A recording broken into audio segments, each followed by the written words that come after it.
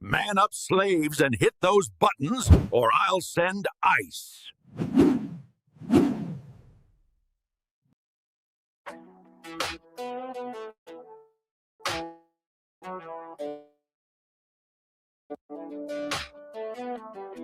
Hold up, grab my soda, cause I told you I'm colder than hell. I ain't buying what you sell, it don't ring my bell. Unless it's got the smell, you know, like grape paint. We ain't talking vapes or the color of drapes. Or a gorilla in a cape is the good shit. Just one hit, you so lit, you fall into a bit, non-bit. What's fucking funny is you're a monkey, a high school flunky, hero and junkie, obliteration of the carnation, with gross castration, skewed citations, by your intimations.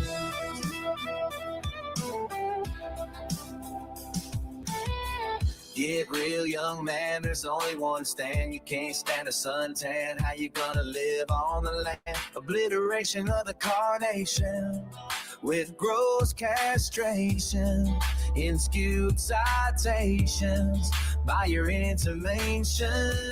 I'm a truth in rotation, you're a cheap imitation. Dark said hums, 808s make the ground shake. Cold as the grave, every word's a land quake. You're a flicker in a cipher, I'm the flame that won't fade. Step into the night where the shadows are made.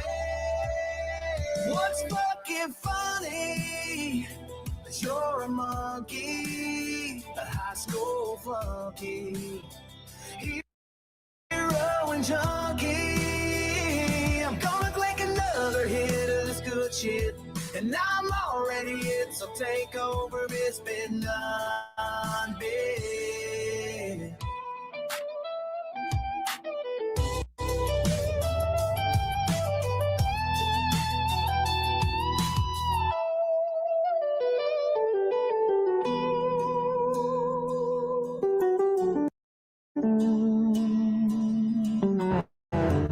Thank you for joining us at Personality Inventory Mockumentary Productions.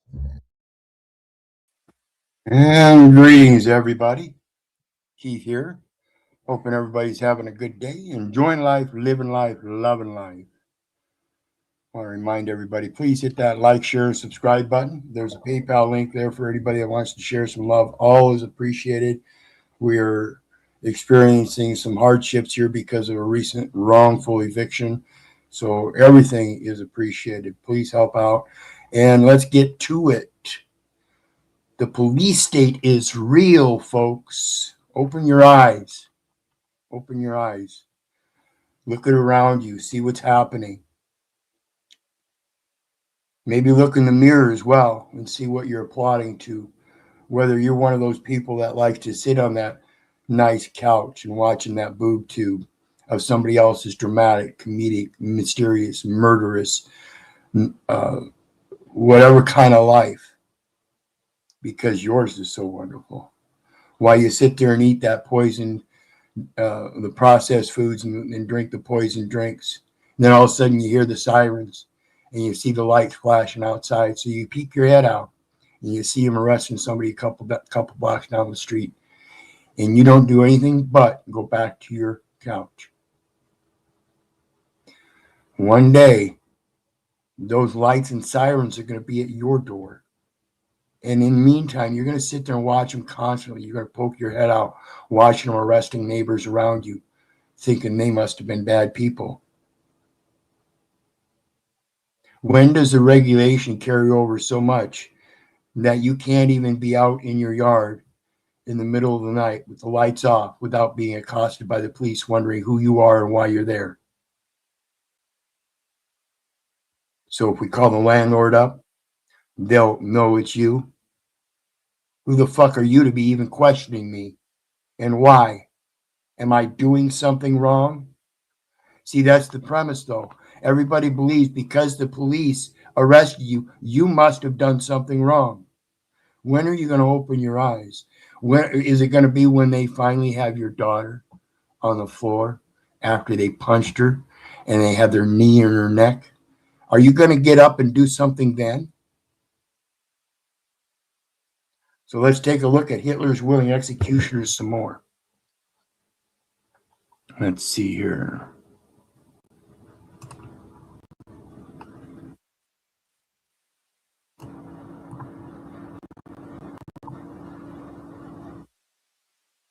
Let's see here.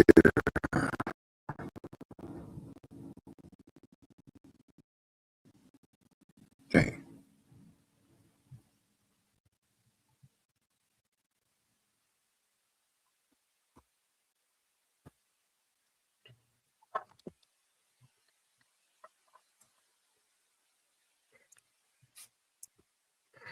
Okay.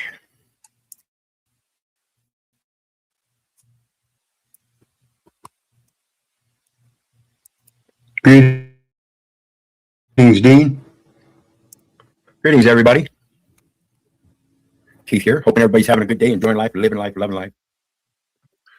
Coming at you tonight with the last little bit of reading I'm going to do from the very first part of this Hitler's Willing Executioners. And like I said, tomorrow night we're going to start going through it as a skim and just hit some highlighted areas. But before we get started, I want everybody to hit that like, share, and subscribe button for me if you would. And if you're on one of the three channels, head over to the other two channels and hit that like, share, and subscribe button. Get these algorithms up for us. In the meantime, there's PayPal links down in the details sections. So anybody that wants to share some love, and the panel link is pinned on all three channels for anybody that wants to come up. I want to thank everybody for their support. And tonight, when I get done with the video here, I'm also going to come back with another video on FISA, the Foreign FSIA, Foreign Sovereign Immunities Act. And we're going to do a little bit of reading on that and show you why I'm doing what I'm doing. There are certain immunities that apply on both sides of the on the playing field, and this is known as an equal station in life. So if you come in with that immunity in that Lord's Prayer, asking for forgiveness and granting that. And here I want to mention what we're talking about is indemnification in the commercial realm. So immunities is the sovereign common law type of aspect of the same thing. In your commercial realm, you have indemnifications. Forgiveness in return because you repent. You want to sit down and do the good works to earn the daily bread with each other. And that's what you have to do. You got to quit going at things in such an argumentative and childish is the only way I can really explain it, childish way. You have to be willing to start opening your mind and look at things from other objective points so that you can get a clear way of discerning for yourself what everything really means to you in your particular situations. So let's get into it.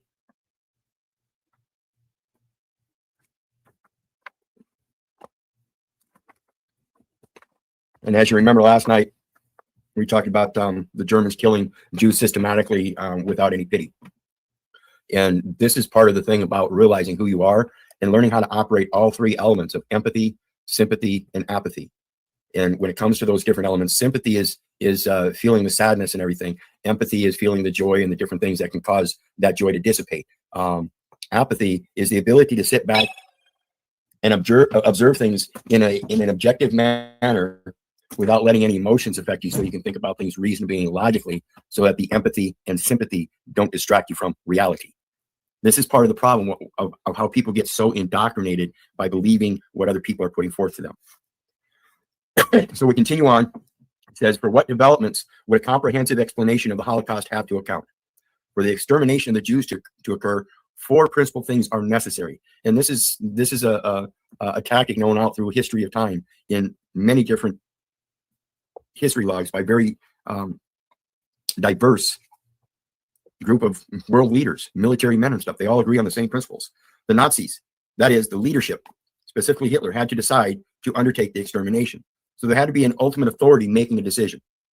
They had.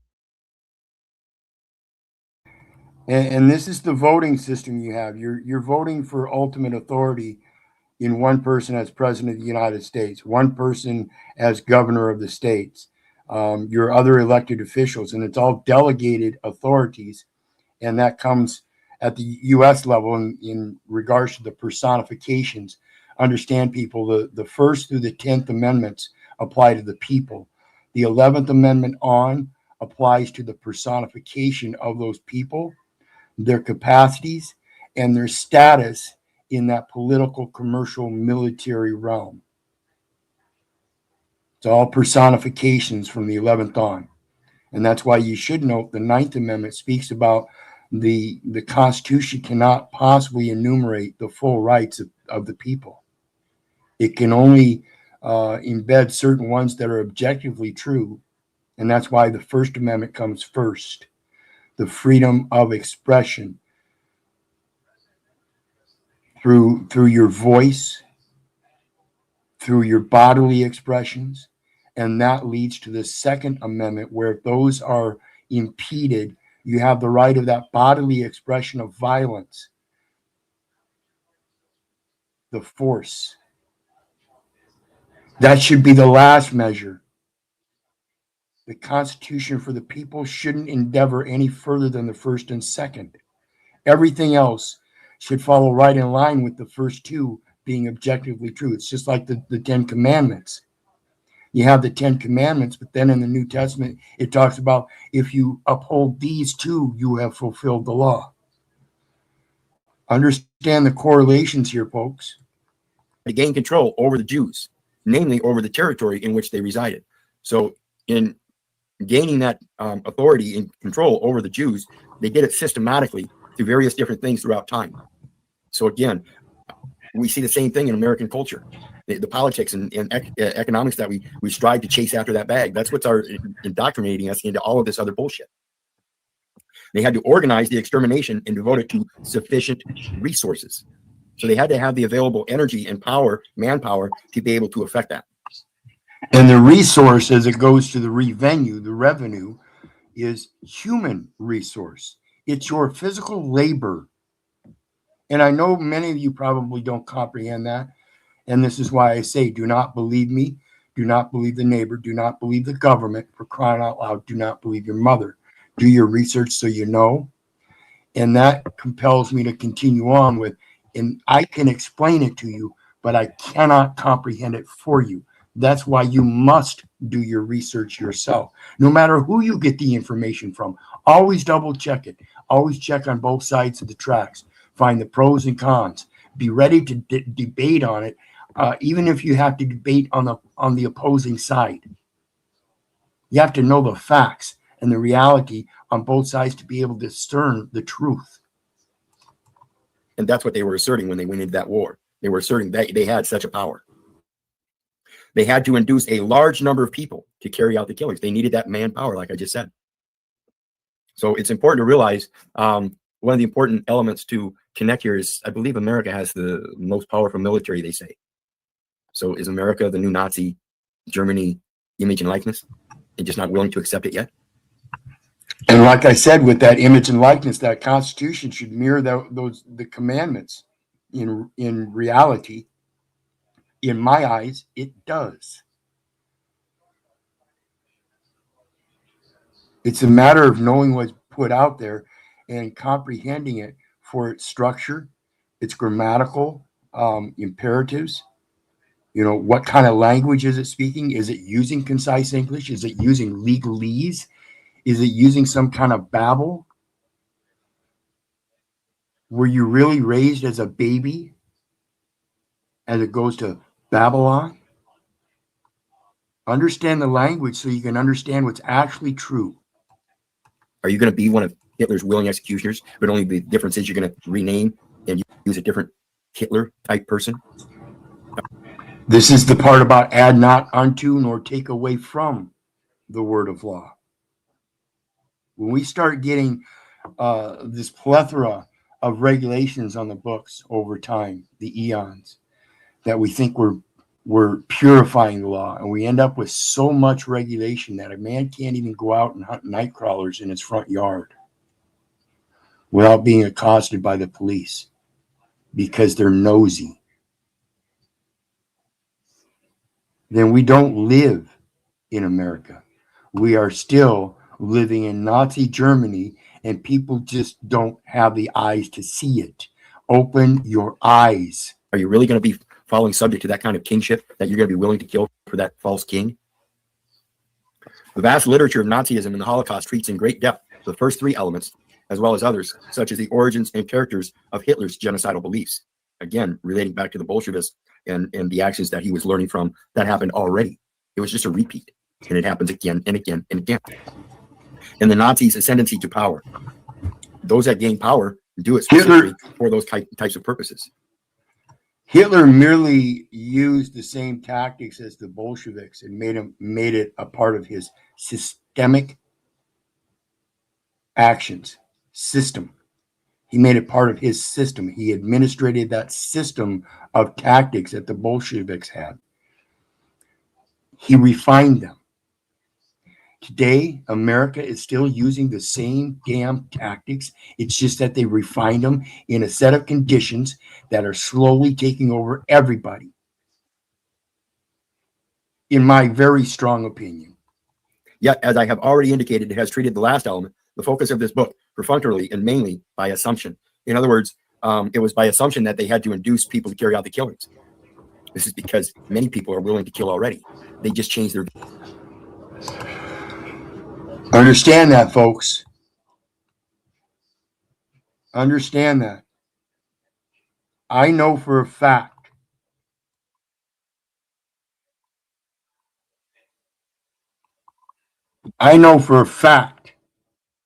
many of you are willing to kill already. This is objectively true when it comes to certain situations where people do kill.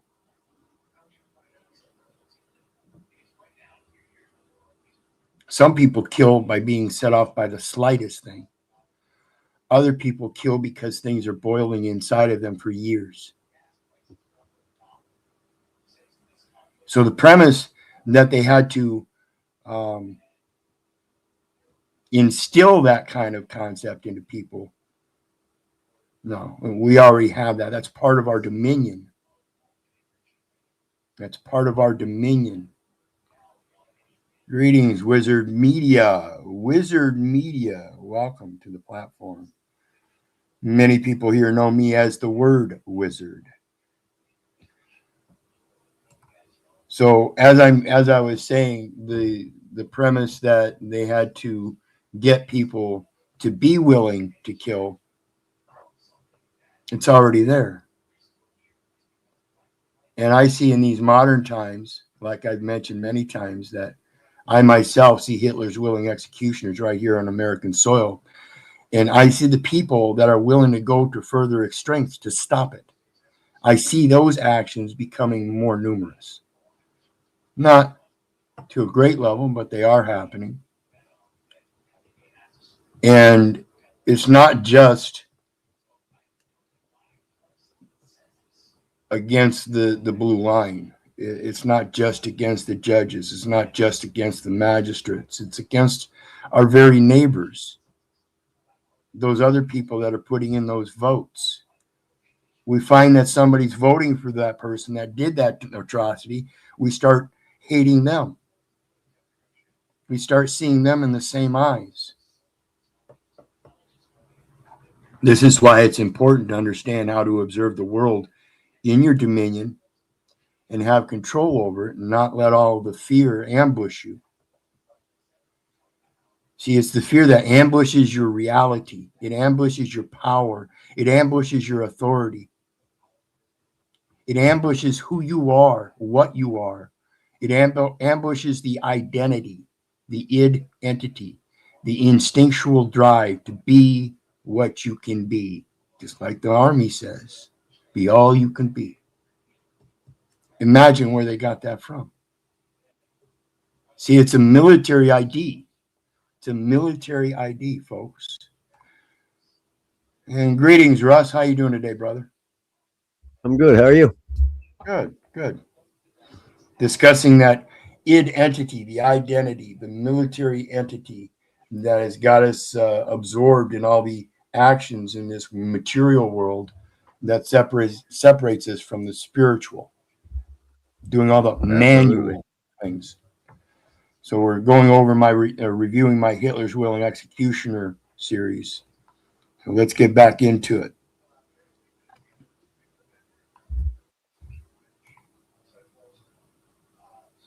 Views of why. Again, if you're willing to live by the sword, you're willing to die by the sword. But it's much easier if you have that sword and only use it when necessary and have it there for other purposes. You can use a sword for different purposes. Same thing with a pen. You can use a pen to write contracts. You can use a pen to write treaties, trusts, fictional stories, biographies, autobiographies, news stories. You can do all kinds of different things with. It's not the same intent. The vast literature of Nazi, excuse me, back to it is therefore important to discuss here some analytical and interpretive issues that are central to studying the perpetrators. And that's why I'm giving you my interpretation as we go through and read this stuff. It's important to have those interpretive, objective views other than your own. Owing to the neglect of the perpetrators in the study of the Holocaust, it is no surprise that the existing interpretations of them have been generally produced in a near empirical vacuum. In other words, it's, again, the historical leaders and the way they write the history. Again, I remind you, President Ford related to the Ford company that helped produce the military vehicles for Germany, Nazi Germany. And this is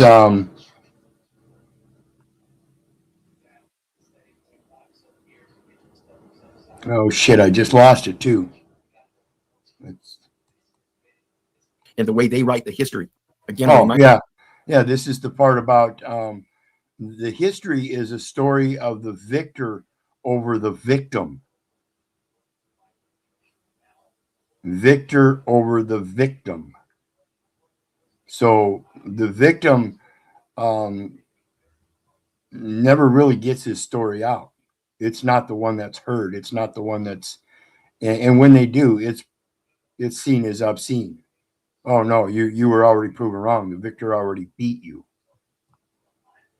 Well, that's a power struggle, and that's where the victim allows the victor to spew the lies. And again, that's, I think, again, in my very strongest opinion, that is the epitome of our entire problem, is that very commandment of bearing false witness on our neighbors.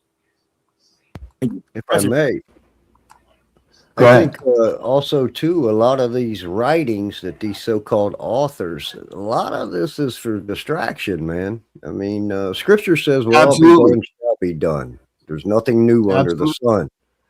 So all of these stories are there to create distractions and distortion Absolutely. and discord. Yeah, and you'll So they notice again, remain in control. that's why I say history repeats itself. It's still the same story, just over and over and over again. And people keep falling for it. When are we going to start changing so that our future generations can start accepting change? Because otherwise, we're just going to bury them in the same indoctrination of not changing, of I think it's, taking upon those comforts and conveniences and not putting us to our power and our strength by practicing that. and that's the very reason how they keep everyone in slavery. Beta is slave state. So if people that really truly believe in the higher creation of God come to understand that there's only 13 bloodlines and you come from one of them, and somebody in each one of them 13 bloodlines is leading that story, the main character, the pastor, the past on record. Yeah, the head of the house that keeps the journal. And then when he passes on, that journal goes to the next head of house. That's the journey of the family. The Because minister is the GC handling the business. yeah, the general commander. He's well, commandments. He's the one that puts forth the commandments. In Right. So the general, pastor would be the master of ceremony, the MC, and then the minister would be the GC, the general contractor, handling the family bloodlines business in trade. yes, yeah, the personifications, as I mentioned, the 11th Amendment through. The other one, the pastor is within the first through the 10th. And these are just the titles, like I mentioned earlier, the capacity to take upon a certain status. And this goes to the hats that we wear throughout the day. And You can that's what have, they've done. They've taken the title of the benevolent ones that hold the knowledge. They've taken that title from certain children from birth inside these bloodlines to control them with military technology since the 90s. Yes. And Joshua Jonio says public record is municipal military property. Absolutely. It is the preservation of the people of that nation. And that nation, in this sense, is not a nation of the 12 tribes. It's a commercial nation. And that's the Admiralty Maritime. And that's why it has that military protection and the military property. It's got to be it's called abeyance. And what they do is they hold that property in abeyance until a rightful claimant comes forward with a valid claim. Now, that's usually done through what? Paperwork. Right. So a lot of these are nonprofits, organizations, and all the regulations and the constitutions within these nonprofit organizations are in or done in Ukraine. Oh, nice. I'll have to get That's with you how on that they're later. laundering the money through the nonprofits. Oh, yeah, that part's that's the tax setup. But the Ukraine thing, I might want to talk to you about that later in private. But let's get back to it. Okay. Related to the Ford company that helped produce the military vehicles for Germany, Nazi Germany. Until recently, virtually no research has been done on the perpetrators, save on the leaders of the Nazi regime. In the last few years, some publications have appeared that treat one group or another, yet the state of our knowledge about the perpetrators remains deficient. And again, I don't particularly think that it's any one group of people. I think it's a mass group of people that end up with the same ideological concepts because they've already been induced by the language and the culture. And that's why I say, pay attention to the Bolshevik regime. It wasn't the first either. It was just a repeat of what they got from tactics from other military regimes in wars prior to that to be able to overpower their opponents. Hitler did the same thing. He just took upon those tactics. And again, I'm telling you, America has taken upon those same tactics, including that military record.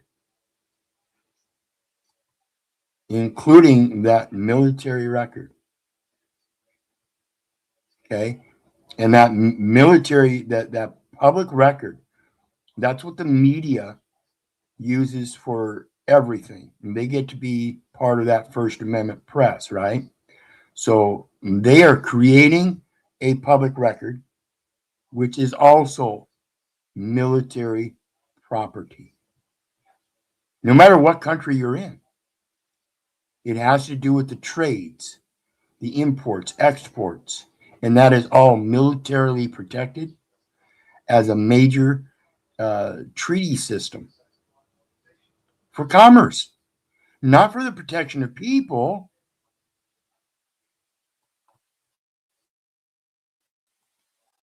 We know little about many of the institutions of killing, little about many aspects of the perpetration of the genocide, and still less about the people or the perpetrators themselves. As a consequence, popular and scholarly myths and misconceptions about the perpetrators abound, including the following. It is a And the perpetrations that we're talking about here aren't necessarily just the people in military uniforms that were executing these people. We're talking about everyday Germans that were calling on their neighbor because they had a suspicion that their neighbor might be Jew. It's the same thing that's going on in America today, folks. A bunch of fucking babbling snitches snitching on each other instead of taking care of business of the corruption that's trickling down to them. You won't rise up above it, so you stew in it with your neighbors. That's partly to do with the communities and how they keep them all in distortion so people don't think for themselves. They're too busy chasing the dollar, running on that rat wheel. Yep. That, yep, chasing that bag. Conception about it is commonly believed that the Germans slaughtered Jews by and large in the gas chambers, and that without gas chambers, modern means of transportation, and efficient bureaucracies, the Germans would have been unable to kill millions of Jews. The belief persists that somehow only technology made horror on this scale possible, and that's wrong. Assembly line killing is one of the stock phrases in discussion of the event. Assembly line killing was done on the battlefields long before it was done by capturing the slaves first. It is generally believed that the gas chambers, because of their efficiency, is itself greatly overstated, were a necessary instrument for the genocidal slaughter, and that the Germans chose to construct the gas chambers in the first place because they needed more efficient means of killing the Jews. Remember the scriptural story of how they went along doorway to doorway and put a red mark above certain doorways? That was the assembly line right there. So it's been eons, folks. They're just doing this. They're repeating the same thing. It's just that mark above the doorway is now that driver's license, that license plate on your vehicle. It's an assembly line into a system of personification, which is the destruction of the individual living soul as they embed themselves into that fictional world of the story, instead of realizing and observing their own journey and writing about it themselves in a journal. It has been generally believed by scholars, at least until very recently, and non-scholars alike, that the perpetrators were primarily, overwhelmingly, SS men, the most devoted and brutal Nazis. It has been an unquestioned truism, again until recently, that had a German refused to kill Jews, then he himself would have been killed, sent to a concentration camp, or severely punished. All of these views that fundamentally shape people's understanding of the Holocaust, have been held unquestioningly as though they were self-evident truths. This comes when we see like Kyle Kaepernick kneeling instead of holding his hand to his heart and singing praise to a flag. At least the guy had a spiritual foundation. They have been virtual articles of faith derived from sources other than historical inquiry, have substituted for knowledge, and have distorted the way in which this period is understood. When nationalism becomes greater than spirituality, then we have a problem. I want to take a real quick minute to remind everybody to hit that like, share, subscribe button if you would.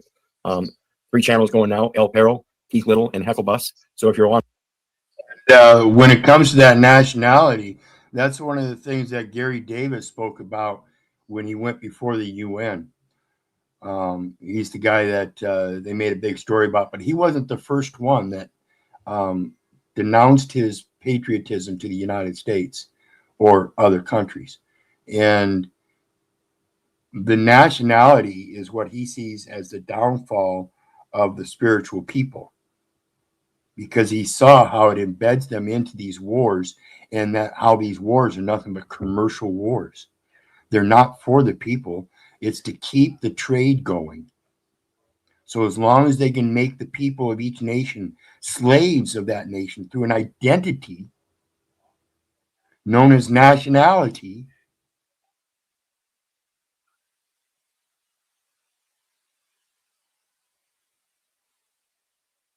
people really need to learn to know thyself, just like that scripture says. Look inwards. Look in that mirror and see the abyss for what it is. It's your shadows. It's the things you're afraid of. And when you start shining the light, it's you overcoming those fears and lighting the world up. Do you see anything I posted in your chat, Keith? No, I do not. See, it's just crazy. They control everything that goes in and out.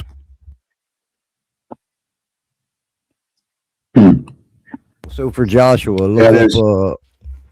Hang on, let me see. In Wikipedia, charitable organizations, and that's where that Ukraine, all the regulations and the constitutions are. So yeah, it's the nationality that Gary Davis was talking about throwing off, because that's the imperative of understanding that you are not the nation. The people are not the nation. The nation is the paperwork that records that nation as a bunch of journeymen on their journeys. And again, I remind you people, we are not supposed to be stationary.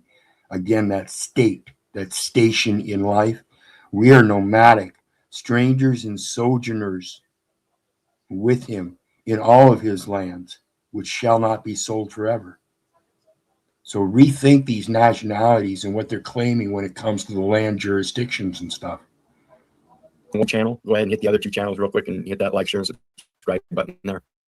I want to thank P.I.G.S.C.U.N.T.S, Jen, Exhibited Meat, Bear Jew, Golden Renaissance, Norm Longstaff. Greetings, everybody. Again, there's PayPal links down below for anybody that wants to share some love. And of course, the link to join the stream is pinned in the chat there.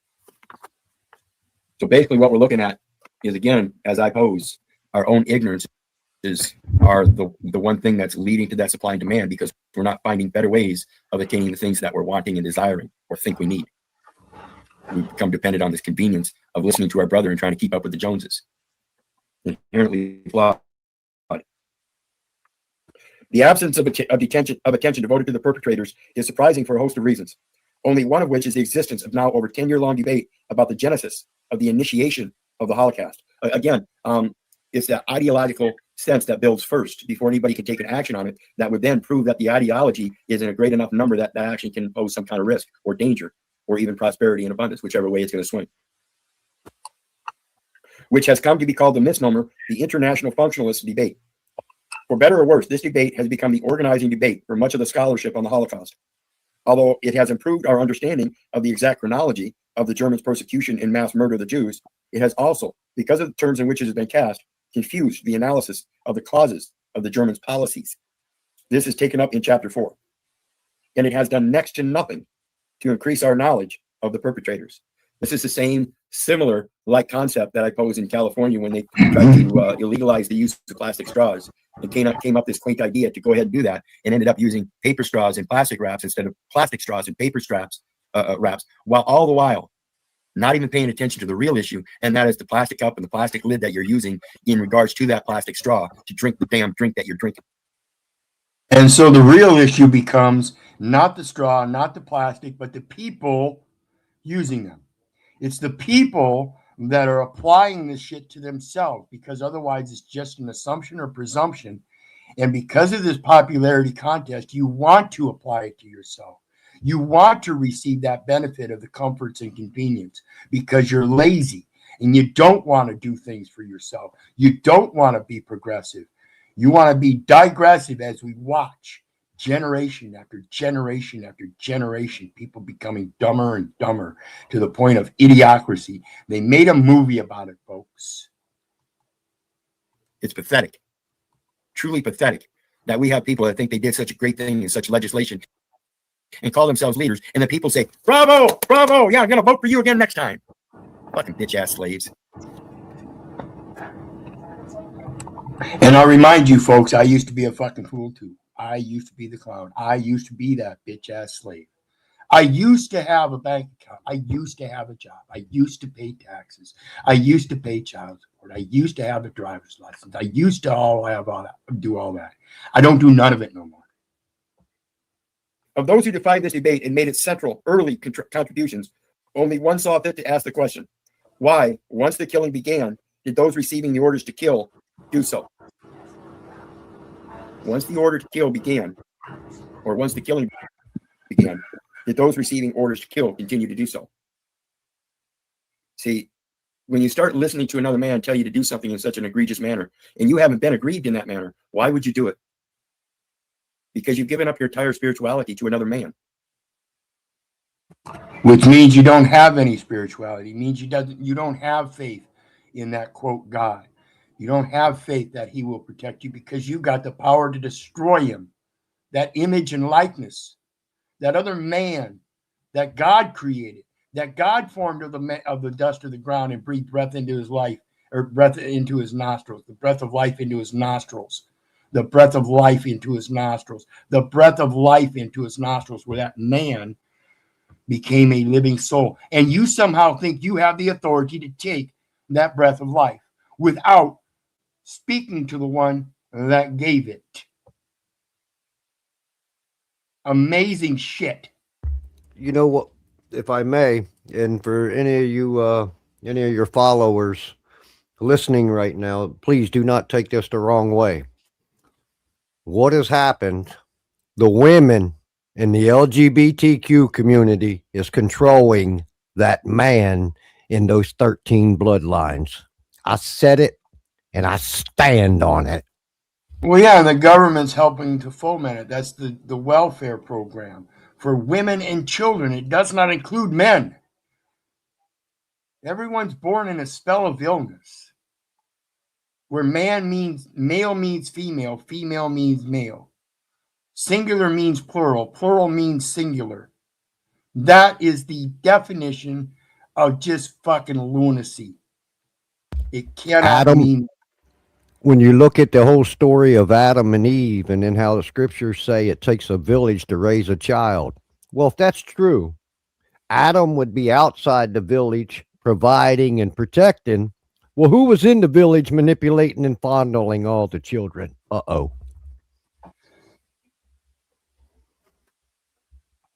That's Peyton on his face. Live by the sword, die by the sword. It appears that for one reason or another, all the participants in the debate assumed that executing such orders was unproblematic for the actors and unproblematic for historians These and people have social no scientists. idea what's coming for them. The only one it was problematic for is the ones they were killing. Yeah, they're living in the modern Plato's cave. It's that comfortable couch with the boob tube, watching somebody else's dramatic, comedic, heroic, mysterious, murderous life, whatever, because theirs is so wonderful that they're sitting there drinking poison drinks and eating processed foods, greed, gluttony, obesity, all that, stupidity, idiocy, indoctrination, cognitive dissonance to the deepest, and it's just getting deeper. Well, they It's like longer. it's They like them strange. young boys too. They like younger Yep. boys. Everybody else agreed with it. Not just the ones that perpetrated it, the ideological followers themselves, the mass public that believed that the Jews were the problem, but those that wanted to step back and stay out of it, and probably rightly so, to write a story about it. But because they weren't involved in it firsthand, they couldn't possibly write the true story about it.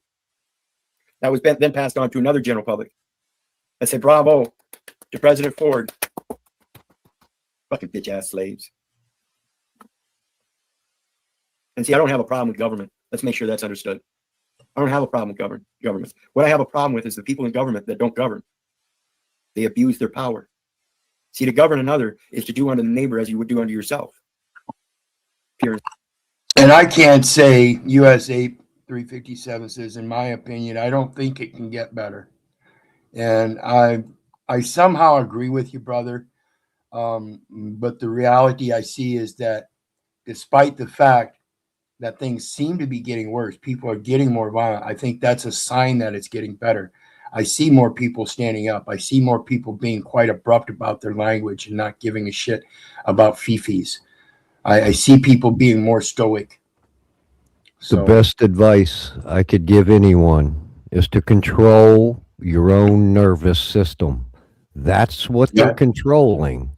When you get angry and belligerent, you're feeding their power. Absolutely agree. This is the thing about balance, and I spoke about this before. When I was in the 12-step program, people told me I have an anger issue, and I've heard that many times throughout my life. So when I entered the 12-step program, they told me I had an anger issue, and they told me I needed to get rid of my character defect. So the language there poses that I need to displace the anger, get rid of the character defect. And they're saying that the anger itself is the character defect. No, the character defect is how I handle my anger, how I handle my emotion. So as time gets better, I understand that more and more, and I'm handling it much more stoically. So I can be angry, but I can show the calm reserve and still get the points across, no matter whether you like my language or not.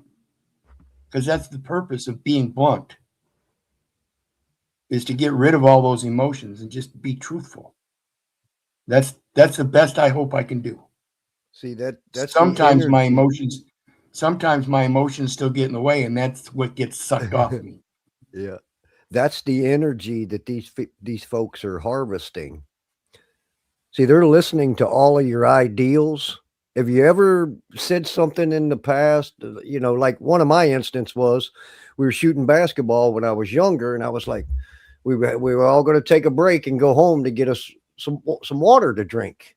And I was like, man, what if we had water bottles? And it wasn't long that there was water bottles on a shelf. They're using military technology since the 90s and the internet to pay attention to all of us. They're harvesting your energy that way. You know, who's that? Sabrina something? Sabrina, you can find her here on YouTube. I'm sure somebody down there knows her. I think I But know she who you're speaks, talking about. yeah, she speaks about all this bioharvesting and how your body works as an alchemical battery, has an electrical system, magnetism, gravity, all that, and how it works together and stuff, and how they're using this biofield. See, the business runs the same way they operate. The body operates. Business operates the same way.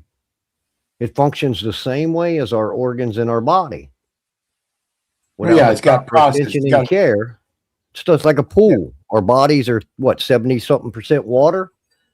What happens when the pH is off in your pool? yeah. Well, that's why they do the fluoride, all that. They don't want your pH to be properly balanced. The tribe says actually since 1954, when war was declared on the people. Right. Simple. Social They took Security over Act. the Romans technology. 13:1. For there is no power but that which is ordained of God. And if you're holding a godly power, you better make sure it was first ordained of God and not of some satanic, demonic thought process where you don't know how to use reason and logic. And you get trapped up in your childhood emotions. You don't know how to grow the fuck up. It's sick. The limited character of our knowledge and therefore our understanding of this period is highlighted by the simple fact that however the category perpetrator is defined, the number of people who were perpetrators is unknown. Right in line with what tribe says next is the data analytics is their silent weapon. Miles and miles of files. Webcoat. Absolutely. Well, that's the Bureau of the Census. The vital statistics. It's the record that we were talking about. It's a military record, and it's miles and miles in those files. It's the data analytics. And this again goes to that 19 CFR 149.3 data elements, wherein it clearly says that one can use a widely recognized commercially identifiable number in lieu of the name and address. It's a data file. That's all it is. The name and number is a data file. And you can use a number in lieu of that name and address, which is another data file. The the public education system and its public education records, that's another data file. The taxes, that's another data file. It's just the data elements. And as you keep entering all these data elements into all these different data files, you are becoming part of that system. You are participating in it. You don't have to. It's not required. Nowhere in Scripture does it say you must register. Agreed.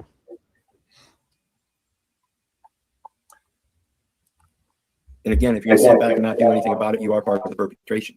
For the things that happen only happen because a good man won't step up and stop it and say, listen, you ain't got no power to do that. You ain't got no right to do that. You're not supposed to be doing that. And we hold equal stations in life. We're supposed to be able to go forth in love and sacrifice our body, even our own life, to stand up for the children of Israel. And we're all children of Israel.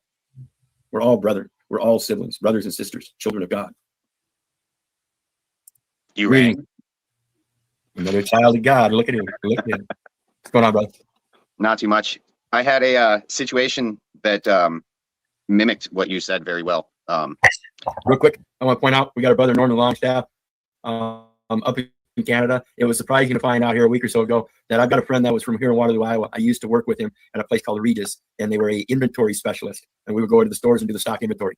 And so I knew a lot about that end of the business through this guy that I met locally. And now he's up in Canada with our brother Norman Longstaff. So I just want to say thanks, shout out to Norman Longstaff. He's been one of the guys that's been following me for a while. and he's catching on to the process that I'm speaking about and showing it firsthand and giving you firsthand account himself. So you don't have to believe me. Do your research like this man has done, and don't believe him either. Do your own research so you know how to do it, because ain't neither one of us can tell you how to do it. First-hand accounts are really important. Scholarly sources are really important. And real quick here, I want to point out that firsthand experience is the leverage. You've got to stop just repeating what everybody else is saying. You've got to start stepping in and getting some experience. Start doing some of these little things that you hear people can do to alleviate some things. One of the best things I recommend is if you're employed, go back to your W-4 and change it to exempt. Simple. I found out it's voluntary and I'm not required to. I'm exempt. I am not the class of people that you think I am. I am under the common law right of contract privately with this employer who is required to report to you, but I am not required. I'm in a private agreement with him first. If then I agree that I want a third party intervening in a tax collection, then I may do so. Otherwise, I pay my tithe to the community scripturally, biblically, spiritually, by paying my public service directly to my neighbors. And notice I said paying my public service. I am a public servant. I have to recognize that equal station in life to be a public servant, but not titled as such, by doing the public service in my private mannerisms. Equal station in life. It's a tithe versus a tax. Understand how this works and stick to it with your true nature, and you'll find it a much better path.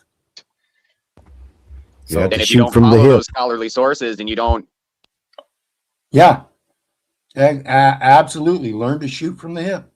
go down those rabbit trails.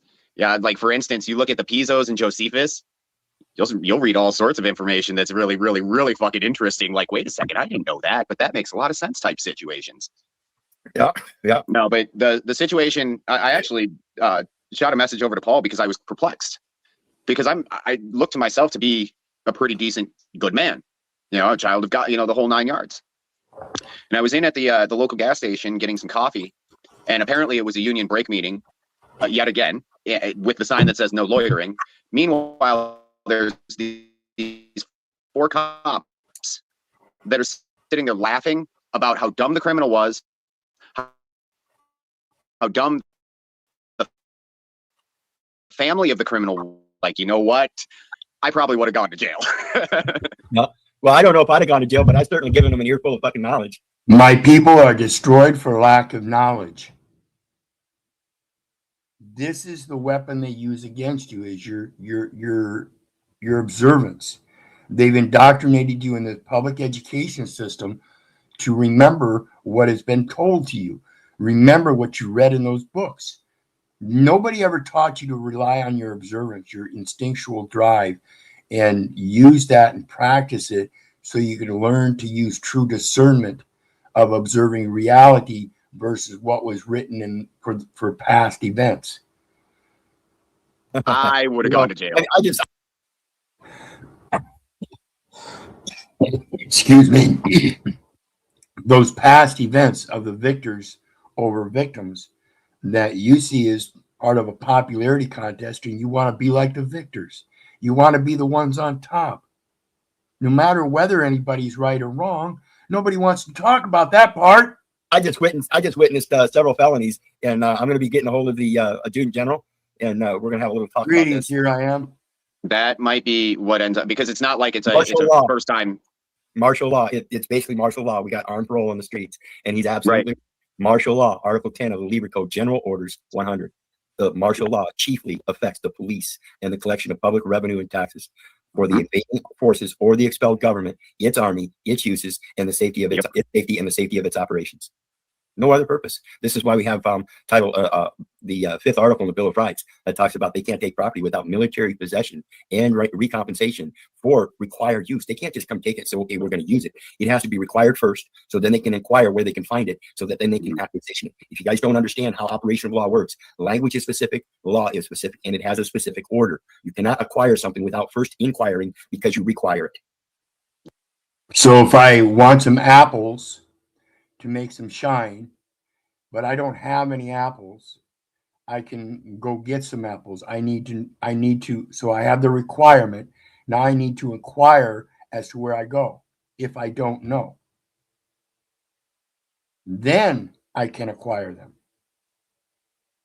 See, if they're just acquiring shit by making inquiries without a requirement, then there's a certain problem. It means they don't have authority. And this is my question all along.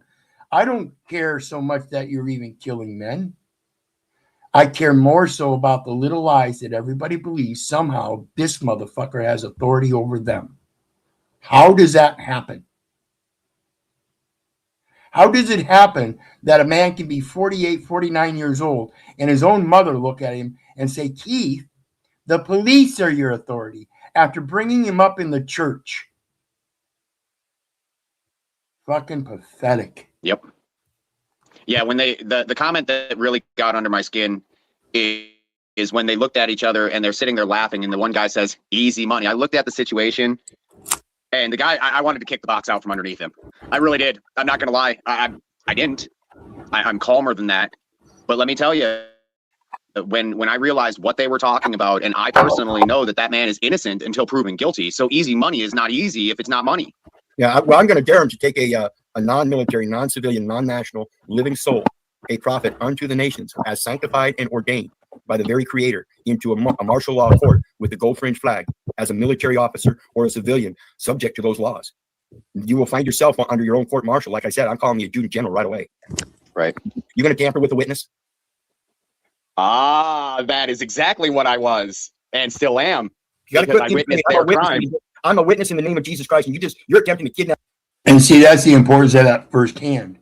See, when you keep taking all this rhetoric from other people without having that firsthand account, you're putting yourself in a bad spot. That's you doing that. When you can stand up and hold accountability, which has to do with the truth and not finances, now you can be accountable. One of the children of Israel, make a merchandise of him, and you shall be put to death. Yep, for treason specifically, right? Absolutely. I give you knowledge, and I don't care what language you don't understand. You're supposed to understand it, and that's simple. Right. Boy, I'll tell you, I've never had a acquaintance like yourself, somebody I would never want to work with, never want to do much with, but I'll tell you, your information it's thought-provoking, which is a rare thing in today's society. Yeah, honestly, everybody already believes they have their own authority. Then why not bring them to the equal station of where we get that fucking authority? It's the providence of grace. Breathe into our nostrils that makes the man a living soul. I ask you again, are you a man? Because yes, if you're a man, that is in the definition of animal. Now, if you want to be the dominant creature, then you admit that you're a creator or created in the image and likeness of the creator, and that was intended as a prophet unto the nations, to let them know they have a greater creator than the patronymical earthly father, for there is but one father which art in heaven, you bastard motherfuckers. And that's that living soul. See, that takes a man as a noun from a noun form to a living soul, which is a noun phrase. It's something in action. It was motivated. It is now in motion. So when I asked that, or when I had, and that describes a verb, which is a what, not a who. Have conversation, because it's going to end up coming up. They go on break quite often, which is fine. I mean, we all deserve a break, sure, whatever. I don't commit treason in between, but nevertheless, I know that it's going to come up again, and that's going to be some pertinent information, because it's not the first time, it's not the second time, it's not the third time. It's like literally every time I go to the fucking gas station, I don't go more than once or twice a day, like once in the morning, once in the afternoon type thing. Every time I go, there's 4 or 5 fucking cops sitting right there, just laughing and carrying on. There's a sign that says no loitering. That is loitering. Yeah. And real quick here, I'll point out the PayPal link down there. Please hit the like, share, and subscribe. Help hit the algorithm. It helps really the whole channel grow. And of course, every little bit is appreciated through the PayPal link. We're going through some hardships from a wrongful eviction, so please feel the love to share that. And back to it. Appreciate you all. Yeah, at the very least, it's loitering. And we've got to remember, folks, you know, back when I was a kid, we had this thing called the Neighborhood Watch Program. They had the signs with the owl and the little blue house thing or whatever. And you had a blue star on the house if you were a safe house and these kind of things.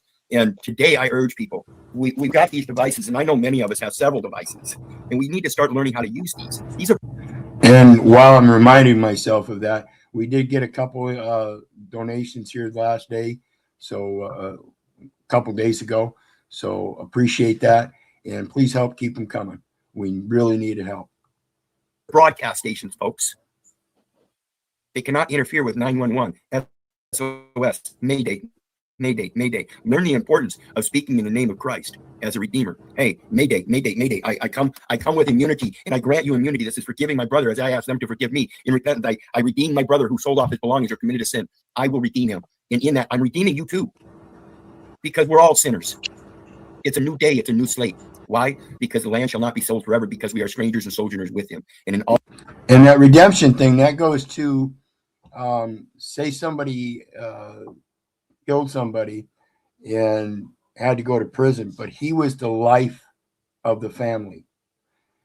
One of his family members, say a brother or even his father or son, could take upon the sentence for him because he could sustain the sentence while he continued on to be the father he was meant to be, the husband he was meant to be, and provide for his family. This is that redemption. We give people that may have done something accidentally the redemption while taking on a burden through another party, somebody that can sustain it and can actually do something with it. Doesn't go into prison as a criminal or a criminal mindset, but rather with a redemptive mindset. And in that prison, he might even redeem others. See, this is the obverse of the hatred that's being spread around today. We have a truer power of redemption, and that is a better understanding of how things happen and how we can rectify them, pure and simple. Not how we can enforce punitive punishments, penalties. Of the lands of your possession, ye shall grant the redemption. And if your brother be waxen and poor and sold off some of his possession, and one of his kin come back to buy back that possession, he shall redeem his brother. This is simple. You have that power, and the only power you can express that is by the truth. That means you have to be able to dismiss all their bullshit. And again, like I said, in order for them to acquire something, they must first inquire it. And before they can inquire it, they have to require it. You can't just go around wantonly taking people's shit. You have to have a need for it. This is the basis of being able to go into a store if you're truly starving and hungry and take something to feed you for the day. You don't walk into a store and take 3 weeks supply. That's fucking stupid. It's called reasonability and ability to know that you have faith in yourself that the next day you might find that fucking miracle if that's what it takes. Otherwise, it might be just as simple as asking for some little bit of work that might end up being an inspiration on both sides, and you end up working for the guy for the rest of your life. And you do so. Ironic story about that. I drove past a homeless man today, or somebody panhandling on the side of the road, which I don't care. You know, I mean, if you want to beg for money, that's up to you. That's your consequences, yada, yada, yada. Well, the guy was a younger guy. He was rather strapping. You know, I mean, I work in an industry that you kind of need a couple of muscles for. And I asked him, I said, well, let me ask you this. Do you want a job? He said, no, man, I work way too hard out here. I make way too much money out here. And I'm sitting there thinking to myself, you know what? Good for you, dude. At least you were honest. You didn't try to take advantage of me. You were honest about your living situation, you know. And honestly, it made me have a little bit more respect for the man. Yeah, absolutely. I remember up in the Appalachians, there were times where I'd go into town, and of course, being living in the mountains, you don't really carry money. I didn't even have a fucking wallet. Okay, so walking around without any money, it led that opportunity to enhance my bartering skills. So I would oftentimes offer up little cleanup projects or something for a little local business or something, letting them know my situation. Hey, I'm just traveling through the mountains. I'm not even on the trail, and I'm just, you know, if I see a town and I want to go in and get a signal so I can do a little socializing on the network, I do that. I'd like to use your Wi-Fi, and in the meantime, I'd like to buy a sandwich and a drink or something. You got something I can do real quick? Right. And you'd be surprised at how many people understand that when you just tell them the fucking truth. You don't have to be a homeless bum. You just let them know your true journey, and it's called journaling. Wizard, I actually grew up. First Amendment auditors, they go about it all wrong, I think. I'm a journalist. No, you are journaling. Are you trying to tamper with a witness to my private journal? Yeah, you describe the event. See, it's a record of events. And in that record of events, there are names and numbers. So when you say you're a journalist, you just gave them a title of which now you have to give them a name. See, it's all a language process. It's a language model. And people don't understand what comes first. That's valid. That's straight valid. It's very simple language. Yeah. Learn it and stick to it. Greetings, Joe. You were a couple of days ago, you had said something about being up on the mountain and the Appalachian Trail and everything like that. I don't know if you know, but my parents have a house, or they had a house, they still do, I guess. But it's about 5 miles from that plane site, or the plane, whatever, crash bullshit that didn't really happen, that did happen, that didn't happen type deal. Which is, that's Appalachia if I've ever heard it. It's not deep Appalachia, but it's Appalachia nonetheless. Yep. There's a lot of shit goes on in the mountains, deep in the mountains. You get a lot of ginseng hunters and stuff that get very prideful about their areas and the money they make off of that. And, again, that's a taxing burden on the earth. Those things aren't meant to be for sale. They're meant to be for physicians. You know what I'm saying? Yep. Medicine's not for sale, folks. And so even when we get to those Southern Appalachians that do that kind of stuff, I still have a hard time with it. Even the moonshiners, the moonshiners, they do it for sale. I've never done it for sale. I'll moonshine as much as I motherfucking want to, and I'll give it all away. And you can call it moonshine, you can call it fuel, you can call it incense burner, you can call it whatever you want. It's yours. You get to name it. Know what I mean? Turning rifles into doorknobs. Yeah, there you go. Yeah, and thanks for reminding me. I wanted to mention that in the details section, what we're talking about, folks, and when I come back after we're done here with the Foreign Sovereign Immunities Act, is, like I said, bringing that immunity on both sides of the table. And that's turning those guns into doorknobs. You don't have to walk with weapons. You can have that sword, but you don't have to use it as a weapon. So when you come to the table with guns, make sure they're in the right form. Peaceful words. To defeat one's opponent without fighting is of supreme excellence. And right in line with what Tribe was saying. Emotions interfere with articulating a reasonable view.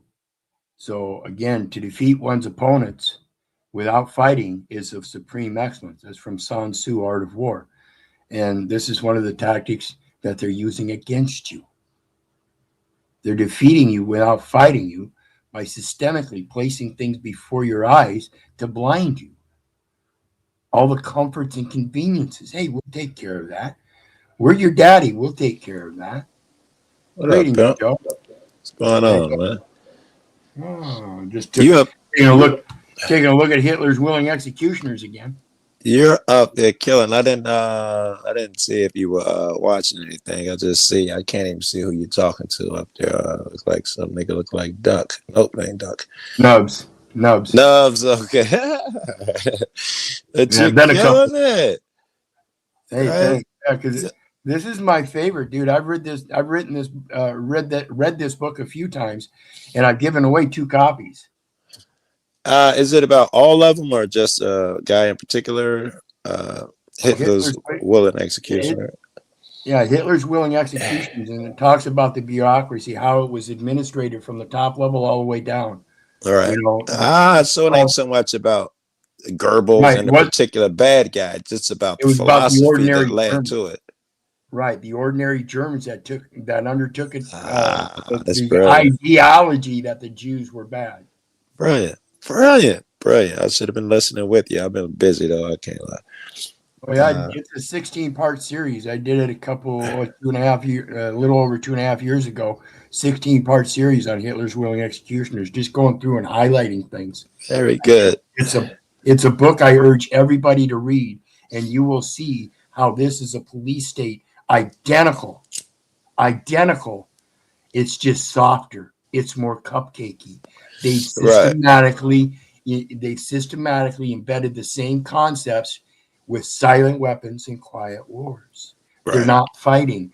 They're just slowly implementing this and this by your votes. You're the ones doing it. You're the ones handing over the responsibility. And it all starts from that first responsibility of bearing children. What? They go to hospitals. Well, first Man of all, is you the said start with man. your vote. I wanted to say you're right about that. When you vote, the evil needs an invitation. Right? It's got to ask permission. Your voting is giving permission for all these evils. That's a good point. And what are you saying about Correct. the first kid or something? Well, bearing children. Man is the only animal that somehow seems to think it is required to go to a hospital to bear their children. We no longer bear our children naturally. We use a Uh, military forum, an infantry, an infant ward, and people don't recognize it.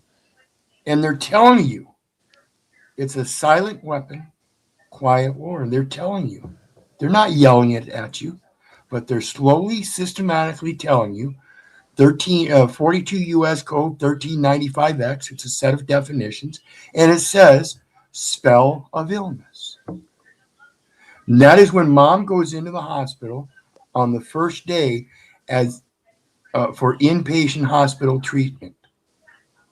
That's a spell of illness. How is bearing children naturally a spell of illness? I hear where you're going. Okay. Sell me on the why it's a spell of illness. Sell me on that, because if I'm at the crib, you're bringing in the best child so and so in the neighborhood who can do this. And why is it if I go to the doctor, it's suddenly a spell? It's still the best at it, yeah? Well, no, because it's defined. Look at this. Go ahead. I hear This where is you're going. I hear 42 where you're U.S. going. Code Yeah, go ahead. 1395X definitions, and it literally says the very first definition is a spell of illness, and it says the term spell of illness with respect to any individual, which is mom when she goes to the hospital, means a period of consecutive days beginning with the first day. This is the first day she goes to the hospital and registers to bear her child, not included in a previous spell of illness, in other words, a previous registration, All right. A, on which such individual is furnished inpatient hospital services. Okay. That's literally the definition of spell of illness. Right. Well, they're just defining spell of illness so far. If you go to Right. the hospital for an extended stay, it's considered you were ill. Right. But if mom's there for 2 days, she registers She's on not the ill. 3rd. Right. She's bearing children. That's not a spell of illness, no matter how many days it takes for her to go through labor. I think that we might be getting ahead of ourselves, because I need to know where they use the term spell of illness.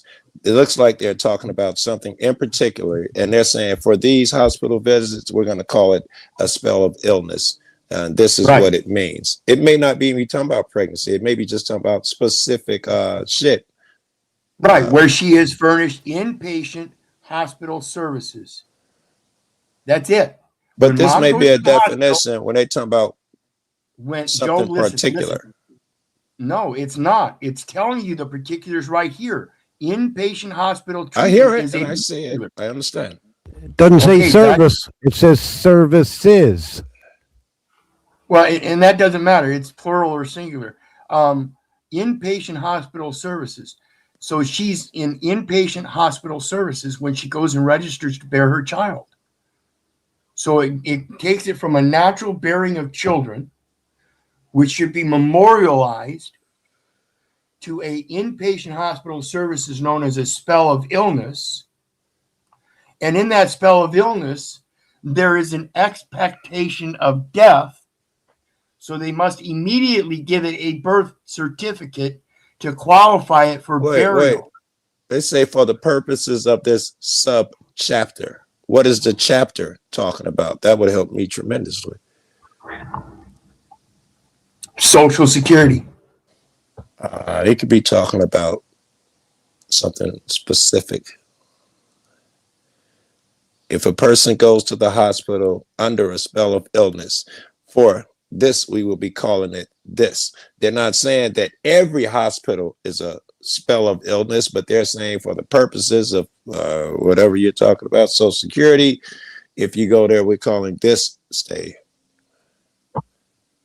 State Children's Health Insurance Program. How is it state children's? When did the state start having children, Joe? I don't read it like that. I'm sure you don't. All right. Well, don't get mad. We just disagree. I know. We don't agree on everything. I know. But I'm trying to tell you, the distinct difference, the distinction I'm trying to make is they put it before your eyes. And so when you start questioning it, when a Yeah. spell of illness becomes related as a definition to the services provided rather than the cause. What would you have called it when someone goes to the hospital? I certainly wouldn't call it a spell of illness. I mean, I might would have thought it call- was adequate had you not brought up the pregnancy thing.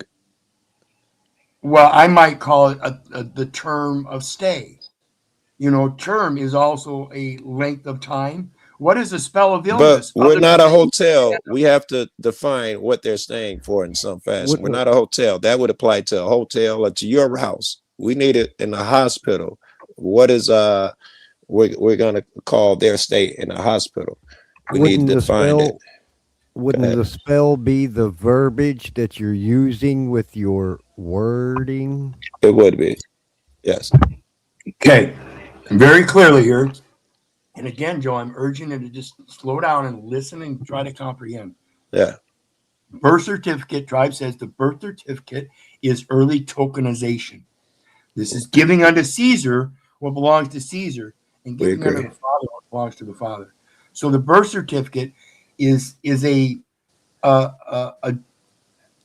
distraction from what was supposed to be done.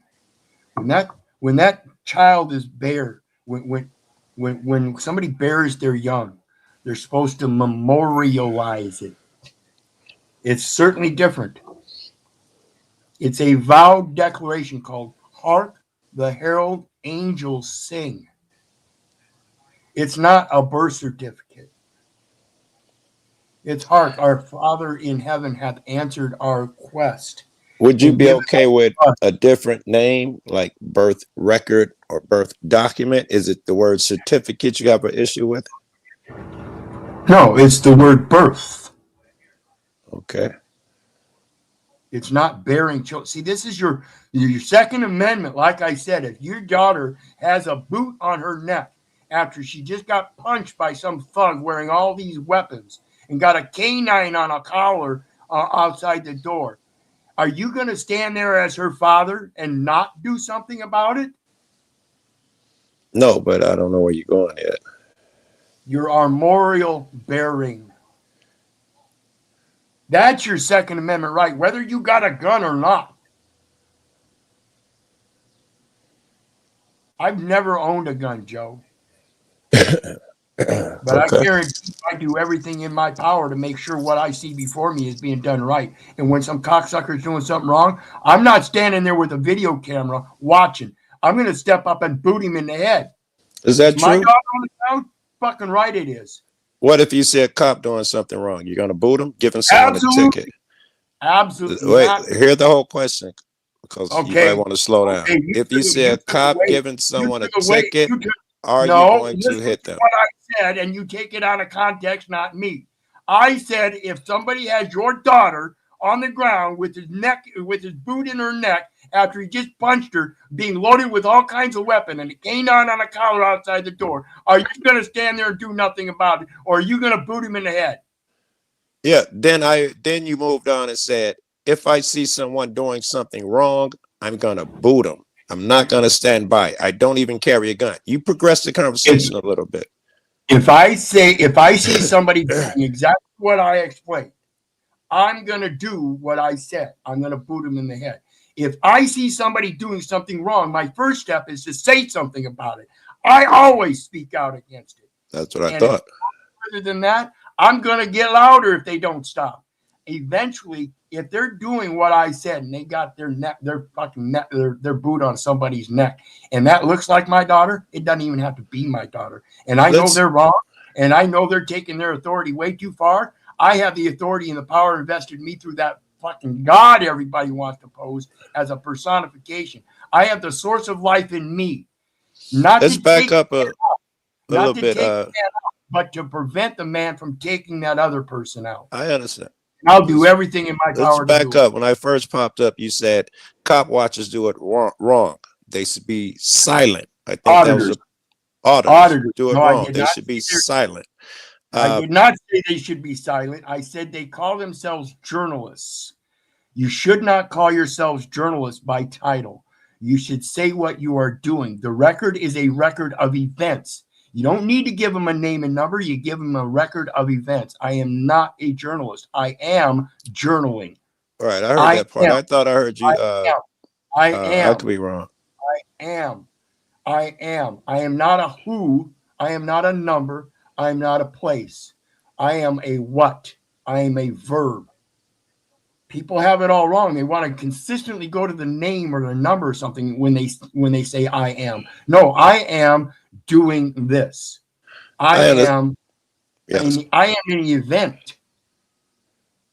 Record me as an event, not as a name or a number. Okay. Many of them say that they are a journalist, and they are in that capacity. I understand your problem with the word not journaling. They're saying journalists. I understand that. I can see the error there, but they're also doing other things there. Would you, the auditors are also protesting. They're also redressing. They're also doing other things there at the same time. Yeah, and they're also, as in the recent case with and I hate to say it, but James Freeman, that's kind of hinky there. Like It's I said, I ain't gonna run, and I ain't got a gun. I'm gonna stand my ground, just like Lane Myers said. If I did something wrong, I'm even gonna stand my ground and accept my penalty. I'm a moral being. I'm not gonna run. yeah. I don't know. I don't know. Jesus ran a bunch of times. See, I'm one that really strongly believe if you don't know 100% exactly what you're doing at that particular point in time, two wrongs has never made one thing right nor better. I like it. Absolutely. So let's get back to it. So if there's any kind of controversy, bring the piece to the table and make sure it's the right piece. Doesn't have to be. I carry a daily basis that they always ask me about, and I always let them know those are tools for my trade. Would you like to see them?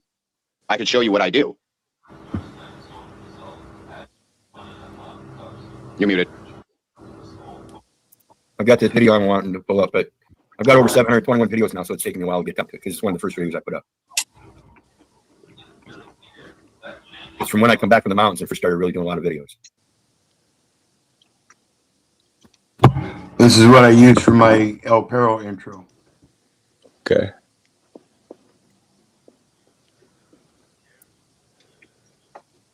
Now I'm going to turn the volume off because it's awful windy. Actually, what I'll do is I'll turn it down.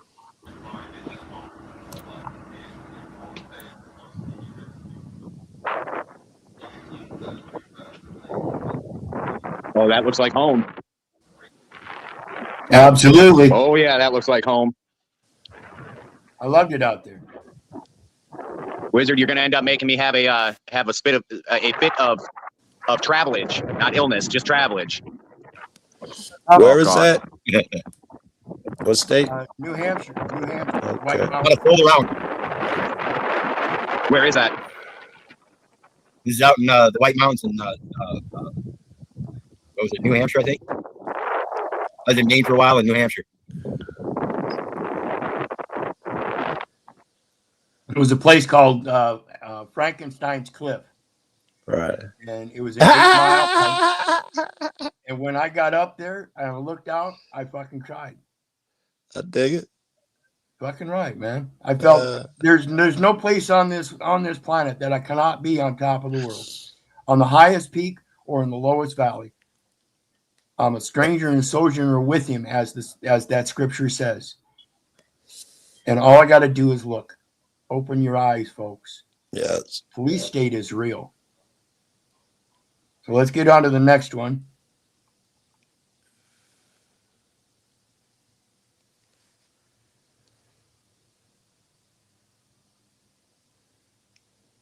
My system is lagging a little bit still. My apologies. Yeah.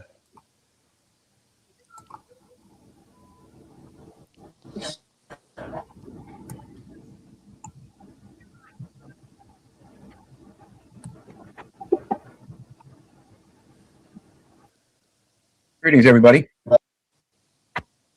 Keith here.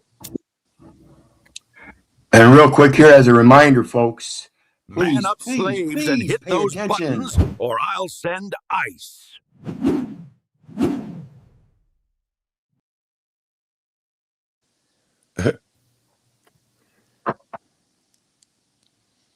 You like that? Hoping everybody's Yeah. having a good day, enjoying life, living life, loving life.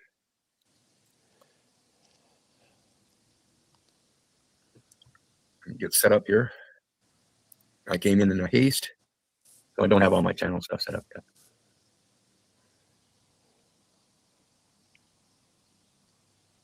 So please bear with me.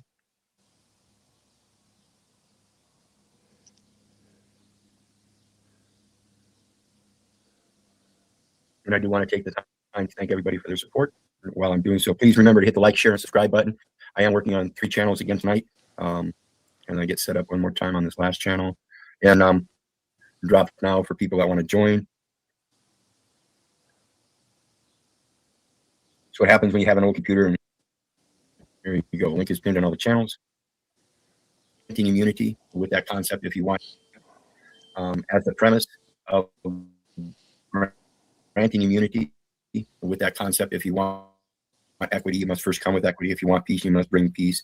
Of course, forgiving thy brother as you ask them to forgive you.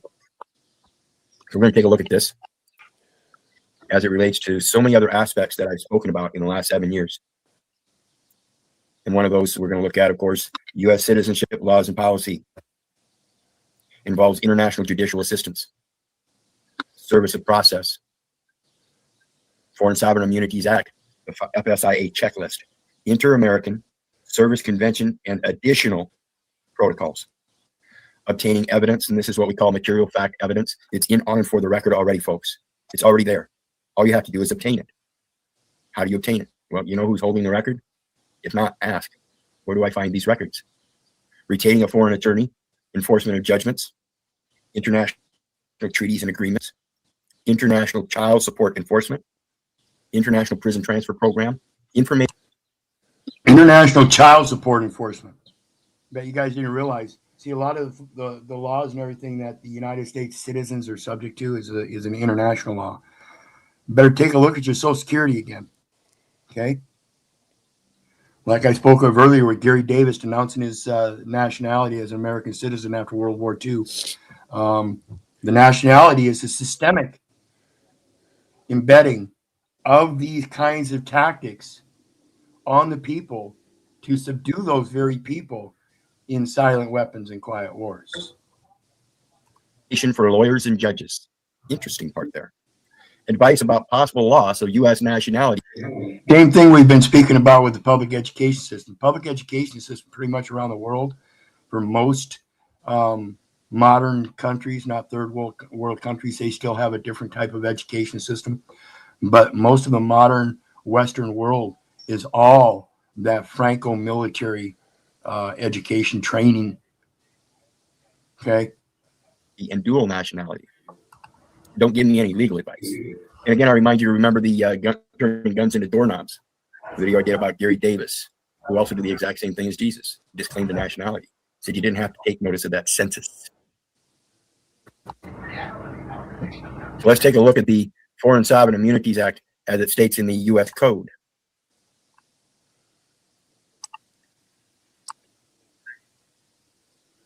'28 U.S. Code, Chapter 97, jurisdictional immunities of foreign states, judiciary and judicial procedure, jurisdiction and venue. Now remember, I told you at the enumeration at birth, they create a state vital statistic jurisdiction, which is exclusive to each individual, and that jurisdiction is identified by a name and a number. The name and number identify. How many of you know about that jurisdiction, Joe? How many jurisdictions do you know of, Joe? Oh my God. Well, there's only one, but man-made, they're endless. Just I mean, supposedly the judge, the cops, the fucking the state, the sheriffs, the fucking doctors in some cases. And I ain't even left the state yet, and all these people supposedly have jurisdiction over me at some time or another. Did you know I've got a chart? I'll have to look it up sometime. But I've got a chart that shows all 26 of them. That's 26 you found. And that they're all Jeez. military. I believe it. That's how they would claim it through force. They would claim jurisdiction through force, which would make it. I can see it being military. It's that force doctrine, isn't it? Isn't that what the white Christian nationalists are talking about? It's force doctrine. Oh yeah, they love that shit. On the record, that's the jurisdiction. It seems against Christianity to me, by the way. Say what? It seems against being Christian to me, by the way. A force doctrine leads to whoever's strongest should lead.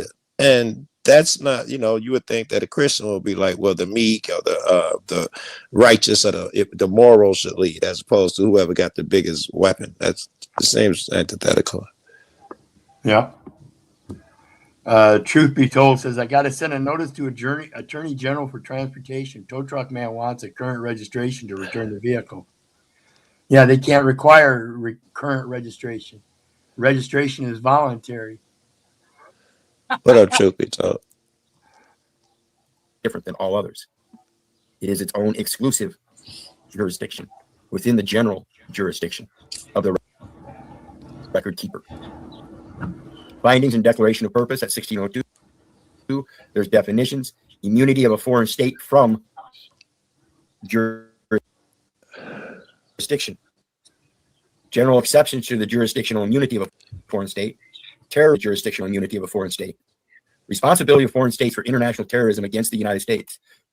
You can't be making a claim against the United States. You can't be making threats against the United States that you're going to disband the government, as it gets close to being stated on programs like ER.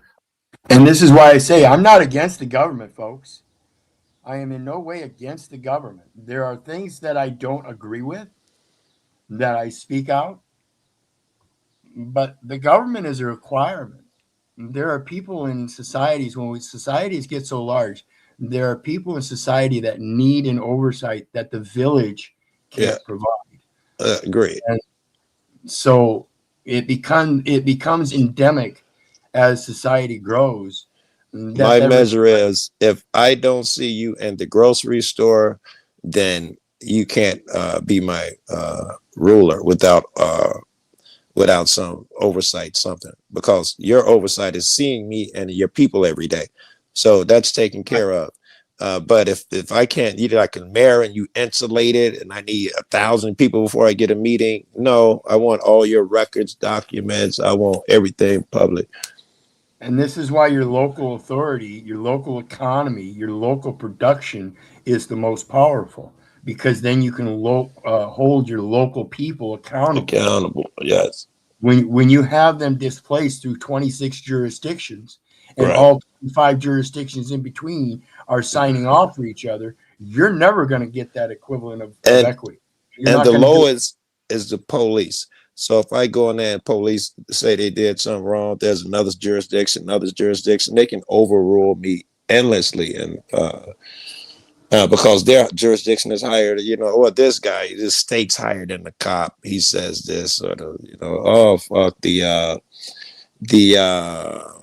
appeals court says this. They're higher than a regular court. They got jurisdiction, but I won in court. Yeah, appeals say no. Yeah, our appeal was just denied too.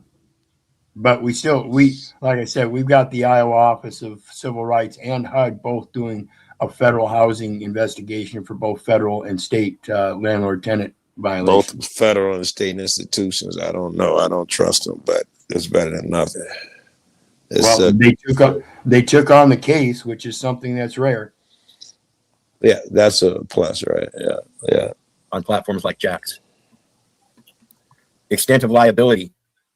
Extent of liability. Outside the internal liability. Counterclaims. Service time to answer default.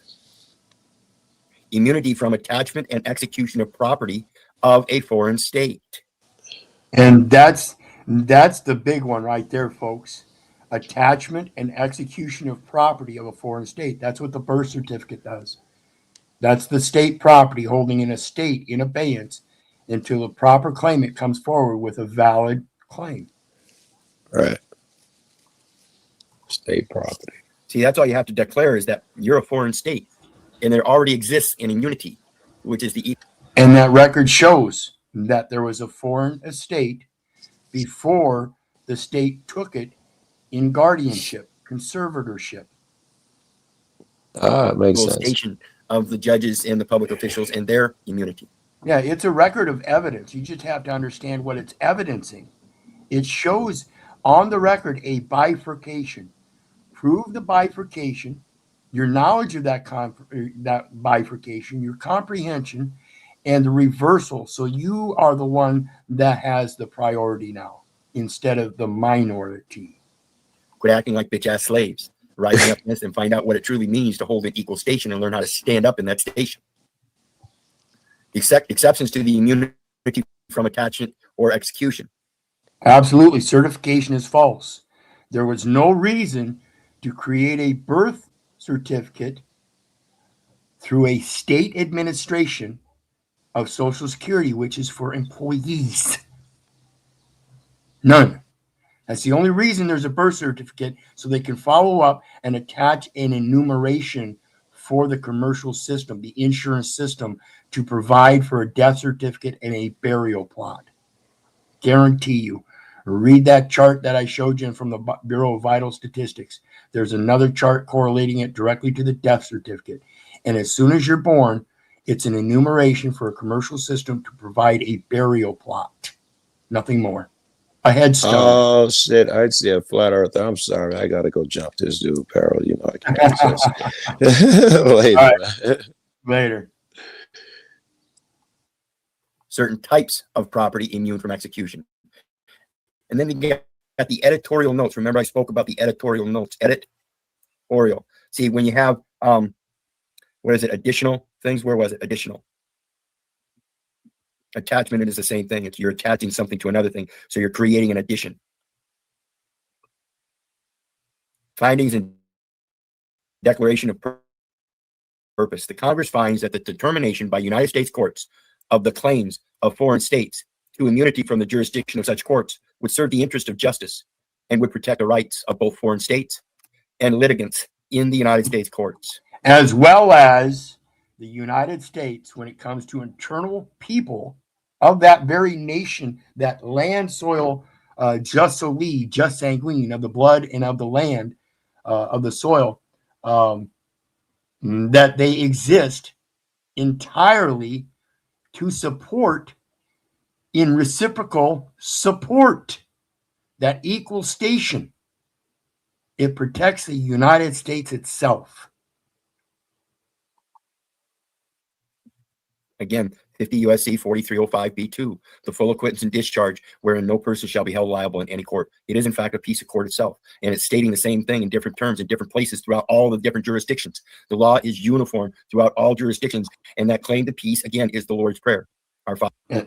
And that's that claim to indemnification. Forgive us, for we know not what we're doing. We realize now the difference, and we can no longer do what we were doing before. We will try something different. We will change. We will change ourselves, not the world, ourselves. Father which art in heaven, hallowed be thy name. So it's not done in the name. It's done in the principle of peace and forgiveness. Lead us not into temptation, but deliver us from the evil.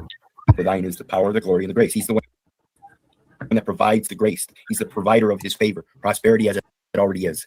All you got to do is come in peace. If you want equity, you got to come with equity. So again, it says notes. Public Law 94, 583, Section 7, October 21st, 1976, 90 Stat 2898, provided. Remember, we just spoke about providence of grace.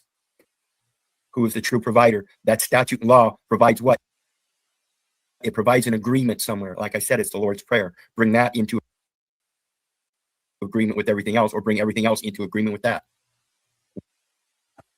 One way or another, you have to show how they're uniform, and that the uniform under the full armor of God is the true faithful act, and nothing else need be said, written, or spoken. If any provision of this act, enacting this chapter in section 1330 of this title, amending sections 1332, 1391, and 1441 of this title, and enacting provisions set out as notes, promises under this section and section 1 of this title, promises to what? Promises to adhere to the law which it comes from, the original oath that God gave us to seek his counsel, or the application thereof to any foreign state is held invalid. Or the application thereof to any foreign state is held invalid. So the birth certificate is evidence that an application thereof to a foreign state. It's evidence that you were foreign and there was a bifurcation. Point out the bifurcation and how you are superior, and you will allow the personification to continue on only as a matter of record so that it can be reconciled, and any assets that sits in there can now be moved to a new estate trust on the private side, a private irrevocable trust. The invalidity does not affect other provisions or applications of the act, which can be given effect without the invalid provision or application. And to this end, the provisions of this act are severable. So again, like I said earlier, when you start... Yes, it's like I've been saying with the recent actions in the courts and this wrongful eviction, there's a lot of procedural legal errors. And this here is what's known as evidentiary sufficiency. There's an insufficiency in the record. It doesn't express the whole truth. It only states certain facts. And even those facts were entered in error. And upon recognizing, you can see in the entry, the error is that they were applied to a foreign state. And therefore the error is that it is held invalid. They can only be applied to domestic states. The people are foreign. Being able to take other objective views and look at them and start pulling out the things that don't belong there. What's left is what creates a solid foundation of objective views that are held common in belief. Still a belief, though. It's just held to be more true and accurate, or more correct and accurate. Closer to being true.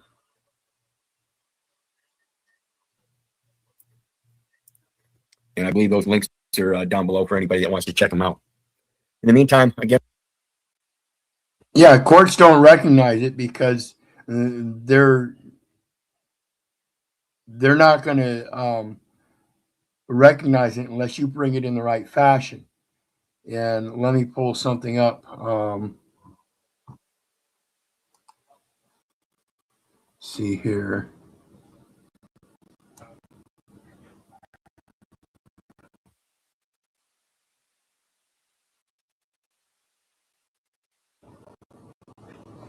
Okay, let's see. Statement in equity. I, a living soul and biological organism, stand before you to address the matter of the defendant or plaintiff or respondent, whatever they've named it, and then the name of the person, which is one of my persons currently held in your records. Regarding the charge presented against it, I say to you that this third-party persona is innocent of the alleged trespass. Because I act with clean hands and a sincere heart, I exercise my right to condemn every tongue that rises against it in judgment. As it is written that no weapon formed against it shall prosper. I am convicted in and with the truth. I do not grant you in personam jurisdiction over me, the living man. Rather, I appear only to clarify that the character you seek to judge is a vessel under my stewardship, and I declare it to be free of the debt or guilt you have assigned to it.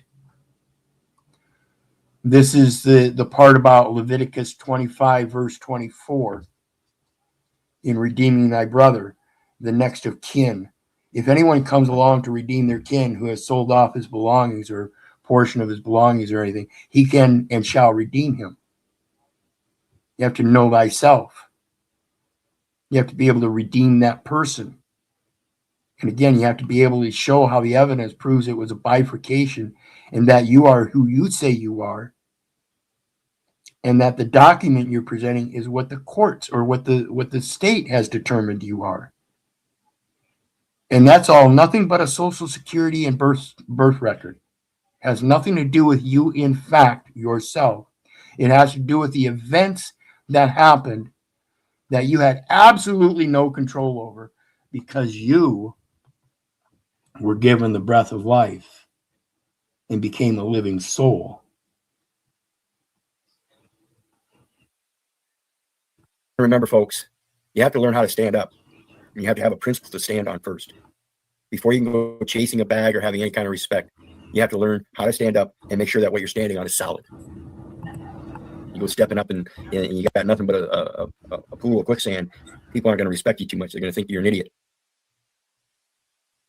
So think about this stuff and remember, folks, I love you, but I don't give a rat's ass whether you love me back. God bless. God bless and have a great night. Absolutely. Absolutely. Let's see what the next one is.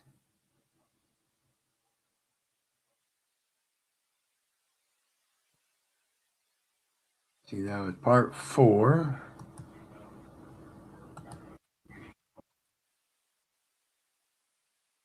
That one. Okay, here's part 5. I guess I did those in a different order.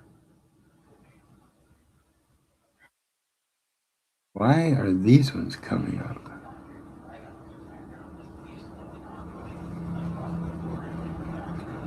Oh, come on. Hold on. Bear with me, folks.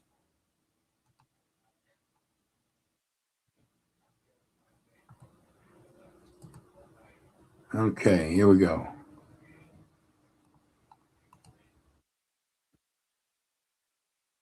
Hey, greetings, everybody. Keith here. Hoping everybody's having a good lagu, plural, at law, etymology. Law as a noun. Old English lagu, plural, laga, combining form la. Ordinance. And before we go any further, I want to remind everybody of the ordinance. Jeremiah 1:5. Before I formed thee in the belly, I knew thee. Before thou was cast from the womb, I sanctified thee and I ordained thee a prophet unto the nations. So the equal station in life is when they build nations of men, you have the equal station in life to control those men as the living souls. This is what you're missing out.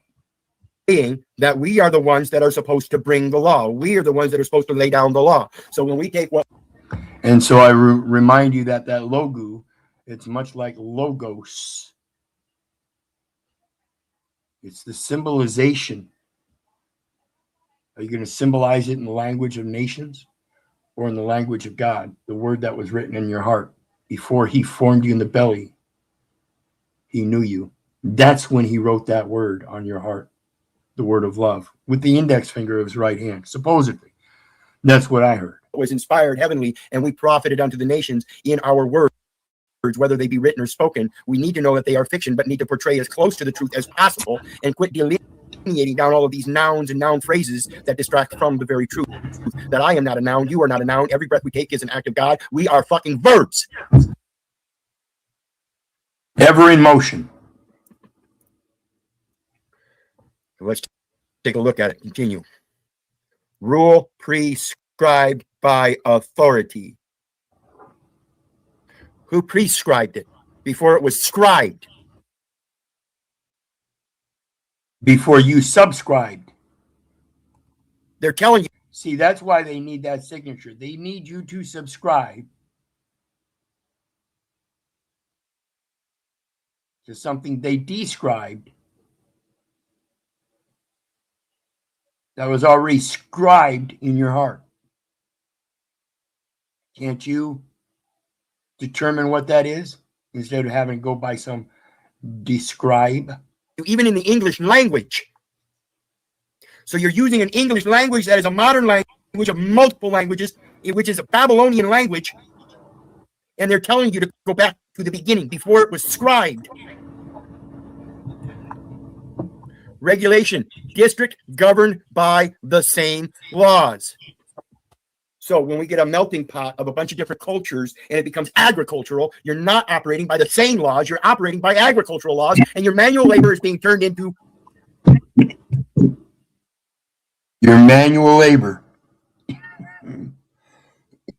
Because you can't control the spiritual. You don't recognize the spiritual. You see the man, the personification, the noun, the name. You don't see the actions in motion.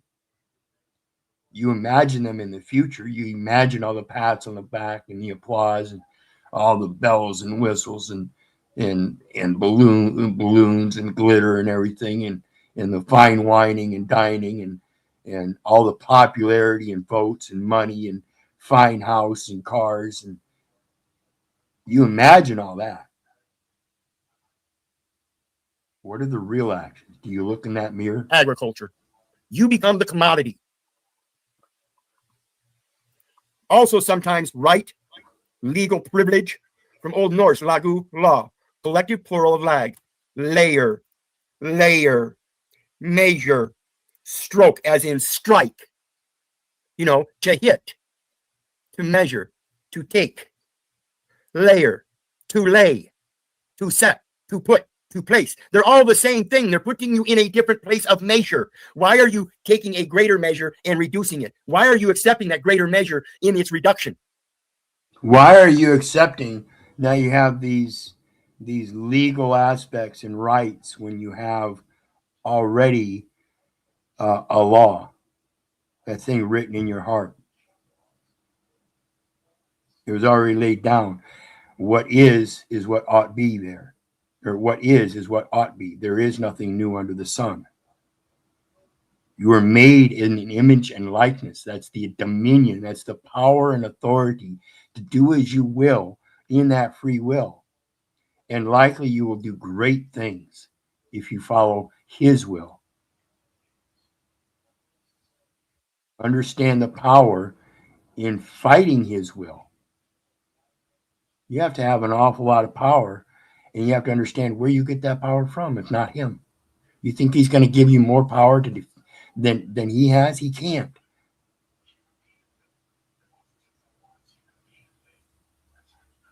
You have to understand your power and your authority in order to quit letting others overpower you with their supposed, assumed, presumed, insane authoritative measures.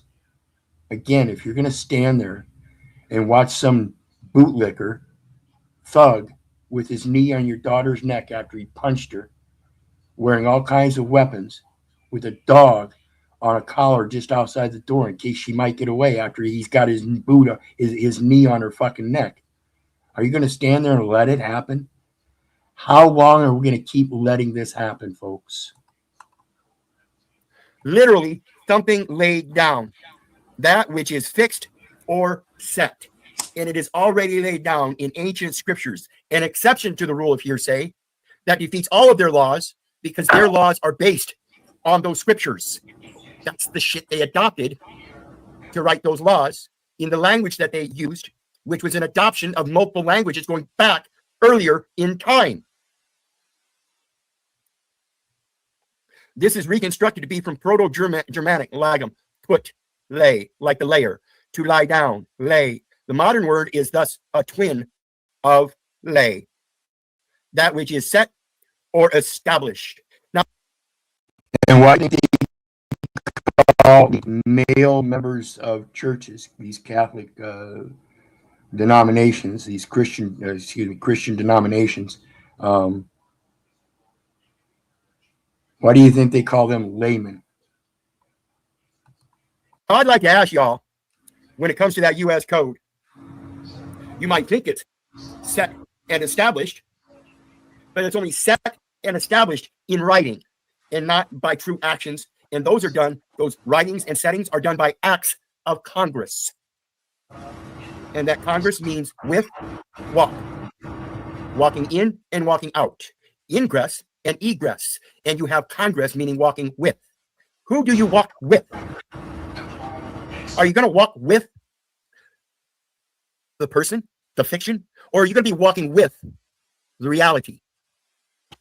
See, if you can't walk with reality without using those words, your actions will never mean a motherfucking thing because the words that you're using will say otherwise. This is why I say a man's intellect is limited and biased by his vocabulary. So again, I urge people to get yourself a concise English handbook and learn the English language again and understand you do not have to use big words. Just be concise. And it means being a little bit more blunt sometimes. You have to force yourself to do that. That's one of the biggest changes you can do. Let's take a look a little bit more. Rare in Old English, it ousted the more usual I, and also gesetness, whatever that is, which also were etymologically something placed or set. So again, Jeremiah 1:5, before I formed thee in the belly, I knew thee. That's a setting of knowledge. Before thou wast cast from the womb, I sanctified thee. I ordained thee. That's the expression of the knowledge and where it comes from. A prophet unto the nations, an expression on where it's supposed to go. Telling us something greater we got, and we're supposed to give it out. We are the pass through. We are not the sayer. We are not the layer. We are the pass through. Now, what about your rite of passage? Are you able to observe something, collect it in your thoughts, and then report it in verbal, literal, or oral forms? See, you're doing the reporting. You're exporting through reporting for their importance. I would think you'd learn sooner or later, but again, it took me 50 years, so it's excused. That's what I was talking about with the data elements earlier. Everything you speak is some kind of data. And it's elemental. It's going to make things move. Be aware. Learn how to use it so it can move things the way you need them to move. I forgive you, and I'm sure he does. Learn how to forgive yourself. Quit believing in the bullshit. Unlearn the things that you think you know. Go back and start learning again. I urge you. It is in the word. Let's go. In physics, a future position, which expresses the regular order of things, not the current displacement, but going back to the beginnings and following things in order. From 1660s, law and order have been coupled since 1796. To lay down the law, 1752. In pleonastic, the law in the figure is biblical law, laid down from the pulpit. Poor laws, this is your birth certificate for founding hospitals of barren mother and desolate children. Provided for the support of paupers at public expense. And that's what I was just saying about with the birth certificate. See, the birth certificate is merely one-sided. So you have a death certificate. And when you're born, like I said again, that record is bifurcated to create a commercial entity that will allow for the placement of a burial plot for the decedent if he passes away. It's a planned burial plot through a systematic administrative process for the estate property of somebody that dies. So it's a matter of putting somebody's estate into probate when they're born. That's the difference between the birth record and the memorial. Like I said, the memorial can be made as priority and show that if there's a bifurcated record and the state needs to create a duplicate record in case, for some odd reason, this child passes on and they need to take care of it, then they can have certain information that is not divulged or used for benefit elsewhere. Period. General welfare, medical needs, and food needs at public expense.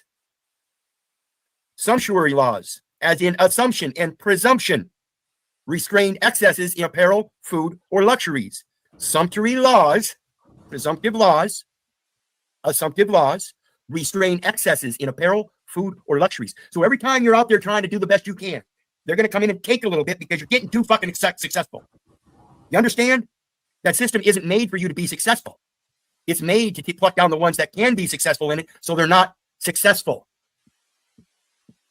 in laying down their law. Because as long as you keep following the law they lay down, you're under the presumption of being a bitch-ass slave. It is more common for Indo-European languages to use different words for a specific law. Thus, we have codes, rules, regulations, ordinance, all those different things in all those different jurisdictions. But again, they all come from an original source. And to realize that the English languages use different words for specific laws, remind yourself, we have British English and American English. So what is it more common for Indo-European languages to then be split off into those? You see where we're going? Every day we go forward, we misconstrue the languages before us and start creating new languages and never going back to the original. There's a problem with that, folks. And for law, in the general sense of institution or body of laws. What's your body? Does it have laws? Does it act naturally and spiritually rather than manually? Or do you operate manually under a military post? Or even outside of that personification that I was talking about earlier in your natural element, do you act under the id, under survival instincts? You know, what are the extremes you go to there? Do you have experience in that? What would you do? Like I mentioned earlier, I know many of you would absolutely kill if certain events came around. Absolutely, whether you had a gun or not, you would kill or go to any means necessary in all extents to do so, even if you die yourself. We all have some sort of willingness in us on that extreme. How much of the willingness to do good do we have in us on the other extreme? And why does it seem like we tend to be more or go towards the abhorrent side? As I mentioned, I constantly see Hitler's willing executioners in this soft cupcake society called America, right here on American soil. I see the exact same Nazi Germany. It's just softer, quieter, more silent. Wearing uniforms, covering up your nakedness of the full armor of God, in shame and pity and blame and accusations and fear. It's sick. It's a psychological disorder. It's immaturity. It's cognitive dissonance. Refusing to let go of the fiction because you know the life of being real is going to be so much harder. Psychological disorder, as I call it, it's my opinion only, not medical advice, of course. But in my opinion, it is a psychological disorder because in proper psychological order, we would be in tune with our spiritual nature, our instincts, our intuitions. And that's what I see missing in society mostly today. People no longer willing to go by that. They want to go by their emotions. It's laziness. It's gluttony.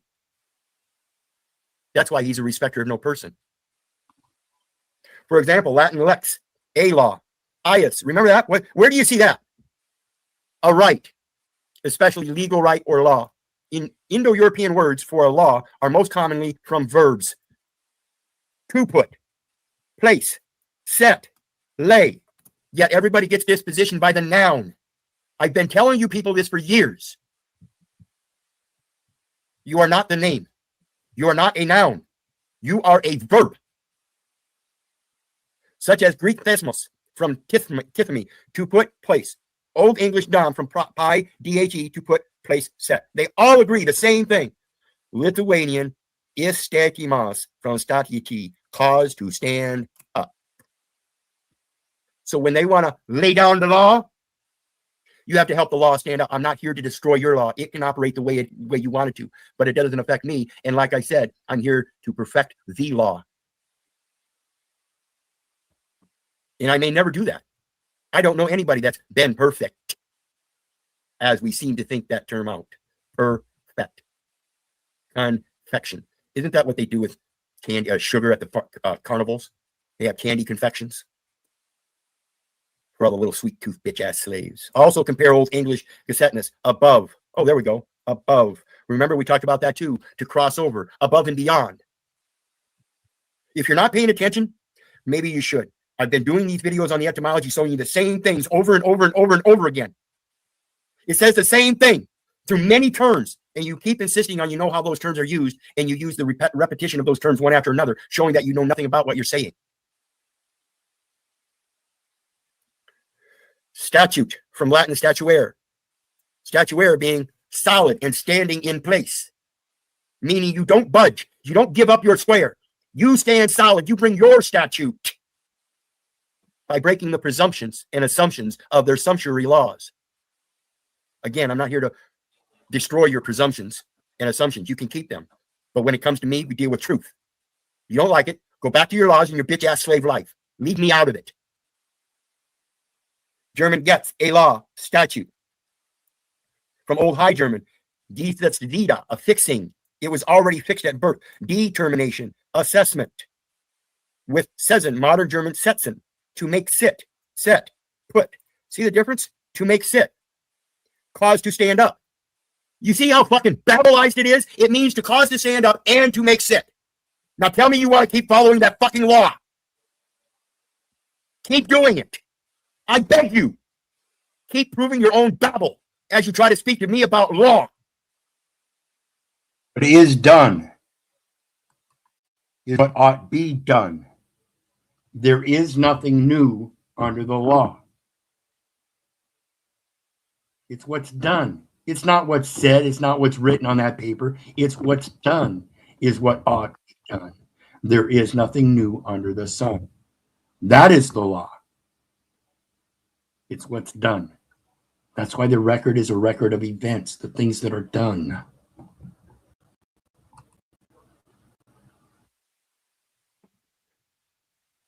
Words for law in the general sense mostly mean etymologically what is right, and often are connected with adjectives for right. You see the difference? Which is where we get the thing that was mentioned earlier, right or legal, legality, because the right belongs to the person. The law belongs to the people.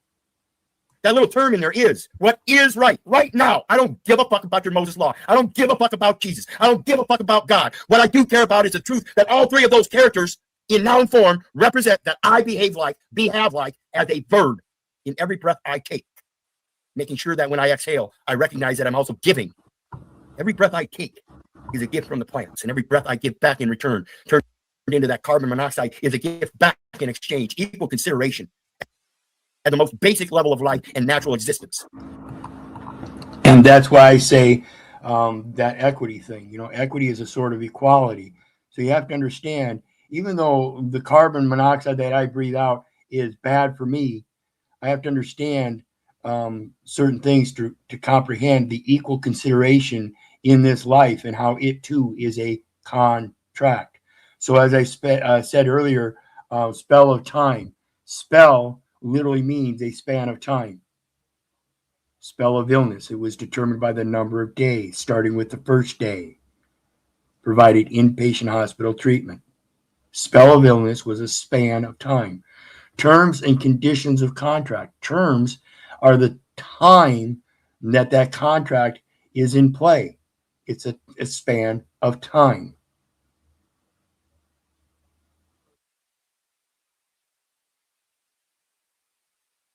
Who the fuck has a right to interfere with that? You tell me. You tell me. Under their conservation laws, trying to promulgate that they're protecting that wildlife. That's the Babel you live in. That's the agriculture that you live in. And often are connected with adjectives for right, themselves often figurative uses of words for straight, upright, true, fitting, or usage, custom. Such are Greek nomos. You see there? What's that look like? Does that look name, nomos, as in numismatic? What is Nomos, numbers attached to the names. It's the only time a name gets enumerated is for commercial purposes. It's a matter of record keeping. Again, that's a military record. Company A, Company B, Company C. They're the corporate charters. numismatic? Does it take a breath of air to run a numismatic They're the ones that chart the course. gun, an air gun? French, droit, droit, droit, non-droit. Spanish, derecho. You know, in Iowa, we had some derecho storms move through. It was high winds, straight down bursts of high winds, laying down the natural law. From Latin, directus. Oh, goodness. You mean giving that directive under full acquittance and discharge is not laying down the law? Polish, prawo, Russian, pravo, from Old Church Slavonic, pravu, straight, in the daughter's languages. Right. Also Old Norse, retter, Old English, right, Dutch, recht, German, recht, see right, adjective. Law from 1640s to litigate. From law noun, Old English, hadlegian, make a law. Ordain. Like I said, when it comes to the living soul that is in motion, it is an event. It is a series. Verbs. Verbal means actions. And here again, law as a verb is the making of law. And we see it as ordain, just like the scripture says. Before I formed thee in the belly, I knew thee. Before thou camest forth from the mother's womb, I sanctified thee, I ordained thee, a prophet unto the nations. Not as nationals, but unto the nations. Like I said earlier about the First Amendment auditors, not as journalists, but unto journalists by being by journaling the thing they're doing. Related, laud, lawing, also from 1640s. Ordain. AE, as a word, it can represent Old English I, law, especially law of nature or God's law. Law of nations, otherwise known as the principles of the law of nature. Now, how come nobody wants to reflect on those laws? See, you want to relate everything to the municipal codes and the state statutes and the federal codes, 18 U.S.C. 501, postage stamps, meters, stamps, and all that, but not recognize the superior law, you ignorant fucks. Oh, but I'm not legally stupid. I'm well-versed in legal, but you don't understand the English language. Good job. Good job, you bitch-ass slaves. See, when you read those scriptures go through their translations and stuff, whether it's the New King James Version or whatever, they're using a concise English format. And so when you read the modern text of the scriptures, you're going to get a simplistic version. But if you read the various different styles and everything, you're going to see where the contradictions are, and you're going to see and be able to discern what is what the underlying messages are. That's why when we go through these different definitions in etymology, it's going to show you through time how it changes and morphs and everything. And it's going to give you a better sense of what the true knowledge is, what the better lesson is. To feed a man a fish, you feed to give a man a fish, you feed him for a day. To teach him to fish, you feed him for a lifetime. And again, while I remind you guys, don't believe me. Don't believe the neighbor. Don't believe the government. For crying out loud, don't believe your mother. Do your research so you know. And that's because I can explain it to you, but I can't comprehend it for you. And that's the only way you're going to get comprehension is your own doing.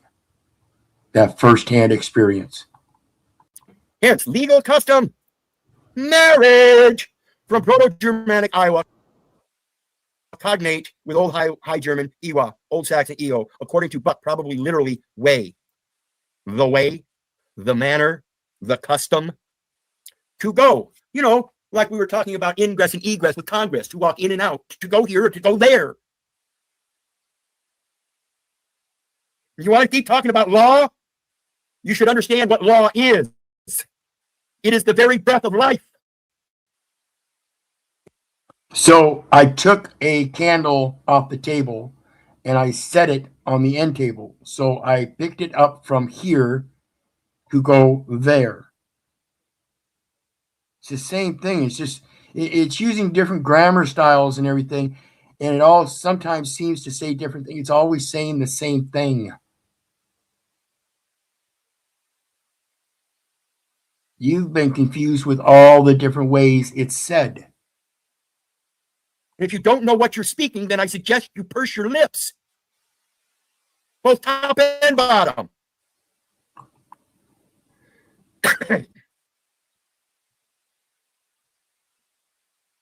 Lay, noun 2, act of laying. Again, it's the verb, it's the act. From lay, the verb. From 1580s, a wager. Imagine that. Imagine that. See, I've told you folks that this government thing and taking upon those benefits and this commercial society and everything, and how it's just a big fucking casino. It's a big gamble house, and you're playing with their chips. And, as long as you keep playing, the more the house is going to, take your chips, take what you're giving in exchange. It's going to take that house. When you bet the house, they're going to take the house.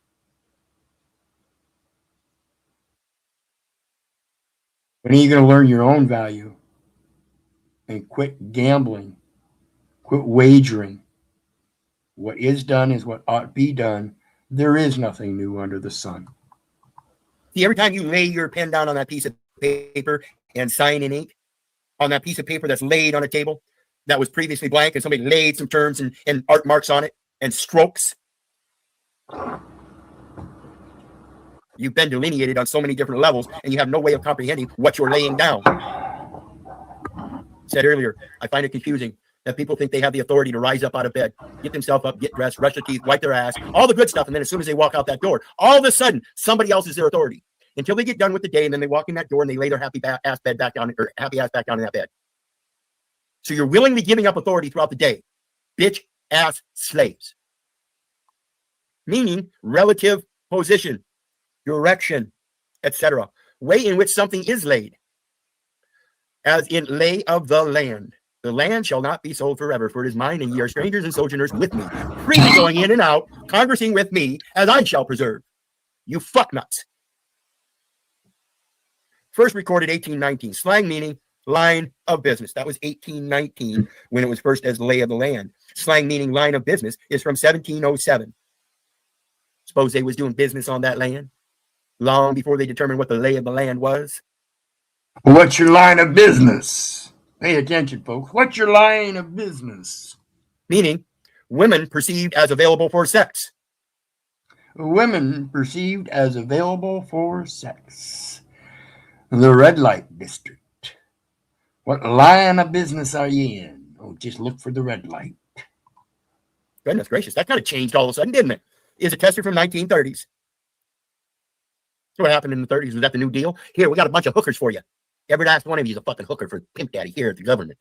Yeah, Federal Reserve, he's the go-between. Fucking bitch-ass slaves. But there are suggestions of it in stage puns from as far back as 1776.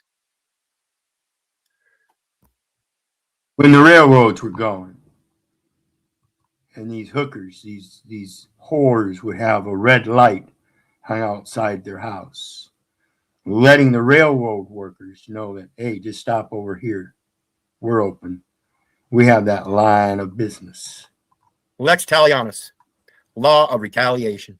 An eye for an eye, a tooth for a tooth. From lex, law. See legal. So is the Bible scriptures, or is it a law book? Does it have legal terms? Or is that what the English language or other languages determined was their legal use? And since they get to use it legally for this, they get to convert it legally too, right? Fucking idiots. What is it? You guys understand that? 1590s, legal Latin. And in legal Latin, lex talionis means law of retaliation. It's not lawful Latin. It's legal Latin. It's a grammar style. It is not law. And it's expressing the law of retaliation. In their legal system, they're using the First Amendment to express their definitions. You assume they mean something else without looking at them. That's on you. Talon, talionis. Other legal Latin phrases include lex domicili. What's your domicile? The law of the place where the person resides. Did the person? The law of the place where the person resides. So again, remember, law in my eyes is my actions. I'm the verb. I'm a what? And I am law. I do what I do.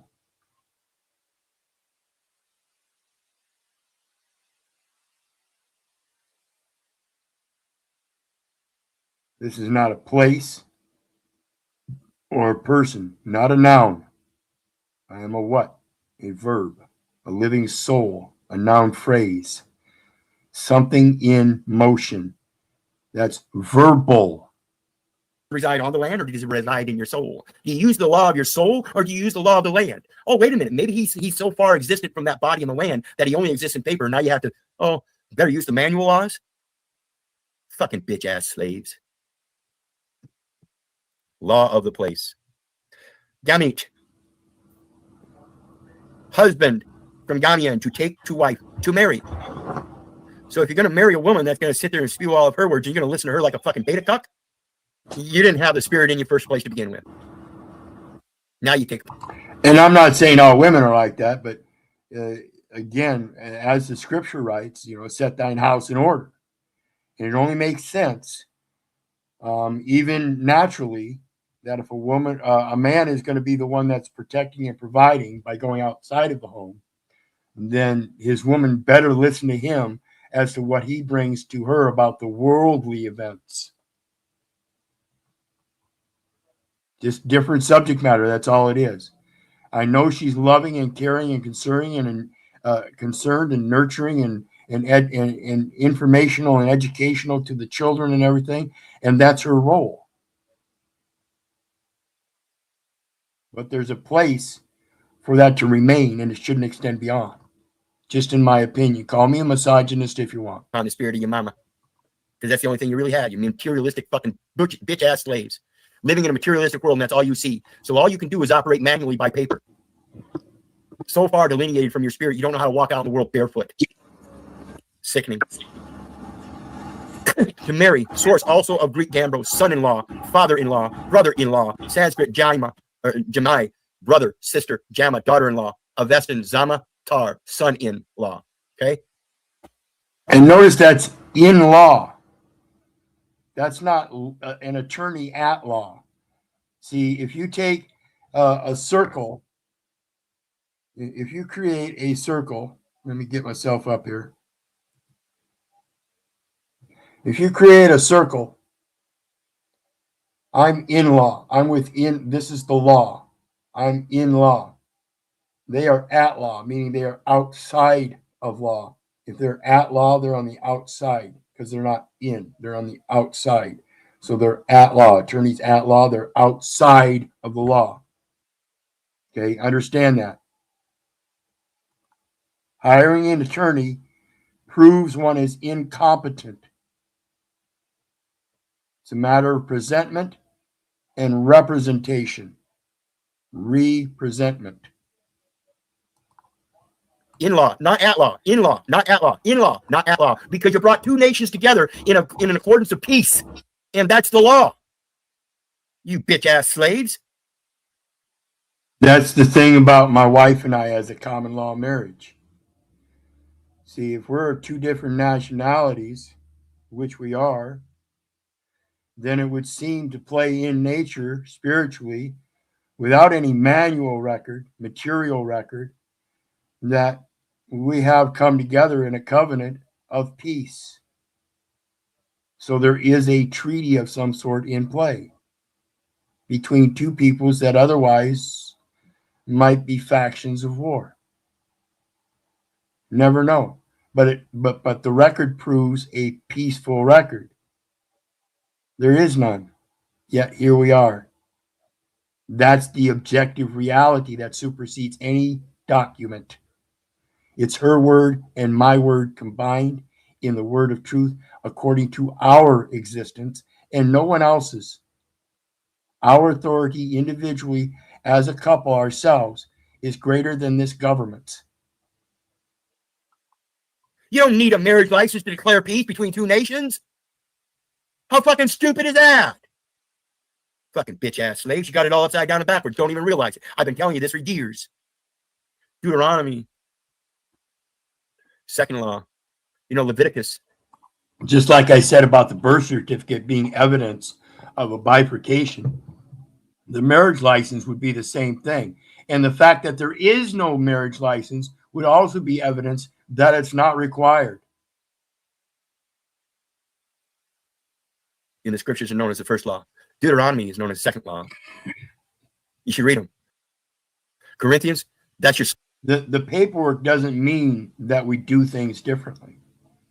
Sure, we don't do some of the things within the system that other couples might do.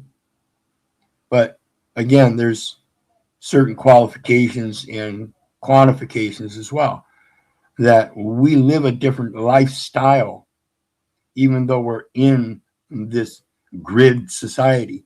There are mechanisms that we've been able to put into play that change how we have to do things. Yet we're still doing basically comprehensively the same thing as most other couples. We're just doing it without all the license restrictions, insurances, and things like that. Psychological development. Corinthians will explain your psychology, your emotion. Neither one of us has a bank account. We both have prepaid cards. So we're doing okay on that end. It just causes a couple inconveniences that others don't have to put up with.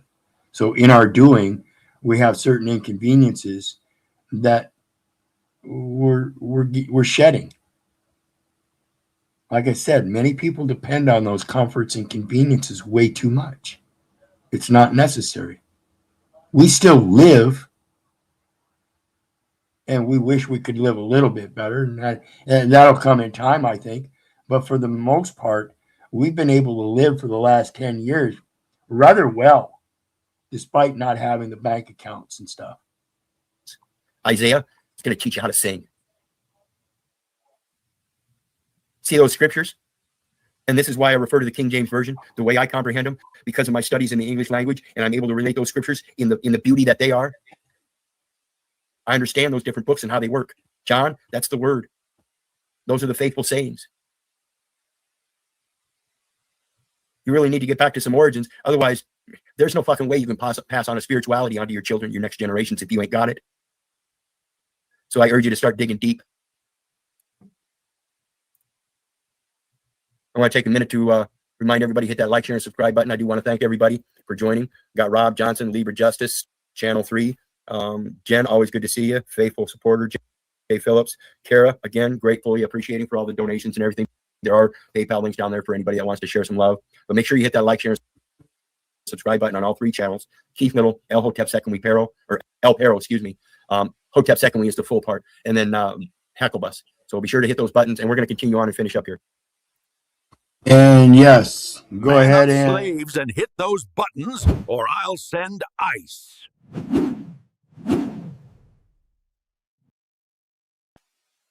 And yes, we're going through some hard times here with the wrongful eviction here recently. So all is appreciated. Trying to hit a donor goal of 500. We're about 100 in.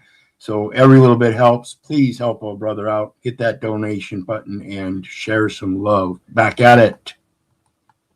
Abrogation, annulling of a law by legislative action.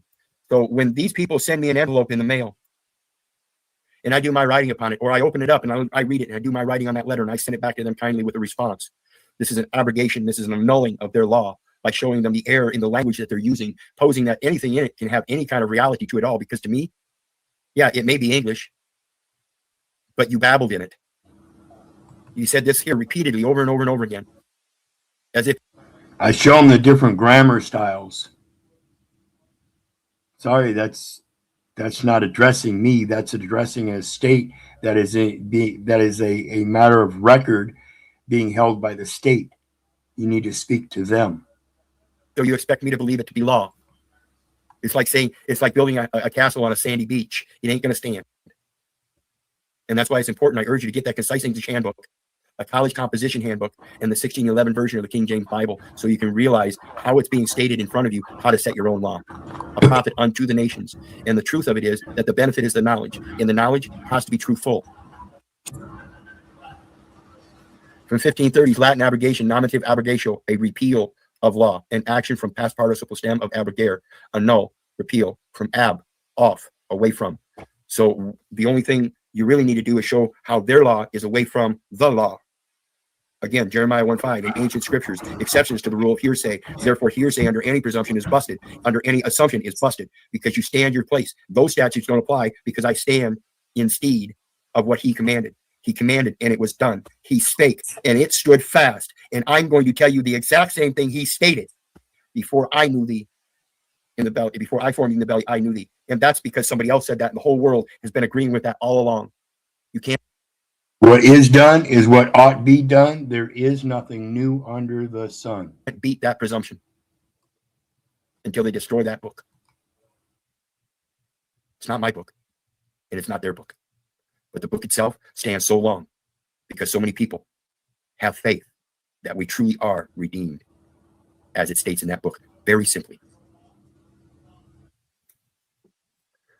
See ab, rogare, propose a law. Letter rogatory. Some of you might have heard that before. Subrogation, as in abrogation. What you're doing is you're subrogating the abrogation of the rogatory. See, you're proposing, just like I said earlier, proposition. That's a proposing. You're making a proposition, a future position. You're going to set it there. You're going to take it from here, which is my discernment of what's been done, and I'm going to set it here, what ought be done, unchanged. There is nothing new under the sun. There's already a law proposed to owe no man anything but to love one another, for to love one another is to fulfill the law. Why is everybody breaking the law? Jurist, one who practices law. So when you have a jury trial, you bring all them nice people in the community that have never practiced law a day in their life. And practicing law as a jurist, a jury, we go to the journey as a sojourner with him in all of his lands, which shall not be so forever.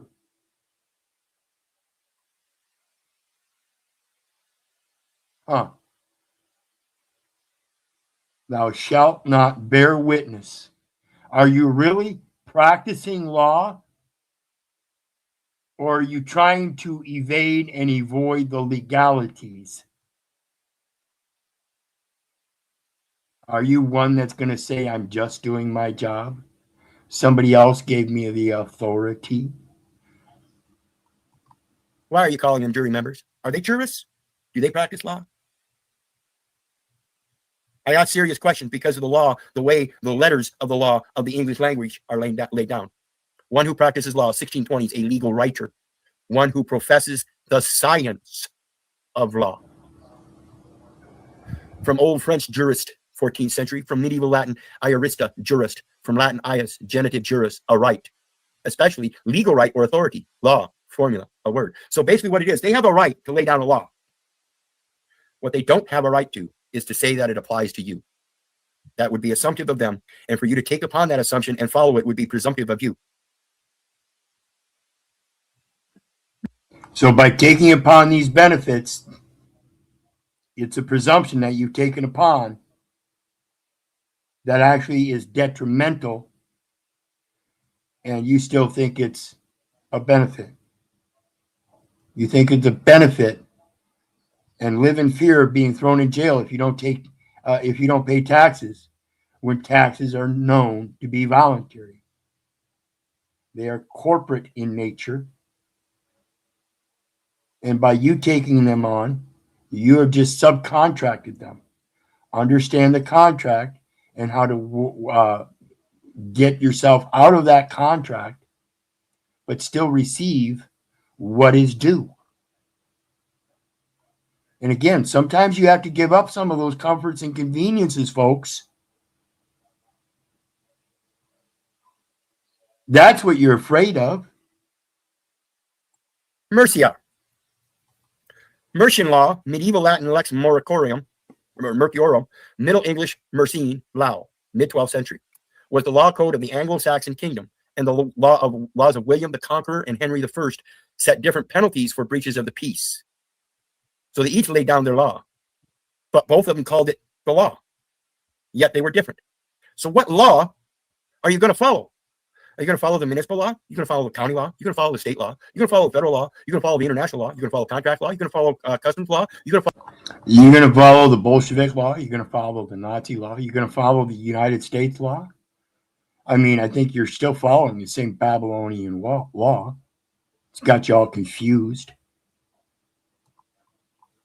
Follow patent law, trademark law? You're going to follow copyright law? What law are you going to follow? Why not just follow the law of truth and make sure that everything you're doing, you know what the fuck you're doing, and not just acting like a bitch-ass slave? Insomnia, plaintiff, sanction. There you go. Sanction, legitimate, make lawful.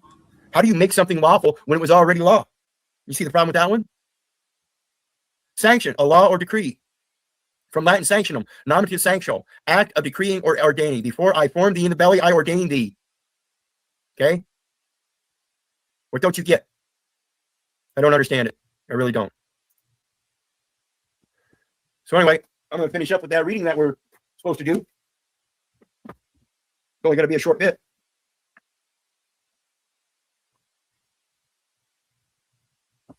We're going to start out.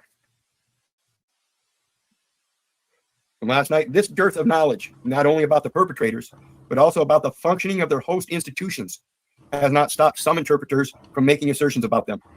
Although their host institutions. Okay, this is imperative to understand, folks. As host institutions. Today we have this corporate capitalism. That's what our government is. It's a corporate capitalist. It's hosting the corporations in a capitalist manner. That's its host. I imagine that's because the people stepped down from being that host. That's your job. This is your house. Set thine house in order, and there is no such place in that house for government. It never mentions a house for government. It does mention in Romans 13 the administrative processes, the bureaucracies. And it also lays out again a reminder that there is no power but that which is ordained of God. Striking fact remains how few even bother to address the subject, let alone take it up at length at all. And what they're talking about is the other institutions that were subject to the government powers at that time: libraries, the stores, the restaurants, the theaters, the gas stations, all these people that were conducting business, both Jew and German alike, were slaves to the system. Now, the system of that government body was used against certain of those citizens that they just reneged anymore. They called them the blight of the society, and therefore they were going to annihilate them as if though they were a pest. And that just enhanced the other portion, the German people, to say, oh, okay, well, that sounds okay to me if it's a problem, which helped them overcome the fact that thou shalt not kill. Well, we'll kill them because they're a pest. And that ideology spread quickly because it was convenient. See, in the industries, no matter what kind of economy you're in, if you destroy a large portion of that population that has access to that economy and is making money on that economical wealth, to get rid of them opens up venues for the rest of the people to continue to grow and prosper. It's just like pruning a tree or a plant.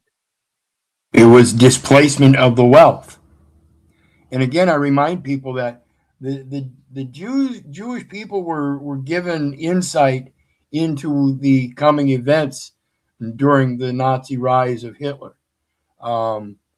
He told them to get out of Germany. He told them that German people did not want the Jews there. He told them the ideology and spoke impressively about the ideology that the Jews were the problem and that they, as German people, were going to resolve that German issue or that Jewish issue. So he gave them forewarning. And the ones that remained are the ones that went through the Holocaust. Now, this doesn't downplay the fact that he then turned around and decided he was going to expand the borders of Germany and went into Poland and other places. Certainly not. That was certainly also an expansive movement against the Jewish people in neighboring countries. Again, it was the displacement of the wealth of the Jews that empowered them to do that. It's the same thing. It's a natural activity, and these military leaders know this. You should too. One explanation argues for external compulsion. The perpetrators were coerced. Like I said, the economics of it, they're part of the economical fortune of the nation, and there's supposedly a part that's going to cost them as pests. So yeah, let's get rid of them. That'll help me prosper even more. Why do you think that America, the United States, is involved in most every war on the planet? Why do you think there's this centralized international government, centralized currency system, centralized religion, Abrahamic religions? Why do you think that they have those things? One mechanism, one compulsion, their own fucking greed and gluttony allows them to lay down a law that is just preposterous. It's happening in America today. And I remind all Americans today, all you good Christians, and even all you good, what do they call them, Gentiles. It says in Romans 2:14, for the Gentiles who do in their nature what the law says, without having the law, are a law unto themselves.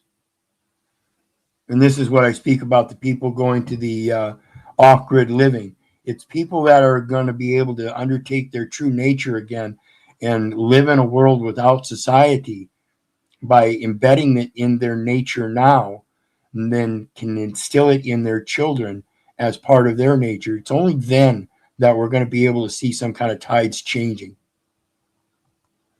Otherwise, like somebody said earlier, I don't see this getting any better. The importance of my people are destroyed for lack of knowledge. We have to remember it's our children that are being destroyed for the lack of our knowledge. It's happening all around the world today because bitch-ass slaves never learned anything about it. They were left by the threat of punishment with no choice but to follow orders. After all, they were part of military or police-like institutions. Every post office is an inland marine installation. So I want to remind you again, folks, the question is, are we in a police state? And I'm telling you, the police state is real. Open your eyes. See it for what it is. When people say they're just doing their job, think about Hitler's willing executioners and whether they're really doing their job or if they're actually doing their public service to their neighbor according to the spiritual nature of our being. Are they just doing their job so they can get a paycheck, and in so doing violating your rights, needs, necessities, or those of your children or other family members, others like you? You have a diplomatic post or a military post with a strict chain of command, demanding subordinate compliance to orders, which should have been punished, or which should have punished insubordination severely, perhaps with death. Put a gun to anyone's head, so goes the thinking, and he will shoot others to save himself. Yes. Autumn Coleman says, appears in Epistle to Romans 2:14 and 15, where Paul discusses people who do by their nature things required by the law. Yes. This is the, again, the empirical evidence that somehow in some people there already seems to be a true nature of peace, a true peace treatment, peace treaty. We treat people in peace and not in accusations and bearing false witness and insults and name games and insults and victimization and all this other babble. We stick bluntly to the simple truth in peace and hope you don't get emotional about it. but remind you that I love you, but I don't give a rat's ass whether you love me back. Let's say I don't care if you hate me. I don't care if you don't respect me. I don't care if you don't like what I say. That part's on you. I'm speaking the truth. I love you, and that's the best I can do for you is tell you the truth. Sometimes it hurts. I know. Mom looked at me when I was 48, 49 years old, said, Keith, the police are your authority. I haven't spoken to her since. It's been over 10 years. I love her. But the last thing my dad said to me was, fuck you. And I love him too. But there's nothing I can do about our differences. I can only change me, not them. And it's probably too late for them. Just saying.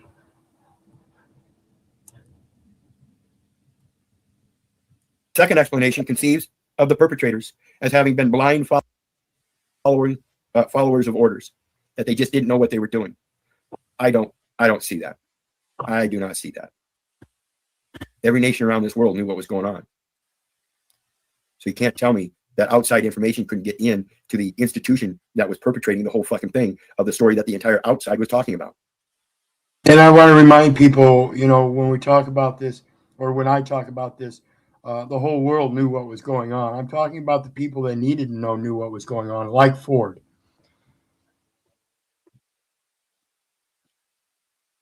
If Ford was making all those military vehicles for German armaments for their efforts,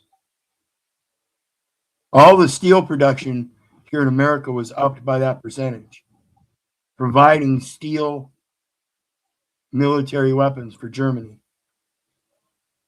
How many people here in America, as American citizens, United States citizens, residents, would be dumbfounded to find out that they were put to work in certain steel fabrication factories to make money selling military equipment to Hitler and his forces for World War II? And we're proud of it. Buying war bonds to support it.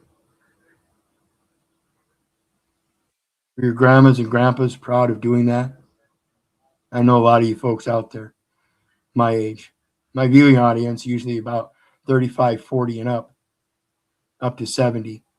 So I know a lot of you have parents or grandparents that were around during World War II. Were they buying up those bonds? Were they working in those factories? Were they working for Ford manufacturing military equipment for Nazi Germany? How many of those were Hitler's willing executioners then, but just didn't know it? How many of you are going to profess that you're just doing your job? How many times are you going to just keep saying, I'm just doing my job, without knowing the reality behind it? There's no way you can keep a family secret from the family. A number of proposals have been made for the source or sources of this alleged propensity to obey. Hitler's charisma. It says the perpetrators were, so to speak, caught in his spell. And he was very charismatic. If you listen to his Mein Kampf, or not his Mein Kampf, his war speech before the German people. If you listen to his speech at the Olympics, you'll get his passion. You'll see his compassion, and he's very charismatic with it. He knew. Matter of fact, he had a speech coach that taught him a lot about what he was doing, because he, in fact, was very timid. He was, in fact, a very timid man and did not like public speaking. But he knew if he was going to be a national leader, he had to. And so he did the only thing he could to overcome it, and that was get a speech coach. And he was coached constantly because of that fear, because it was constant. I don't think he had charisma. I think he used language to entice the people to believe that the Jews were, in fact, a detriment to them. It's a very simple concept, especially when you're dealing with a populace that is materialistically driven by greed. Bitch-ass slaves. Keep chasing that bag. A general human tendency to obey authority, a a peculiarly German reverence for and propensity to obey authority, or totalitarian society's blunting of the individual's moral sense and its conditioning of him or her to accept all tasks as necessary. Because when you lose your moral sense of making sure that you're doing aught unto your brother as you ought to do unto yourself, and instead do aught unto yourself that is only good aught unto yourself, in your selfish, self-centered greed and gluttony. Yeah. Now the inducements easy. Because you've, namely, that people obey authority with a variety of accounts of why this is so. Educational accounts, medical accounts, employment accounts, banking accounts, insurance accounts, all kinds of accounting, and you subject yourself to it. Obviously, the notion that authority, particularly state authority, tends to elicit obedience, merits consideration.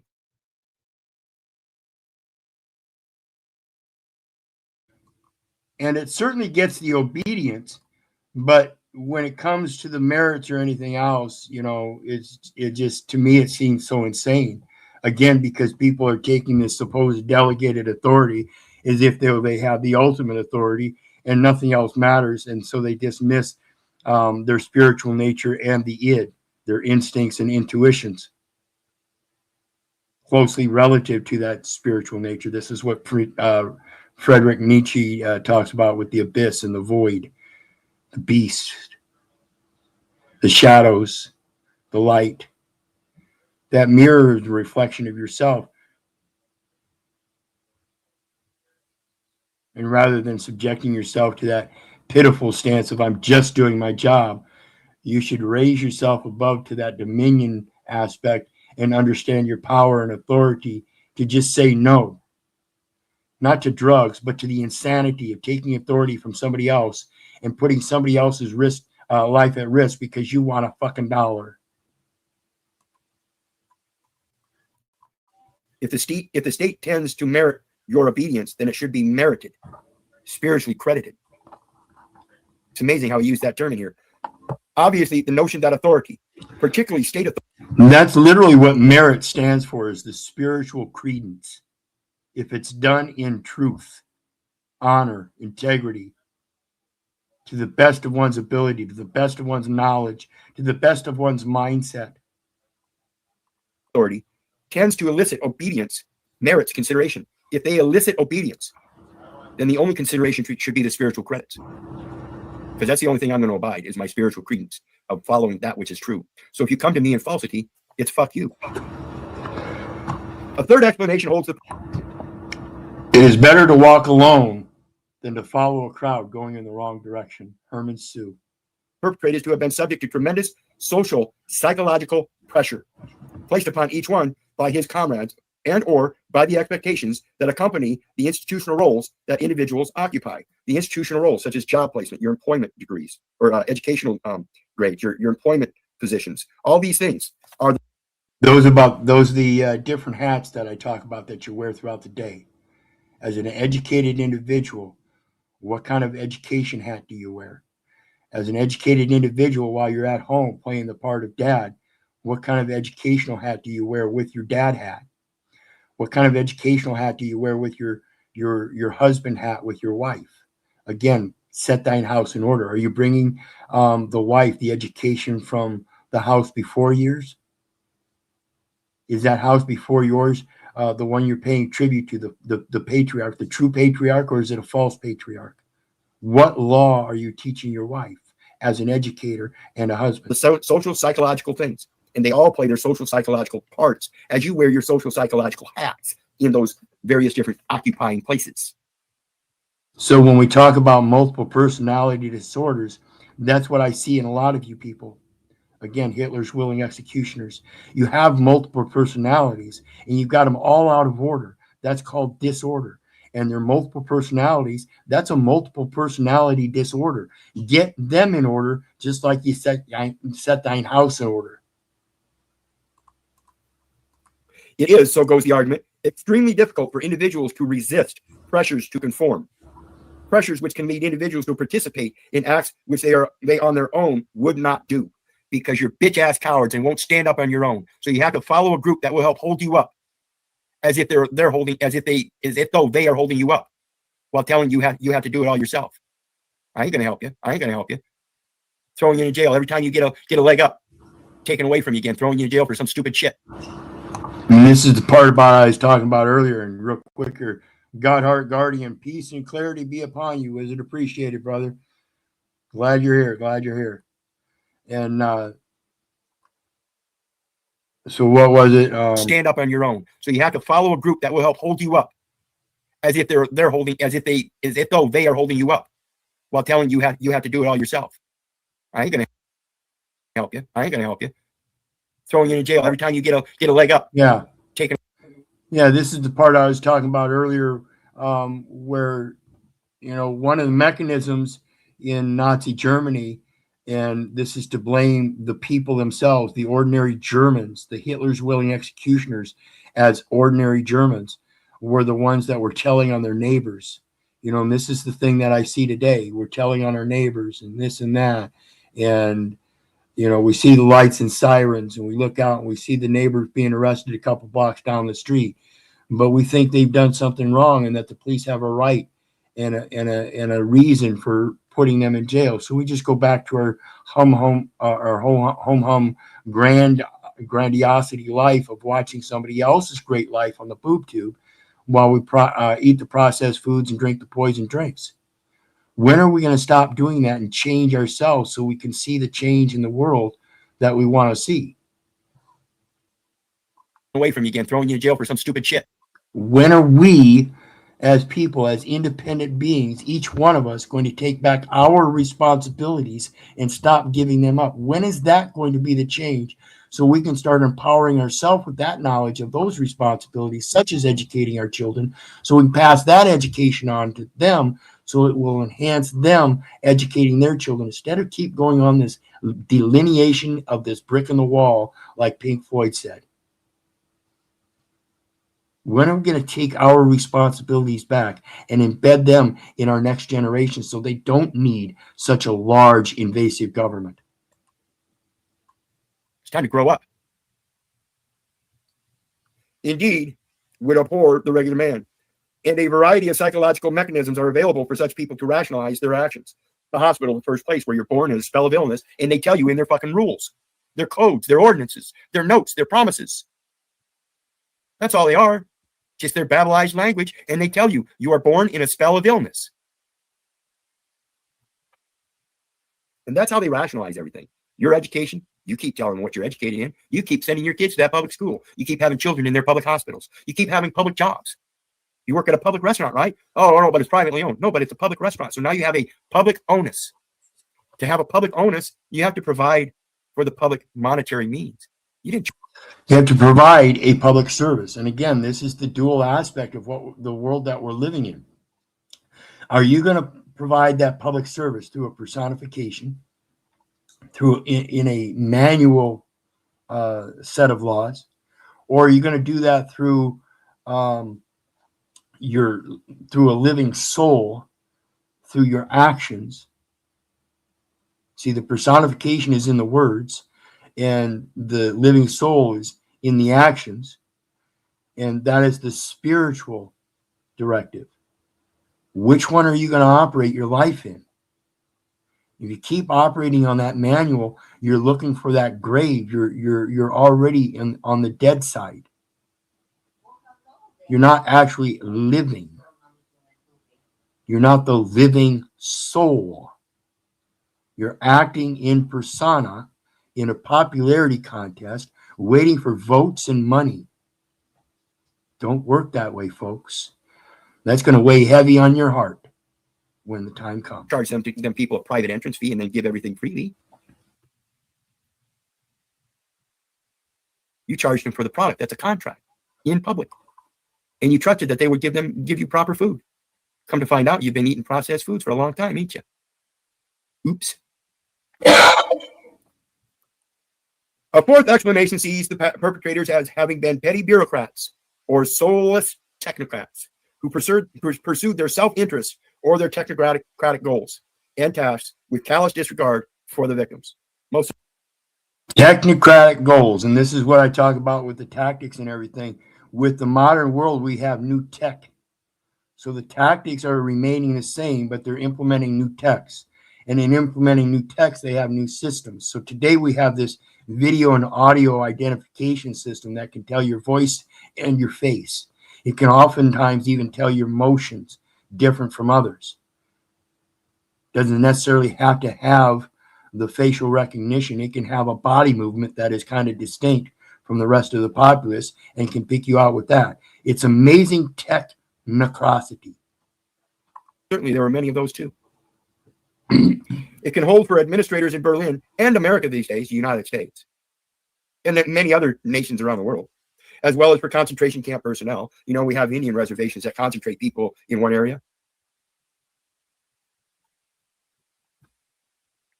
These were great and mighty people that traveled all the way up and down these lands, and now they peacefully accept somebody else's law and encamp themselves in one small area and call it an Indian reservation.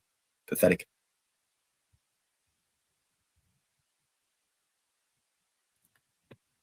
Yeah, they even have different laws on reservations. Interesting how that works, huh?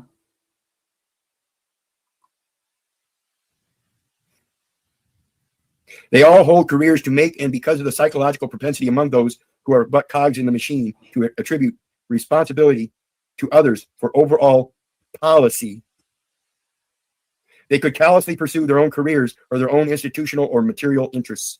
And that's what they're all doing. They have the cogs in the wheel that mechanize that for them, and they're using that for their own material gains, just like you are. See, you're all just trying to keep up with the Joneses, just like the good bitch-ass slaves, always reaching to be at the top of the hill, not knowing you're already on top, no matter where you go. Strangers and sojourners with him, except that you forgot he's with you. Pitiful. That's why you're so willing and ready to whip out that ID when somebody pulls you over or confronts you and wants it.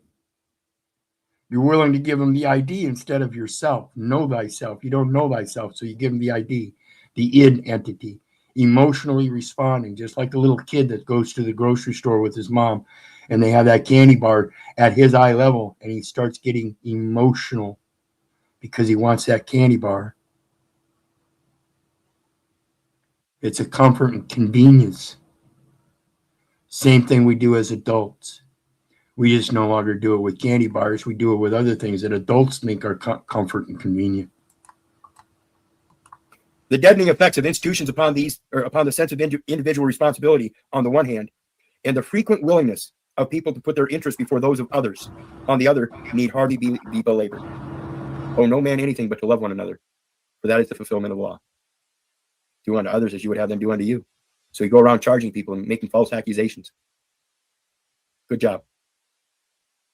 A fifth explanation asserts that because tasks were so fragmented, the perpetrators could not understand what the real nature of their action was. They could not comprehend that their small assignments were actually part of a global extermination program.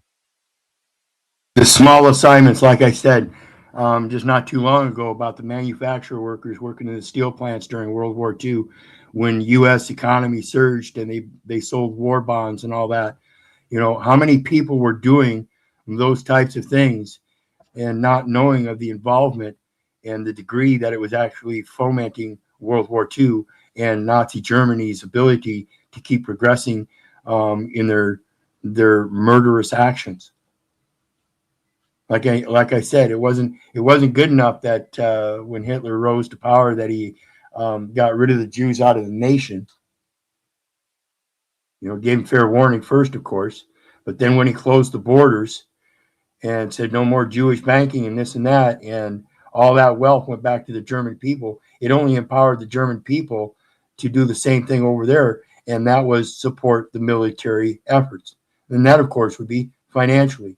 They were doing the same thing, and Americans were consequently, many of them, not all of them, but many of them, through these fragmented activities on our soil, we're doing the exact same thing, supporting that war effort for German Nazi.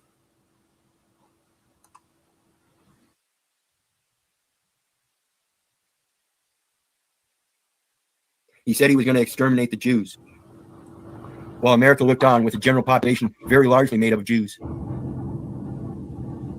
How many of them Jews went over to that war? Are you going to continue to let them displace you by a fucking noun? And I misstated that as very largely made up of Jews. What I meant was there's a very large population of Jews in the United States.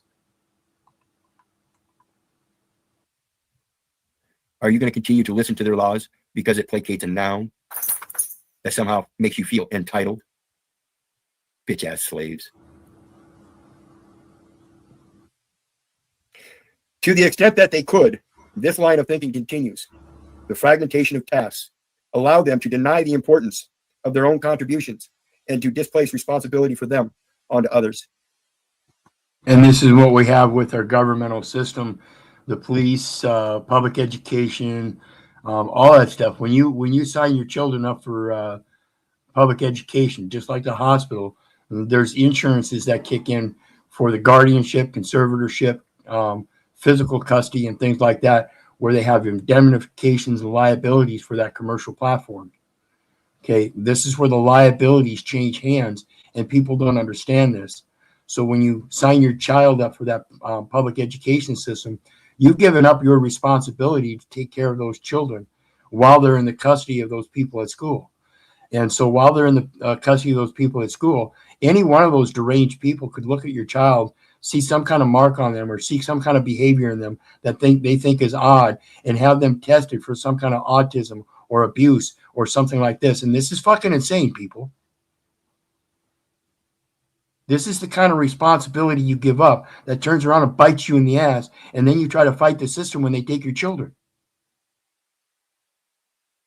Because you're not raising them up in the ways of the Lord as the true patriarch. You're raising them up in the ways of the state. It is a police state. In my very strong opinion, open your eyes. When engaged in unpleasant or morally dubious tasks, it is well known that people have a tendency to shift blame to others. Welcome, Kara. See, I call y'all bitch-ass slaves because I was a bitch-ass slave before. I learned how to take that blame for myself, repent, and change my ways. And all you motherfuckers insist on asking me how to do it. Keep asking me what papers to file, what documents to sign. And I'm telling you, that's why I fucking quit. You want to talk to me? You do so in private. And see, when it comes to this, that's what I'm talking about, folks. Know thyself. When you take on that paperwork, you're taking on some kind of official form or format, and it's official. It's an office. It comes from some kind of office. And this is why I said earlier, it's a military record. It's a military record keeping for the history. That's not kept by librarians or teachers or doctors or lawyers. It's kept by governments. Okay, the victors over the victims. So we have to think about this stuff. And again, understand who is the host when it comes to that 9th and 10th Amendment and the powers. Set thine house in order. There is no order of setting thine house in order for a government house. Okay?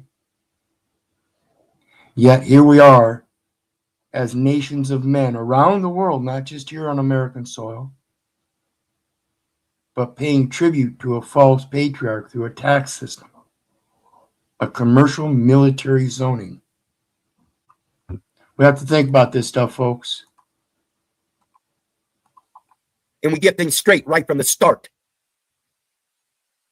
So anytime you want to communicate with me and you have a problem with me showing you how you babble in your language, that's exactly why I tell you, you do not want to be my friend.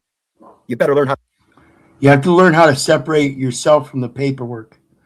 You are not the paperwork. The paperwork is only a recording of the events that happened in your life, and they were recorded through a legal name and an enumeration to keep the records correct, so they wouldn't mismatch and be construed as a different record, like Keith Orland Little versus Keith Robert Little. The name and the enumeration makes a distinct record, but the record itself doesn't have integrity unless I know the full set of facts and the appurtenance to the grammar styles, the statuses of the different venues of jurisdictions that they're used in, this and that. And this goes to the multiplicity of records that are kept. The driver's license record, the residential record, the library record, the school record, the medical record, the employment record, the tax record, all of those different records. They're just recording events. Fucking speak up. You better learn how to coin your words or purse your motherfucking lips. And if you can't speak to me, then I'm telling you, you don't want to be my friend. And you should be able to speak your own record. This is why I say it's a matter of learning how to journal your journey as a sojourner instead of claiming to be a journalist, taking upon a title. Don't take the title. Express the action, not the name and number.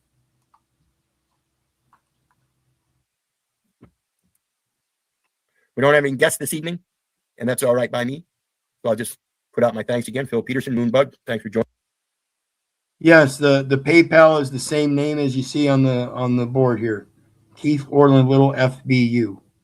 Appreciate all. Again, thanks for all the kindness. Hit the like, share, and subscribe button. And remember, folks, Man up, slaves, and hit those buttons, or I'll send ice.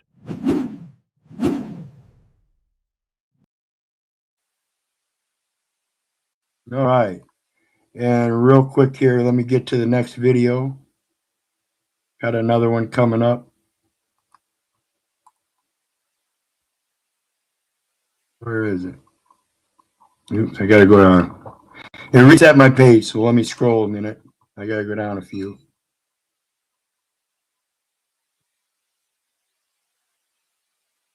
Thanks for bearing with me. Appreciate everybody's patience. Hope everybody's enjoying what I'm putting forth. Reviewing a series of Hitler's willing executioner videos I did a couple, 2.5, almost 3 years ago. 16-part series. And I believe Everybody else? we are now on part 6, if I can get to it.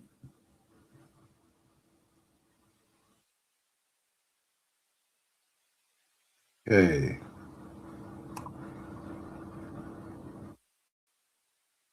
Okay, greetings, everybody.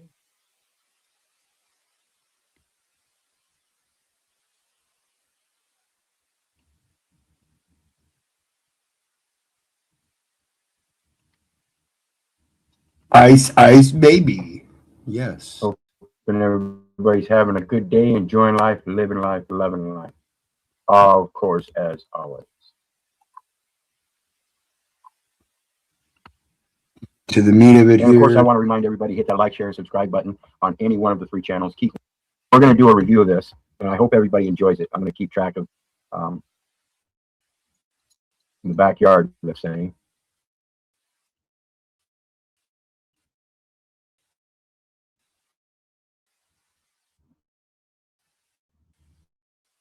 In case anybody wants to jump up and join, because I always appreciate it. Okay, we are back. We are back. Hold on, folks. The detail section below. Then one day, in the garden, Satan offered man an illusion of God's truth in the form of an apple. The fruit bore from a tree of false life, false light, and false knowledge, coming from a false kingdom that he could only trick man into believing was the truth. Knowing that he could not take our free will choice from us, he was forced to create a matrix powered by our life force and driven by our emotionally unstable choices that would become the sole disconnect from our memories, our truth, and the one true God. The result of his action and man's choices left them as voluntary hostages to a hell they never knew they signed up for. So join us in the last hour as we help you walk yourself back out of the hell you were tricked into claiming as home And return to the kingdom of heaven. And I don't know if they're still doing this. This is called the Last Hour Podcast. A couple friends I met on Facebook, and I think they're a great couple. They're doing awesome things in life. So if they're still up and going, check out the Last Hour Podcast.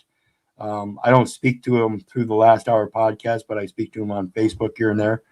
I just don't know if they're still doing this particular podcast. So go check that out if you can. In the meantime, we'll see if I can get permission to spread their name here.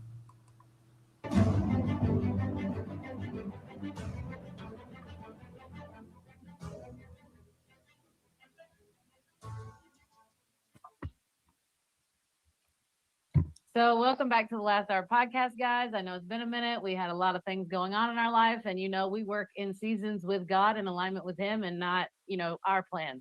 So anyway, the conversation we were just having, and the conversation I was having with my mom earlier, is about when I send out notice to people. And the person, we have a guest on today, and I'm going to introduce him in a minute, but he was a pivotal role in helping me bring my notice into fruition. I had lots of pieces that were very crucial to it myself that came from God, but he was a pivotal role in it too. And one thing that I am noticing about these notices is that if someone is not acting as a child of God, and only a child of God, only seeing one authority and knowing their father, having that relationship with their father, they cannot send notice properly, and it will not be accepted properly, because you are speaking as the slave and not as the free being that you are born to be in Christ and as God's child. And that's why I talk about the language and the grammar and structure of how we speak in first person, second person, third person. It's very important to understand this so you can get out of this Babylon, this babble, and grow up from being a baby into an adult. It's time to put down childish things, which means you have to learn for yourself, start educating yourself. It's childish to just keep accepting the little white lies and passing them on as if they really don't affect you. They do. They affect you. They affect your children. They affect your neighbor. They affect the way this world operates.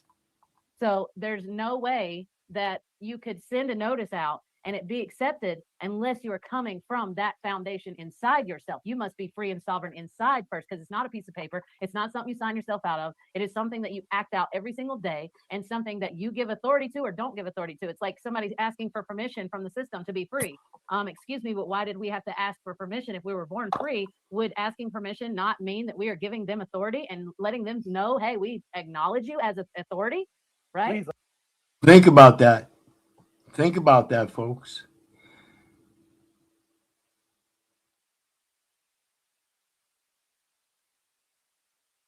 No, it's got to be the Keith Orland FBU. It's the only thing I have now. I had to rename it.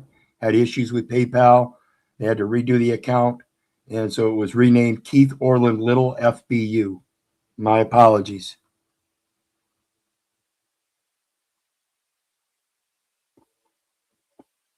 This is called the Last Hour podcast. I don't know if they're still around doing that particular one, but it's a good thing to check out. I believe it's still there. I just don't know if they're still active with the Last Hour podcast is all.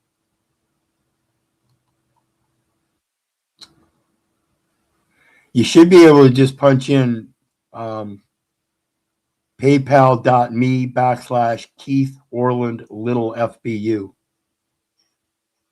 Let me drop it in the chat, and should be able to copy paste it. So anyway, with that being said, I know Keith has some stuff to chime in on that too, because him and I are just as passionate about letting all of this out. So we're gonna introduce Keith Little. If you guys want to look him up, he's on Facebook, he's on YouTube, Lawful Living, all of that.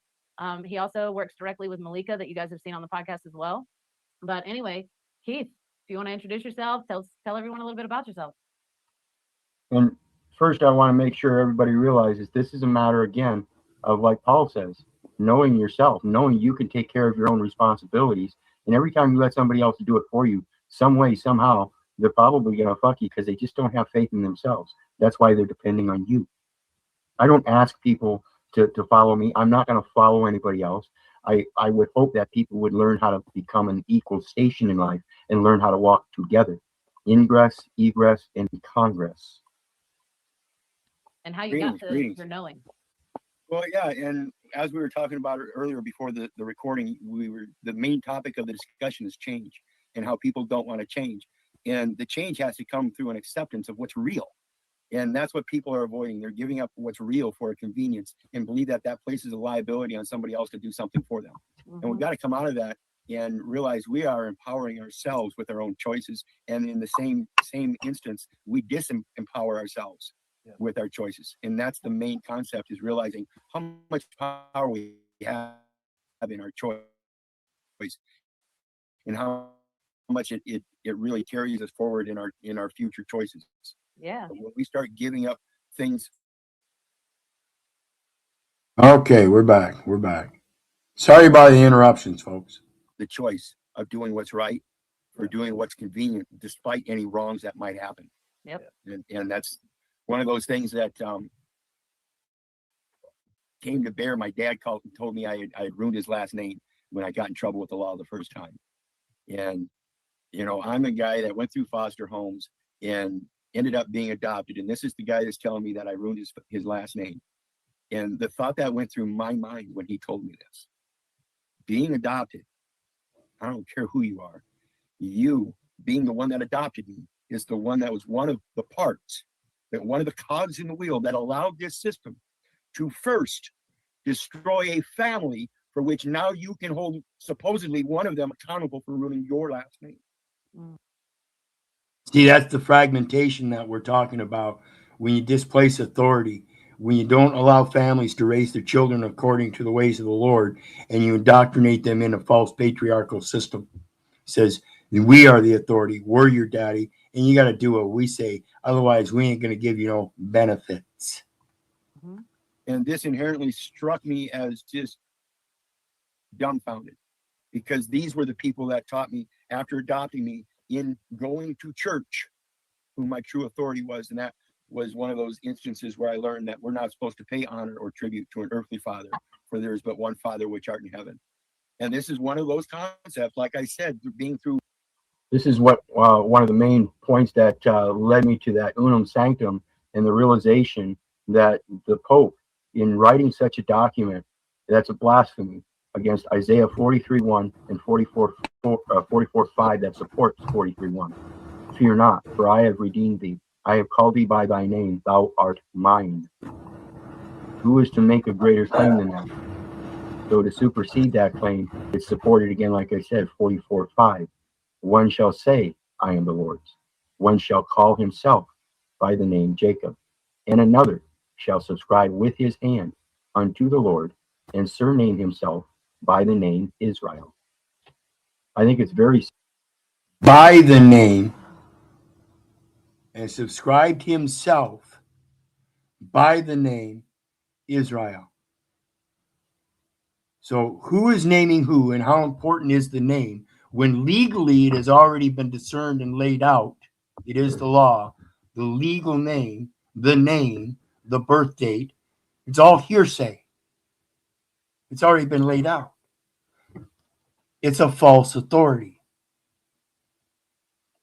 He subscribed by the name, he subscribed himself by the name Israel. That's your authority. You subscribe yourself to the name.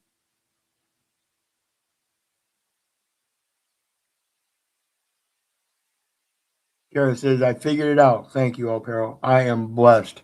Always appreciated, folks. Again, going through hardship, hard times from a wrongful eviction. So please feel free to share some love through the PayPal link below. Always appreciated.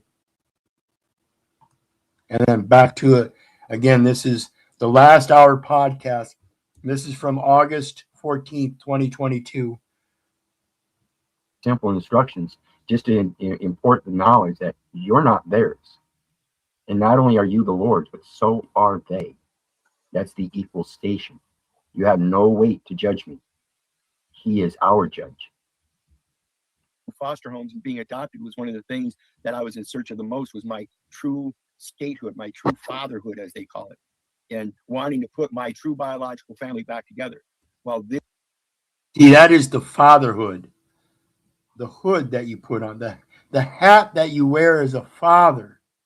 Again, setting thine house in order, knowing that you are wearing a hat of fatherhood, because there is but one Father which art in heaven, and that's the first house. No one gets their authority but through that house.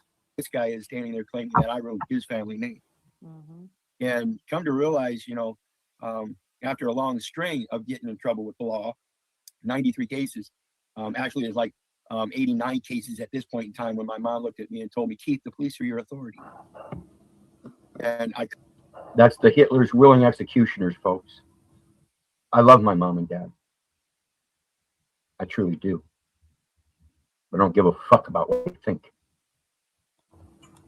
They are obviously in error. No ifs, ands, or buts about it. I wasn't born into this world to have anybody assume, presume, or otherwise think in any manner that the police are my authority or their authority, ever. Could no longer pay attention. We are all children of God. To these people. And these people, God bless them, I love them. They're great people. Both of them work for the government and were very astute at doing what they were doing. My dad was a real estate appraiser for tax assessments on properties. Part of the program that helps take people's homes because there's a tax assessment that doesn't really attach to that private place, things like this. And so he didn't know what his job was truly affecting in law. And my mom. And just so you know, if you go to my site, I've got these people, a link to their site here on my website, as well as there's another one, Jennifer, that works on land patents, along with Derek Gonzalez and Paul Enslaved and a few others. It's a matter of networking, and I would hope people would pay attention to that and seek out these other sources. Again, like I said, I don't want you to believe me. I don't want you to believe your neighbor, the government, or your mother. I want you to learn how to do your research so you know, and I'm giving you different avenues and objective points of view. And I would hope that you would seek other objective points of view outside of that through people such as Eric, such as Anton, such as Jack. And get those other objective views so you have a way to balance things and come up with a better discretion of your own point of view. I'm working for Social Security Administration for 29 years. I guarantee you she never read the Social Security Act. And these are both elements that play a large part in the cognitive dissonance of what allows other people, no matter how they play a part in it, whether they adopt a child or whether they're a tax assessor or whether they work for the Social Security Administration promulgating this insurance scheme, that they are all part of it and they need to become culpable. But the only way they can be culpable is through knowledge. Yep. None of them wants to have that knowledge. They just say, I'm doing my job. Hitler's willing executioners. Hitler is the boss. No matter what name it is, the boss is telling you that somehow, because you can put a gun in your hand and you can take somebody else's life, that it somehow, in any instance, is okay, despite the fact that man has never caused you any harm, injury, damage, and likely many other people. And even if he did, there's still a discretion at law to make him culpable by evidence.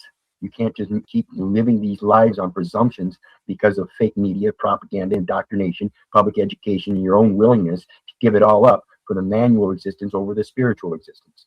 You have to start learning how to use discernment. The only way you're going to be able to use discernment is by educating yourself on those differences. And the only way you're going to see those differences by doing your own research. Otherwise, you're just going to keep being indoctrinated deeper and deeper. Get back to yourself. And this is the part of the convenience of just doing your job. My people are destroyed for lack of knowledge because they depend upon the convenience of an excuse of saying, I'm just doing my job. Mm-hmm. That's right. And so at the end of the string of 89 incidences, we'll call them, that portray me as this bad character, this bad criminal, this guy that doesn't know what he's talking about. The record posed that I definitely ruined this guy's last name. And just so you know, that record, even though there's 89 cases, I'm not saying all of them were losses. If you go back through and find out, I beat the child support, child custody. There's a marriage decree in there, a divorce. Yeah, there's all kinds of things. And then, of course, there's 11 citations that I signed UCC 3-408 or 308, or UCC 1-308, and then never appeared in court. They still adjudicated them, and yet there's no bonds or no warrants on them. How come they don't come get me on those? Let alone the last bench warrant they put out that I've sounded the alarm on. Hey, there's no finances, no long title, no bond found, and no charges. How do you expect that bond that has now been ordered and issued and delivered to the local sheriff to have the proper effect if it isn't valid to begin with? It's invalid on its face. Not valid on its face. It is not valid. So look at the public record. There's 95 cases now with this recent wrongful eviction. And like I said, there's several dismissals, including the previous one for failure to appear for jury duty. And then this recent one, the wrongful eviction, both dismissed to our detriment, of course, because they were both dismissed at cost to the defendant, which is against Iowa law. It's a violation of Iowa state law. And so they're still trying to, adjudicate these matters and then put the costs off on other people. And this is why I said, 11 cases where I signed UCC 3-308 and never showed up in court. And yet they still haven't put any kind of warrants out on them. Because I figured it out 10 years ago. I'm not going to keep putting up with the same bullshit. That's a false record. I question the integrity both to subject matter and in personam jurisdiction. And there's nothing they can do but accept that they have to answer those questions to the full ability. And when they realize they can't, they're screwed. They're screwed because I can. This is how ridiculous this stuff is, people. Because it certainly didn't ruin the birthright name because it's never been mentioned. So when they looked at me and told me I was a lunatic and told me I should just change my last name, I queried, should I change it back to Conrad since nobody knows about that bad guy yet? Because he wasn't construed as a bad guy as a 10-year-old. Yeah. Should we go back to when that guy was 10 years old and start over? Isn't that how this legal system pretendedly works? Yeah. In contemplating that and realizing that they had disowned me, I found out who my true family was and who the true tribute comes from. My family is the people that follow his word and pay him his tribute and seek his counsel. And it's when we come together in that forum that we can effectually give what most people consider the first duty in law is to give legal notice. It's like I said, Carol, like I said earlier, I'm merely a pass-through. And I know in that being a pass-through, when I get the righteous word of God in my heart, I have a duty to pass that on. That's where the power of my First Amendment freedom of expression exists.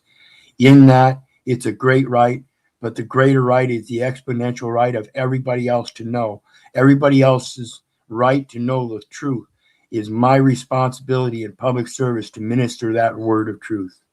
I am blessed. Thank you. It's only at that time when we give up all those internal conflicts and finally climb what I can refer to as Jacob's ladder. I saw it all my life, the same instance. Who was my birthright? Now I demand it, and I don't demand it of little, and I don't demand it of Conrad. I demand it of my Father which art in heaven, who extended his oath, and I gladly accepted it. But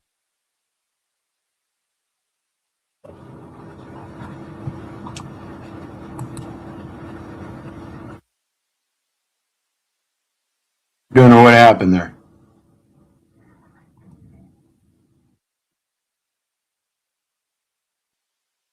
I'm in fear. But we had a glitch on that stream. So. But my part in that, my duty in that now is to carry his word and nothing else. Exactly. And so I can't let any shadows be wandering around and fighting in front of people, putting them in fear. I shall enlighten all within and without. Yep. And the only way we can do that is going back to that 10-year-old. Yeah. And one thing that you said at the very beginning of all this was talking about people that have to come back to reality, and that creates change in people when they have to come back to the reality. And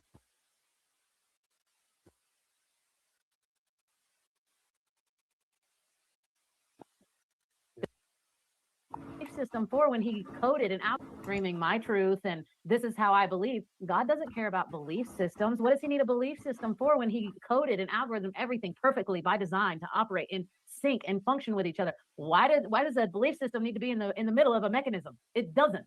And that's where everybody gets lost in this.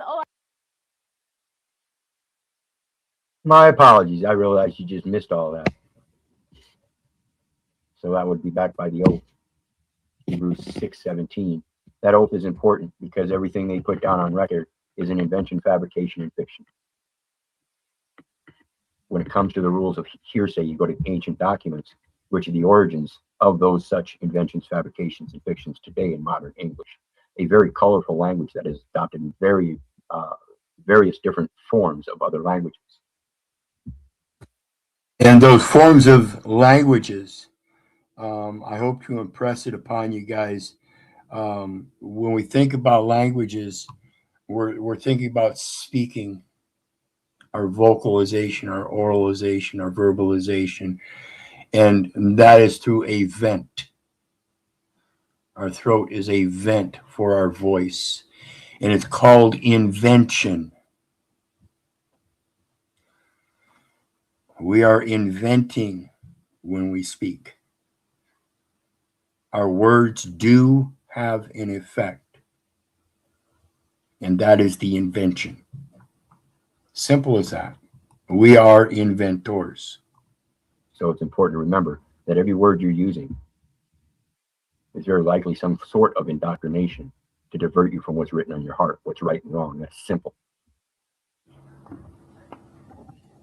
I must believe this. No, you don't. If there's a lie in the middle of the belief, a big one. Well, I think a lot of people are confused about the term God. I think a lot of people take it as a noun as they see it on paper and stuff. But like I tell people all the time, I'm not a noun. No. I am not Keith. You can call me Keith and you can call me Keith Little and all this. I know what it is for what it is. And so I know I'm not Keith. I'm not a noun. I am a verb. I am an act of God. And every breath I take is such an act. And this is the reality we need to get back to and realize that's the bicycle we're supposed to be learning to ride. Is that every breath we take is an act of God. Quit getting off the bike and trying to ride a unicycle or walk on stilts or this or that. Learn how to ride the damn bike first. Yeah. I mean, we can't. It all comes back to faith. I mean, no one really knows faith until they step out into it. Yeah. They don't. And that's I didn't know it. And I didn't know discernment. I didn't know when I was getting off the bike.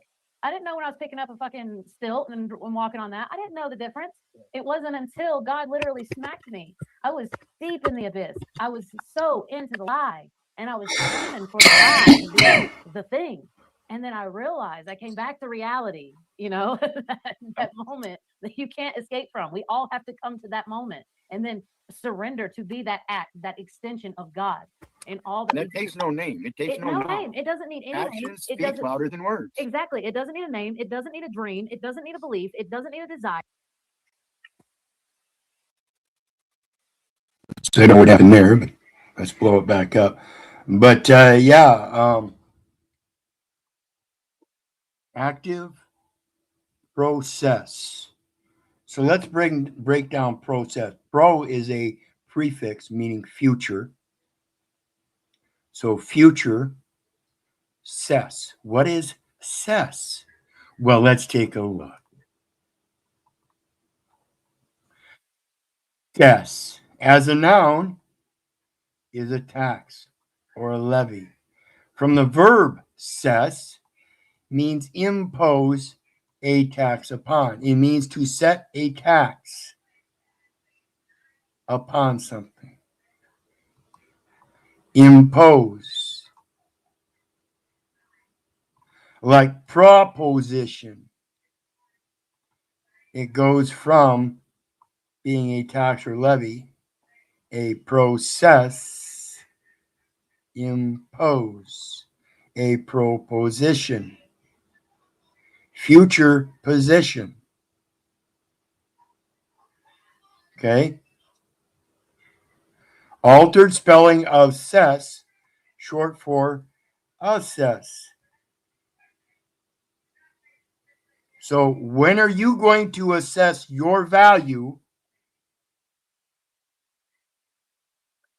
and determine whether you're going to pay a tax or a tiv as your public service? That's the difference, folks.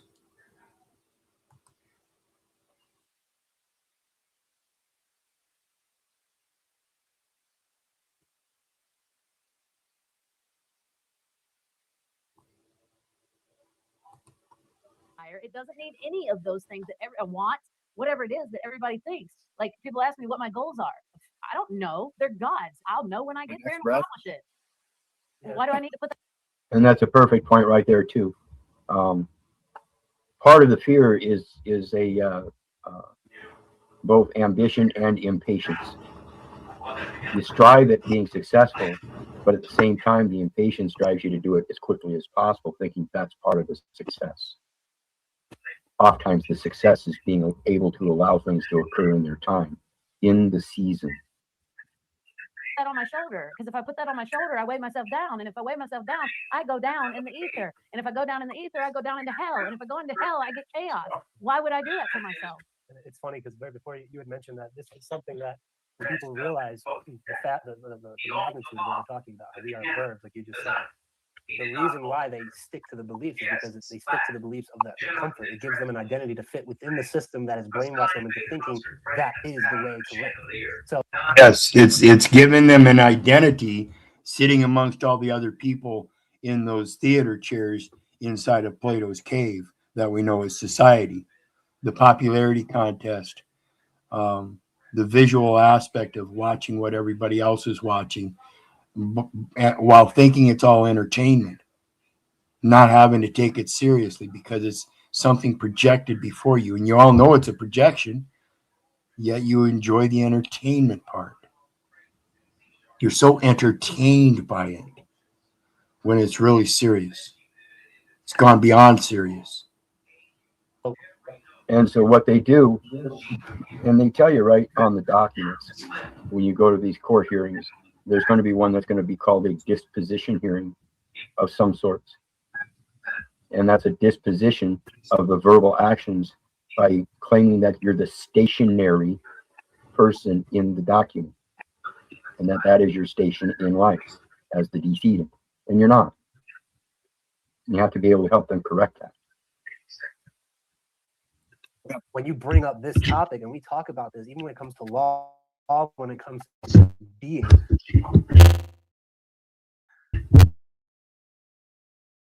people get uncomfortable because they know in definitely they are going to have to change in order to become to be what God wants shatters their entire perception of life. Yep. And then they're like, well, if what you're saying is true, then that means everything I've ever known is a lie. And I can't accept that everything I've known is a lie. Because here's the thing. People always blame the ego, right? They say the ego's the bad guy, but God built the ego to serve him and give you conviction. And they overwrote the ego with a new program of a lie, and knowing that the ego was built to protect you. So what's it going to do when someone shatters the lie? They did this surgically to make sure when God's truth was spoken, you would run the other fucking way.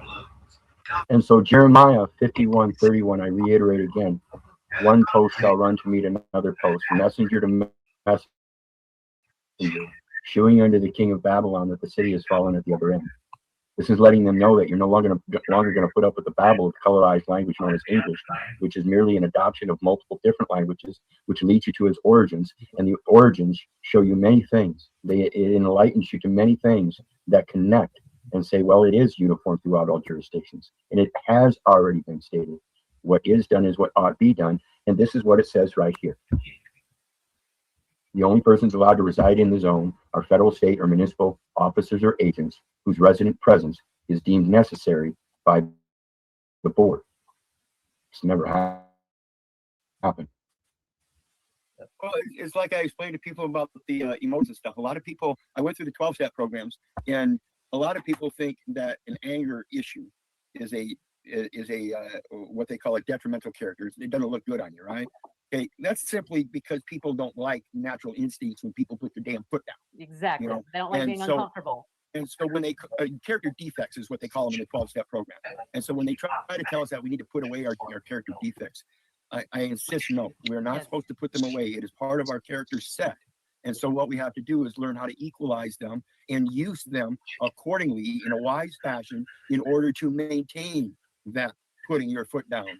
Yep. And without being taken advantage of. And of course, you certainly wouldn't be hopping in joy at a funeral, but it certainly wouldn't mean that you couldn't at least smile at or with other people at one time or another. You know what I mean?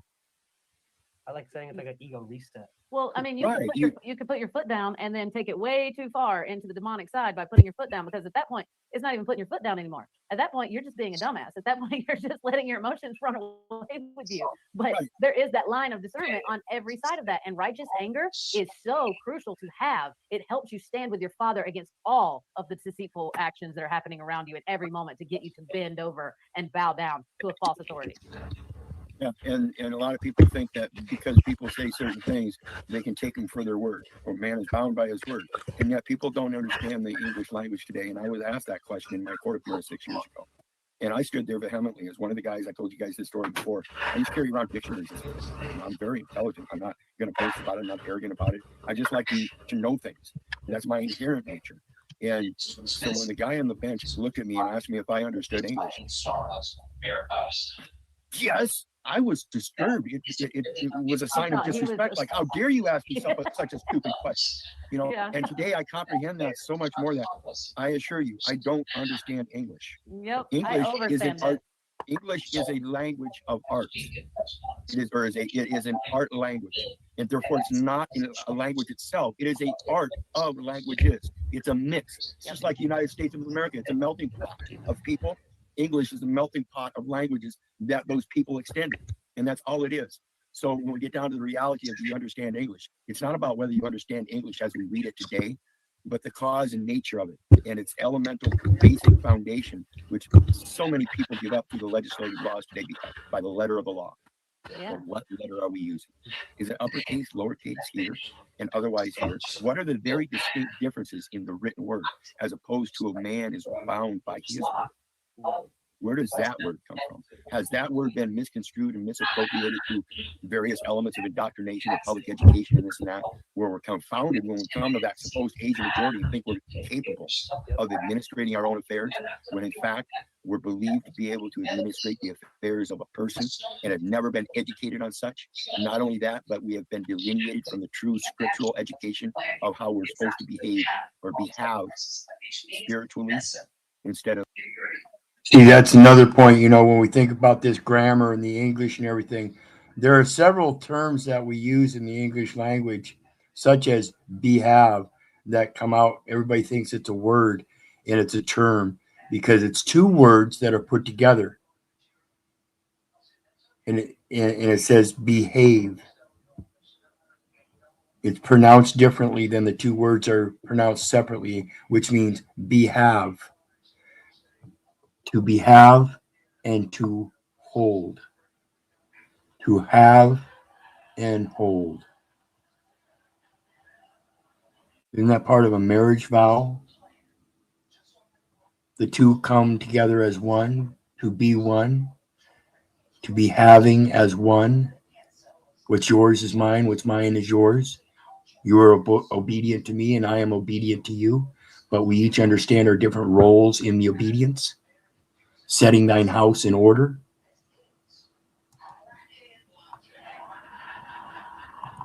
Manually through the written word. Yep. And I want to take a real quick break here and remind everybody, Man of up, course, slaves, and hit those buttons, or I'll send ice.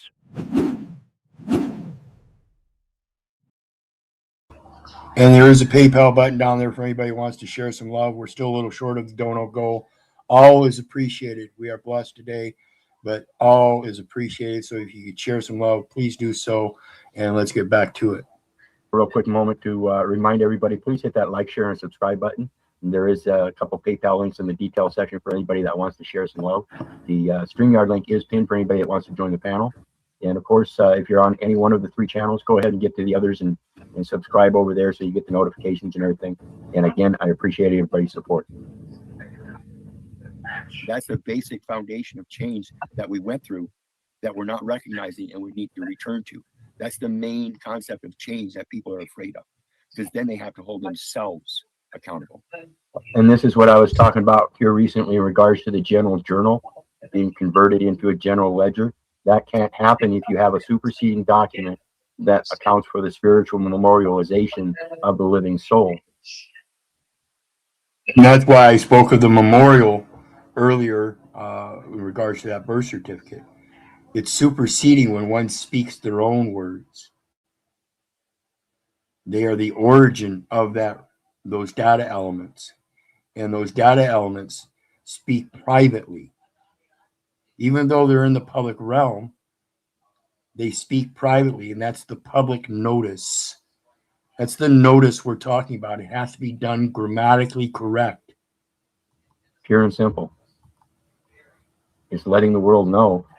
And if you can do it grammatically correct on paper, you should be able to do it grammatically correct with your vocal voice, with your oral iterations, with your verbalization, both your words and your actions. Hey, we have an heir born to the world, and he's a prophet unto the nations. Hear ye, hear ye. You can no longer rely on that ledger over there. This is what I posed to everybody. That record is wrong. It is in error. It needs to be fixed. It needs to be expunged, whatever. But here is my record. Yeah. And nobody can say otherwise. My yea is my yea, my nay is my nay. Why? Because my will isn't my will, it's his will, and nobody can deny that. And again, reminding you of 43:1 and 44:5 of Isaiah, I am the Lord's. And as far as I know and I'm concerned, all of you are as well. We're all children of God. Pure and simple. He is our Redeemer. And because he's redeemed us, we ourselves are redeemers. We don't come in war trying to gather up the belongings of others after we've committed atrocities. We redeem the properties that our brothers have sold off. That's the only realm I can operate in. Yep. Exactly. I have to recognize I'm not a slave to that, but a servant to that, because that's what I observe. His own. Yeah, that's my public service. Not in government, but to the people directly, firsthand. Not through a government, which is a false patriarch that's bearing a false witness. Yep. 100%. We have to stand in that. And one thing I notice is that if someone can't stand in that internal to themselves and surrender to the will of God, they'll never be able to fully exercise his law outside of themselves. And they will continue to, like, if I were to write, say, a notice right now, and I wrote it in the same language that they use, and I spoke like them, they would take me face value as one of them and not as a child of God. Therefore, they would see I don't even know my own authority. I don't even know who I am when I write this. So therefore, she doesn't know. So we don't have to pay it any attention. And that's why I say, when you learn how to do the writing and use the scripture as the foundation and show them where their laws coincide with that scripture and where they're inconsistent, such as Deuteronomy 24:7, where it says, if you kidnap one of the children of Israel to make, if you steal one of the children of Israel and make merchandise of him, that's a sentence of death for kidnapping. That's the original kidnapping. And that's Deuteronomy. Leviticus being the first law, Deuteronomy being the second law.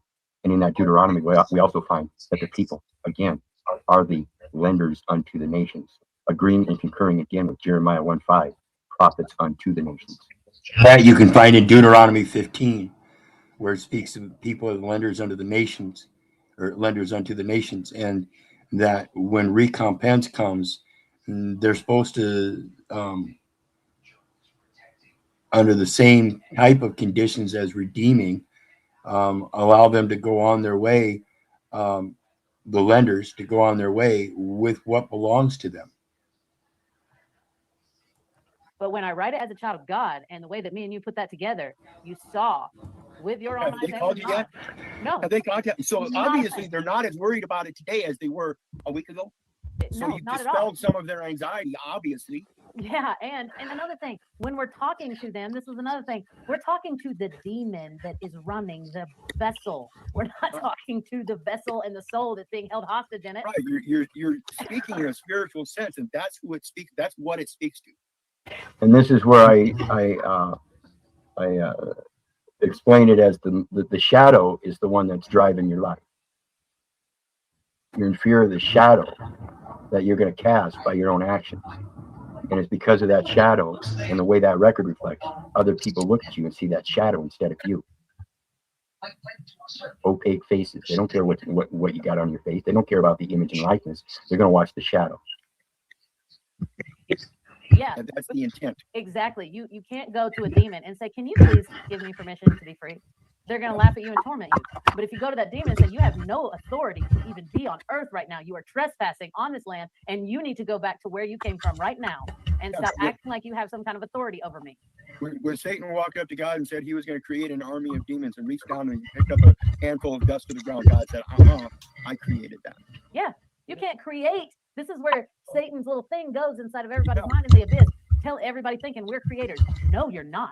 You did not create anything. You didn't create a body. You didn't create your mind. You didn't create. I can only create in his name. Yeah. And that is of what he has already created. Exactly. I can create this nice looking Amish table. It's not made by an Amish, but that's what most people would describe it, because that's how I would build it. Yeah, and it's because you're repurposing and recycling his creation. It's not that you went and said, "Let me create wood," and then let me build wood. You know.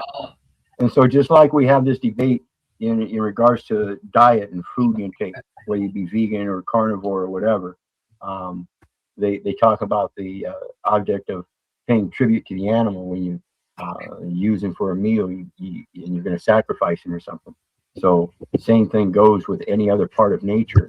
You're supposed to pay it some kind of homage, recognizing that it's actually part of your own spirit, the source of life itself.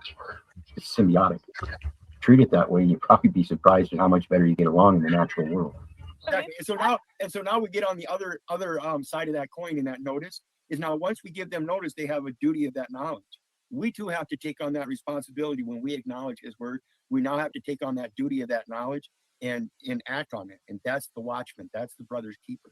That's why when we learn this stuff, we're not supposed to hold it to ourselves. We are truly to be that prophet unto the nations, as in Jeremiah 1. And in that Jeremiah 1, being that prophet, we're supposed to sing, as it says in Isaiah 54, unto the barren women who have brought forth no children. For the children of the desolate are more than those that are saved. And this is our intent, is to save those that are desolate. Yeah. And so upon the waters of Noah, he gave a promise to never forsake us again. But in so doing so, we have to let no tongue prosper, and we shall rise up against any condemnation of our word, because our inheritance is of him and our righteousness is of him. Yeah. That's why we only speak in his name. That's right. That's 100% fact. Name of Israel, subscribe in the surname of Israel. So when it comes to the who is a child of Israel, according to 43:1 and 44:5, in regards to that redemption, I've called thee by thy name, all born as such, and all converts. Converts are those who adopt such law, even the Gentiles. And circumcision is a tradition of identity.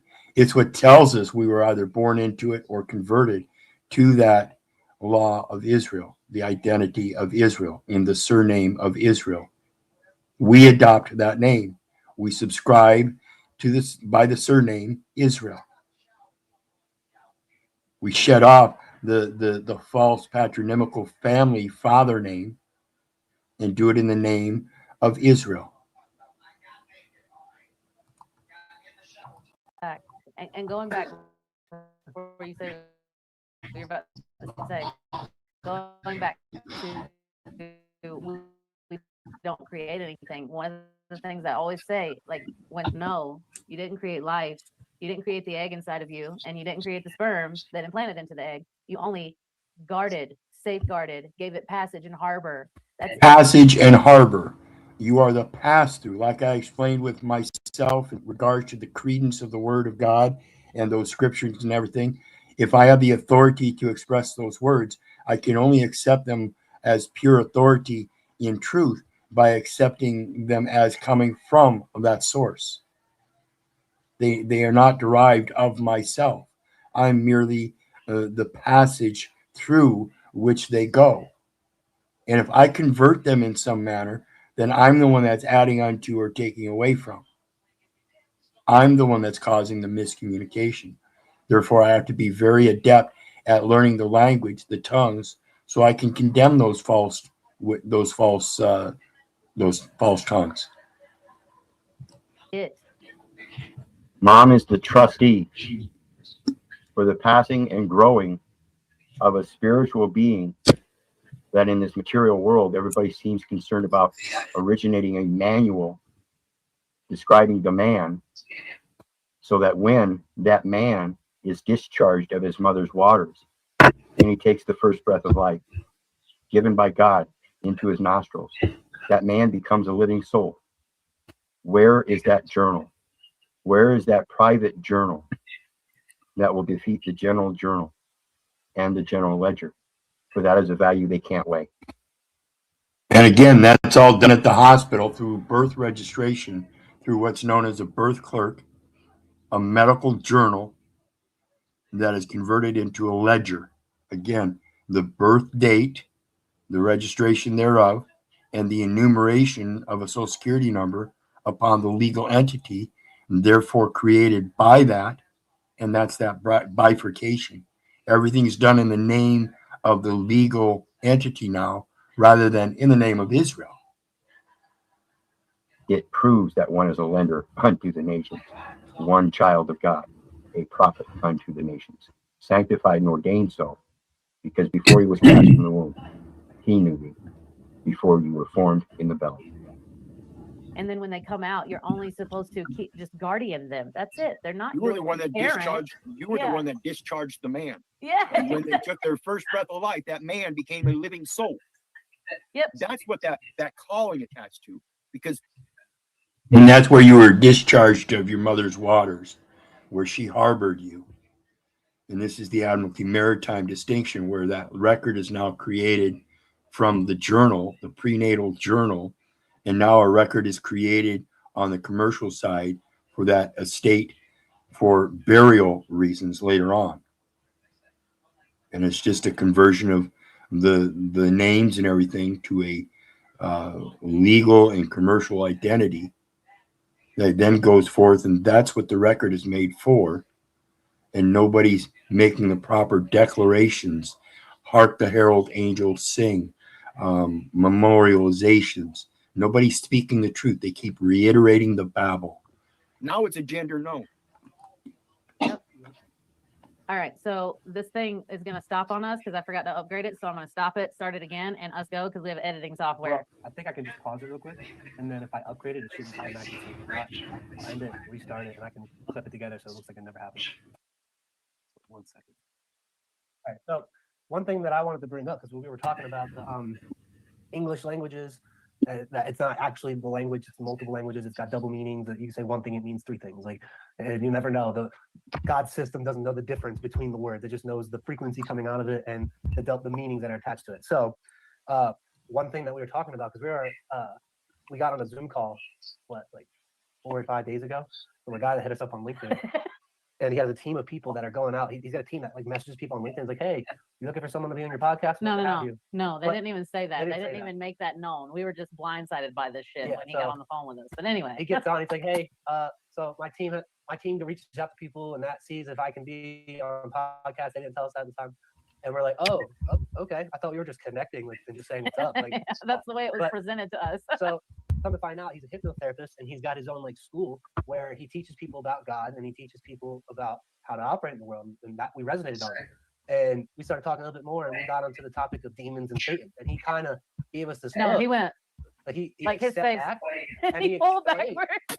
And then he explained. He's like, see, I go for people who are seeking God, not people who are already God. So like when I'm talking to people, if I mention words like Satan and demon, they tend to go away. So when I teach this stuff, I don't even bring those words up. We say words like the ego is Yeah, he is blames demon, right? the ego as being a demon. And we're like, how could you acknowledge God and not his counterpart? Like it's a yin and yang system. You could be about God, but you can't just say, okay, God, and then God's child is the ego, is the demon in the child. It's not. It even tells us this in the scripture. It says God created all there is, both good and evil. Exactly. And that's why I made the comment about the id, ego, and superego. You know, where is that?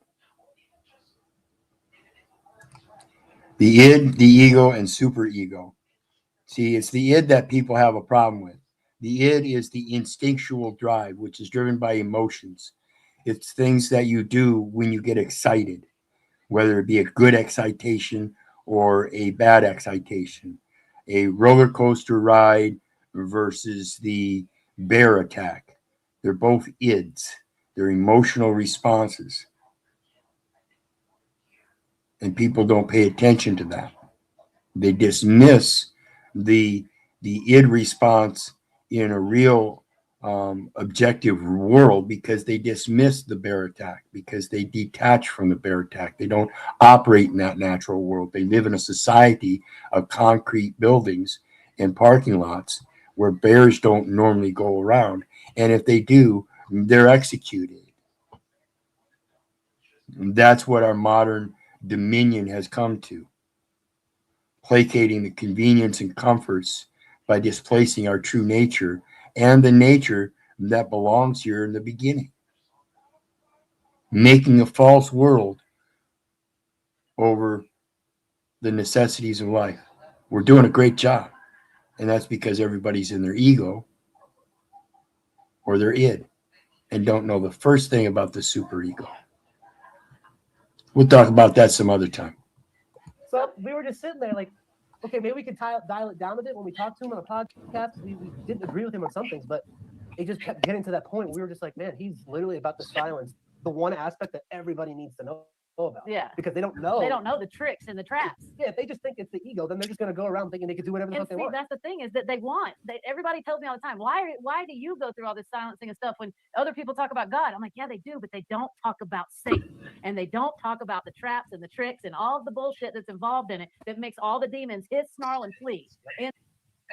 And see, it's when you get so comfortable in life that the only way you can live is through that person. That's what we're talking about. Because once you're able to rise up out of that person and realize you're not that person, it can no longer be used against you. No tongue can prosper against you. You shall rise up against anybody that places judgment against you and condemn those words.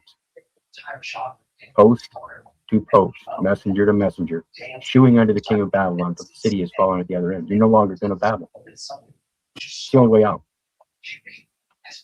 In that moment. And so as he's telling me, for my reputation's sake, I need you to just dial it down. And I stopped right then. I said, I'm not dialing down. That's why I said earlier, this is the guy that started out with that one case when he was very young, but now he's got 93 cases that would pose that he's a very evil guy.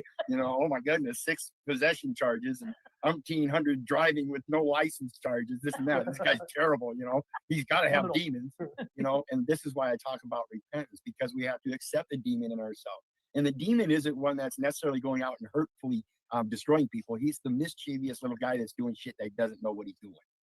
That's one thing we cover. Forgive him, for he knows not what he's doing.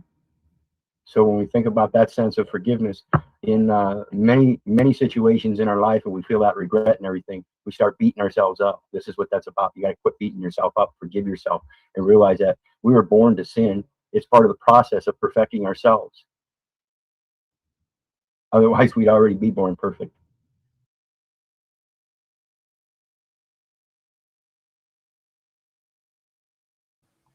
That's where forgiveness truly belongs, is in yourself.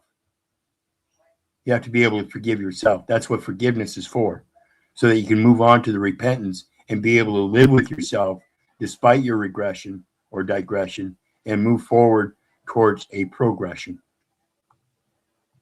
We're born into a world of sin as a test so we can perfect ourselves. No one's expected to be perfect. No one's born perfect. No one's born equal. That's a misnomer. That's a misapplication. You have equal access to many things in various different degrees and levels throughout various different cycles and balances. This is what I said earlier about doing things in season. You'd be better off learning how the seasons work and produce for you rather than fighting them and trying to keep bananas all winter long. If you're not in that local area, change your diet. In class, when we go over the characteristic of demons, our demonic self, we go over, if you look at somebody and they're doing everything ass backwards, like going way out of the way to get anything done, and everything you see them do is just chaos and complication. Nothing works out. That's the demon. Well, it's basically a world of people living on presumption, and that's what our legal system today is. It tells you our legal fiction is a presumption of the facts presented before a court that has standing until properly rebutted in law. And so, like I spoke last night in terms of the etymology of law and Black's law's correlation in the biblical scriptures. Kara says, but babies are perfect, and I agree. It's through the social conditioning that we put them through that they first start becoming indoctrinated, and that's because we ourselves have been indoctrinated. So truly, the epitome of we pay for our father's sins is in our teaching our own children to do the same things that we did. It's the social conditioning we've gone through to keep doing the same things because we're so uncomfortable with change. Again, that oath, Hebrews 6 verse 17, that oath was a promise. And all you do is accept that oath, and in accepting that oath, you assure yourself the knowledge by learning that knowledge.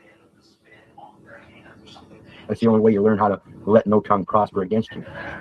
You have to learn that Babylonian style. Like I've been saying, the English is a very artful and colorful language that is nothing but merely a bunch of adoptions of other languages in various different forms. So one word can technically mean many different things, but they're all quite synonymous.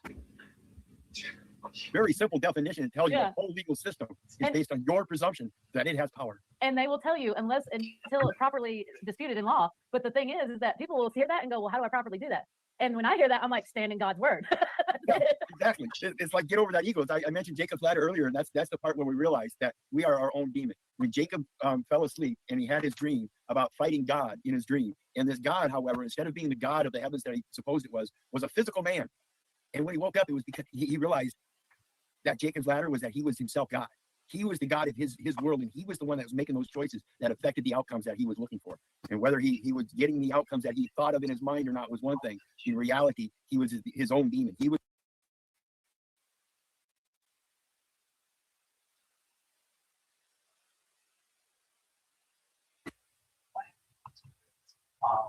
as we live our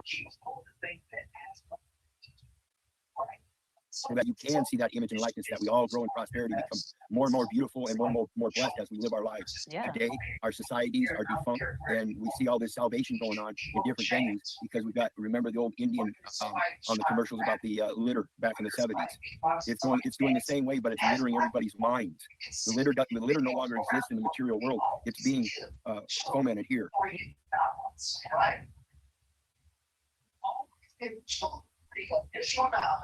I am very lucky to survive foster care because it was littered with so many different objective and objective views that didn't pertain to myself at all. Yeah. Not one. Very, very fragmented world I lived in foster care. Very fragmented, being subjected to this school and different teachers and different people, different religions.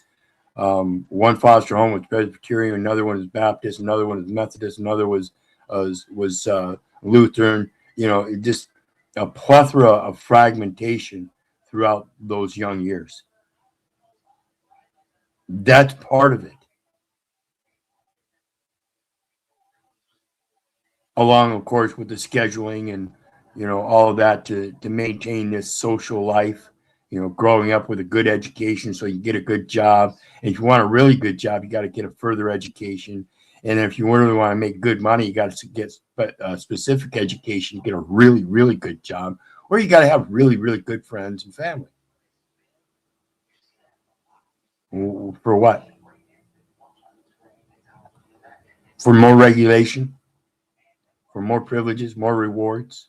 One of them stood up and taught me the word of God. It was me taking in what they were trying to help me learn, but they never supported it themselves.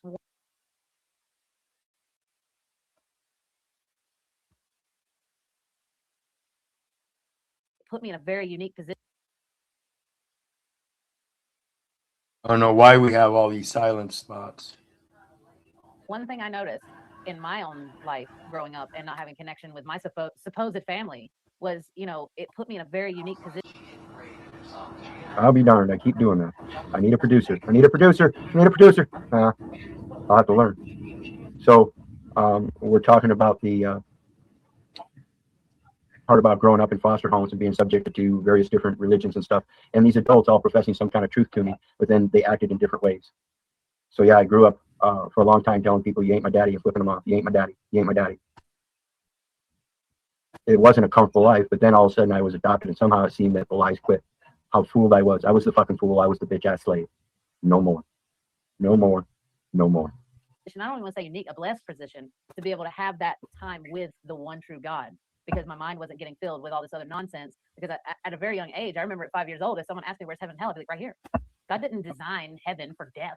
He designed it for life. This is your heaven and your hell right here. It's what yes, exactly. And you can see where someone is internally here just by their surroundings externally. Like if I walk into, or like we were driving through Arizona and we saw these houses, and in one of the houses there was trash strung through like 3 different yards, same pile of trash, just strung through all these yards, and nobody cared. And I was like, you can see the mental dis-ease that they have. And I once had it too, because I didn't care either.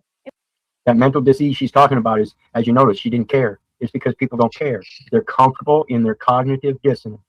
Rather than do anything about anything, they're going to sit there in front of the boob tube, eating up that processed food, drinking down the poisonous drinks, and continuously watching as their neighbors around them get yanked off, expecting that somehow they're special. How sad.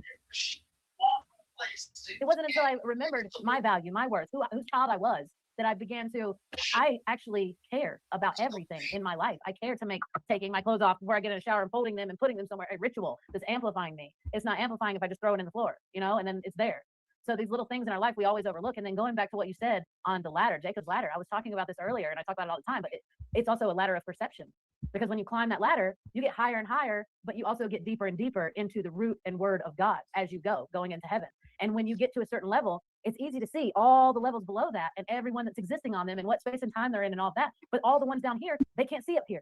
They can't see past the roof of the floor they're on in that ladder, you know?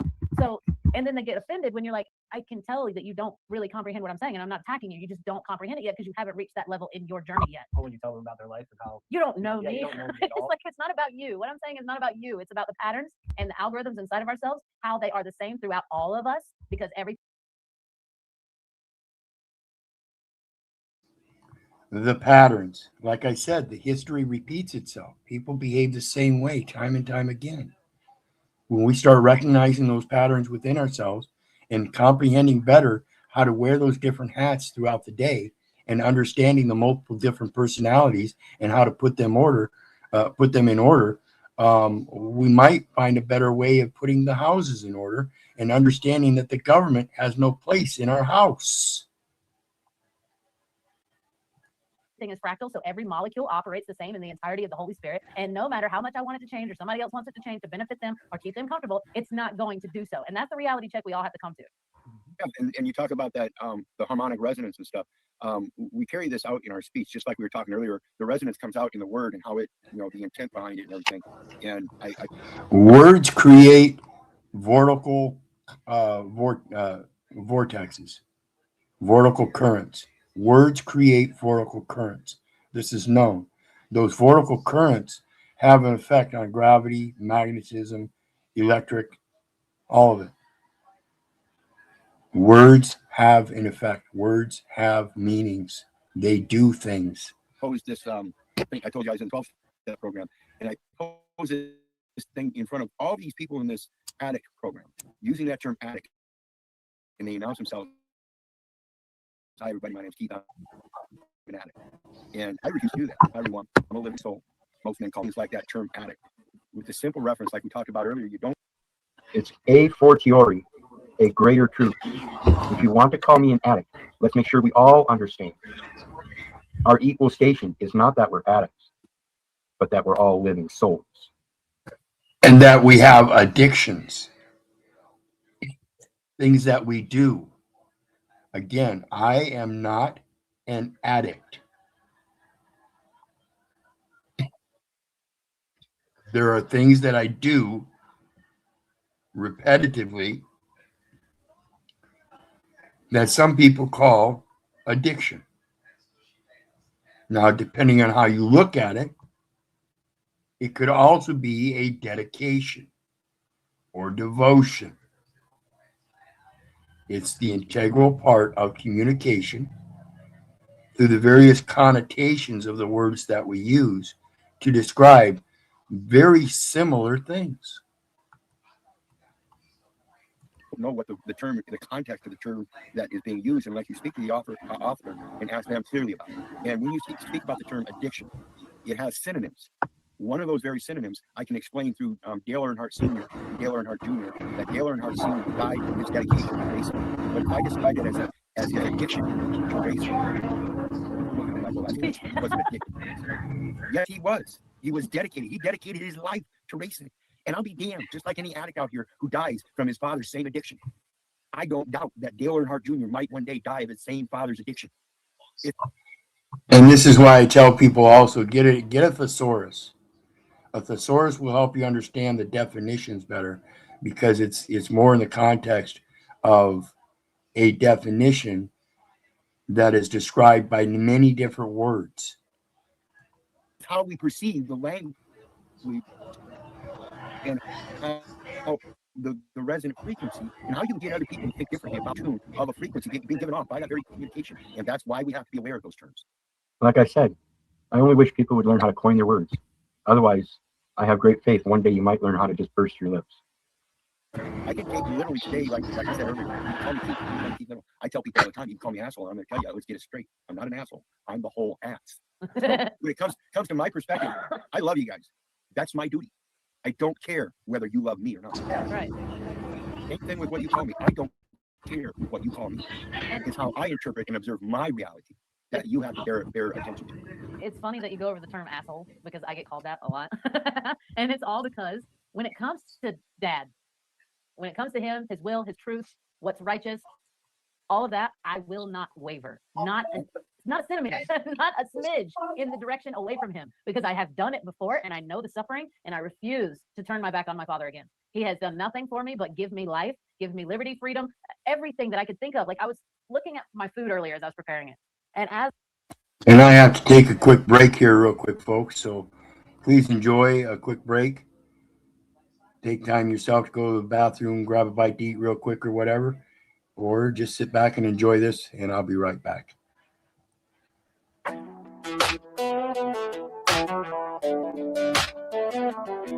Hold up, grab my soda, cause I told you I'm colder than hell. I ain't buying what you sell, it don't ring my bell. Unless it's got the smell, you know, like grape ape. We ain't talking vapes or the color of drapes. Or a gorilla in a cape is the good shit. Just one hit, you so lit, you fall into a bit, non-bit. What's fucking funny? You're a monkey, a high school flunky, hero and junkie, obliteration of the carnation, with gross castrations, cute citations, by your intimations.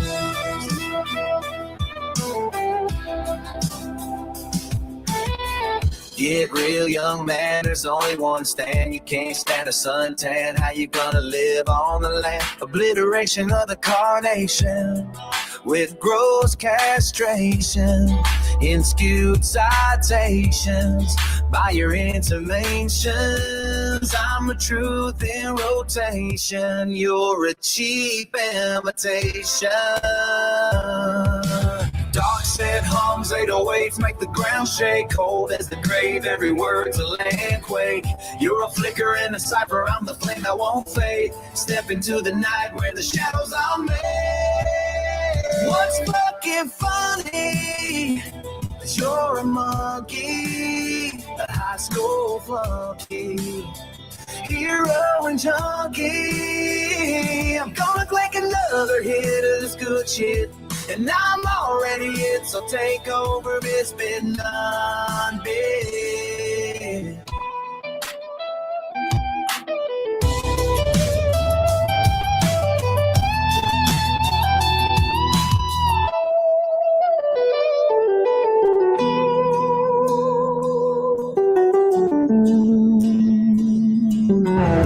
Thank you for joining us at Personality Inventory Mockumentary Productions. Man up, slaves, and hit those buttons, or I'll send ice.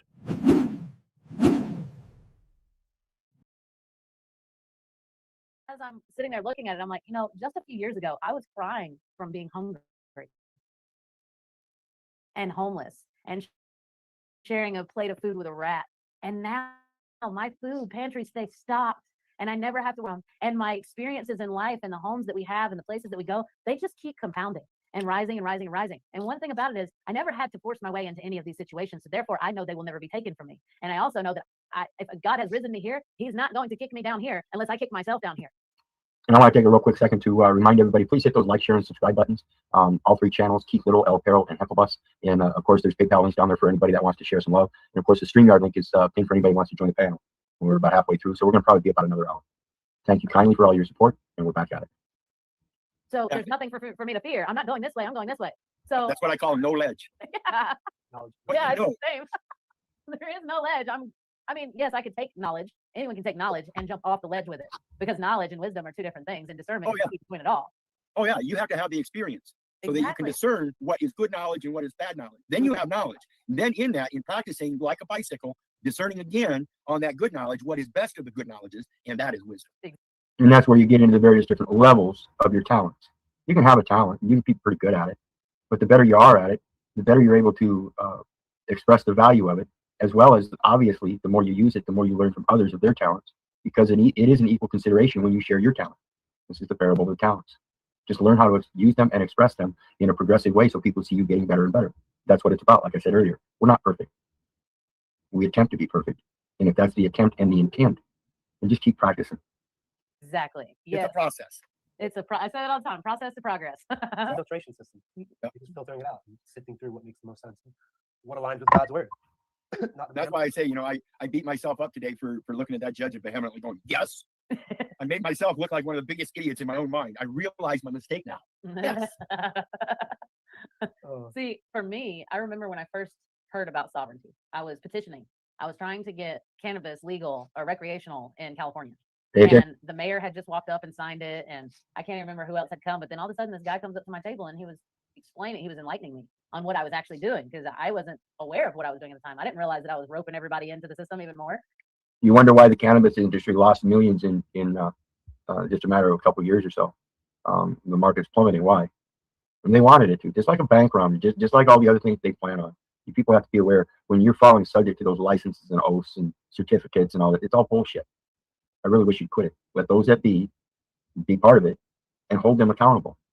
You have to learn how to hold yourself accountable first, though. So pointing the finger at them when you don't even know what you're doing yourself. And again, I used to be the same way. Think about it, 93 cases. If I really knew what I was doing, why would I have 93 cases? But again, those 93 cases stopped 7 years ago. And so, well, here, let me now that you give me a reminder. So it's like, here, let me make you a citizen. Oh, you're not a citizen? Let's make you a citizen. Let's make you a slave real quick so you can sign this paper so I can get paid. Okay? That's what the whole. And that's exactly what it is. They need you to sign documents to put value in a system that they use for their obvious use. And it all comes from you. Keep signing those documents.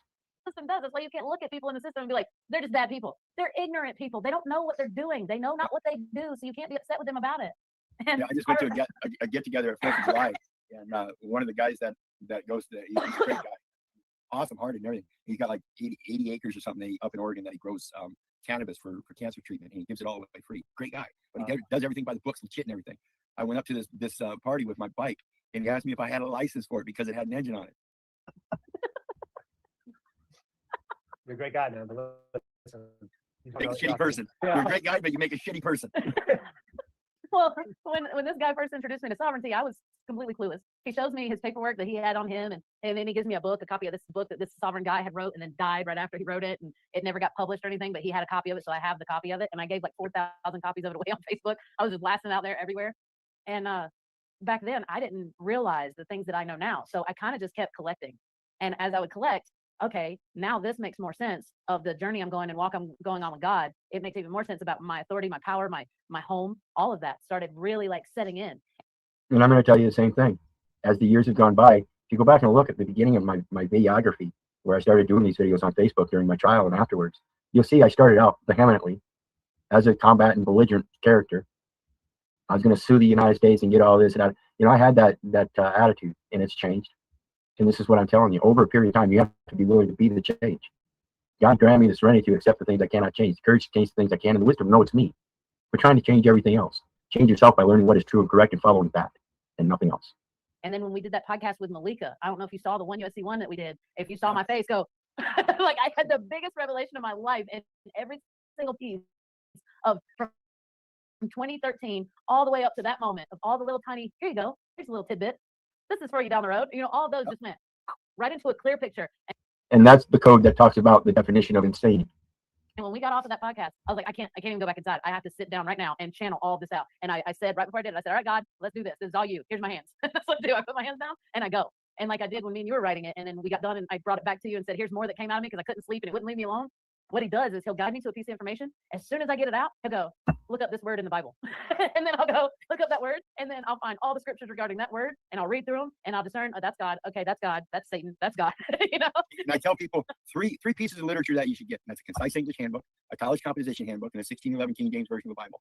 Because every word and definition that they throw at you, you want to look it up in the King James Version of the Bible, see if it's referenced there first. If it is, it's going to give you a better sense of the word because generally it's going to list the 1828 Webster's Dictionary or whatever.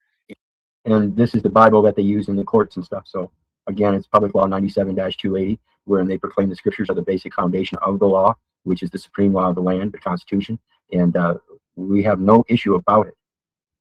It's an agreement. So again, if the law is uniform throughout all jurisdictions and the scriptures are found as the spiritual basis of their manual laws, then we have to recognize the spirituality. Pure and simple. Yeah, The letter of the law versus the spirit of the law, the intent of the law. that's the context of concise English wording. And when we look at those definitions, it gives us a more plain and common use verbiage of the words that we should be using. Whereas your legislative words, they use your more modern technological words and phrases in Latin and Greek and this and that mixed in there that you do not see when you're taught education in grammar school. You won't see all those extras. It's just plain, concise little words. Your spelling bees are really easy. You know, you know, like I said, I was the guy that walked around with dictionaries, you know, and I was confounded when this guy looked at me and asked me if I understood English, and I was vehement. Why? How dare you ask me such an idiotic question? Well, and come to find out, you know, when I walked out of jail after that last bout with him, I spent the next 6 years to this day still researching and educating myself, knowing at hand the one element that they can never gain over me again is personal jurisdiction, because now I know thyself. I've overcome that ego, and I realize that everything they're looking for is because of that ego. That ego is the thing that shines in that picture. I have no such person. Can you tell me who he is? Because I'm the verb. See, I'm the verb that person would describe. And my yea is my yea, my nay is my nay. You can't describe that. Only I can. And that's ascribed, because I aspire with that which is inspiring me. Get it? Paperwork that says they can defame somebody. And that's all by that name. Yeah. And they, what was it? I had something I was going to say. And it left me. Started again. Talk about the name when he personal jurisdiction. Yeah, it had to do with jurisdiction. I remember that. Knowing myself, yes. Because, okay, so you and I could write a notice right now, right? And hand it to an ignorant man and say, send this in. It's not going to work the same, because they're going to test you. Yeah. They're going to see if you are real. Like, do you really know this, or are you just playing with us?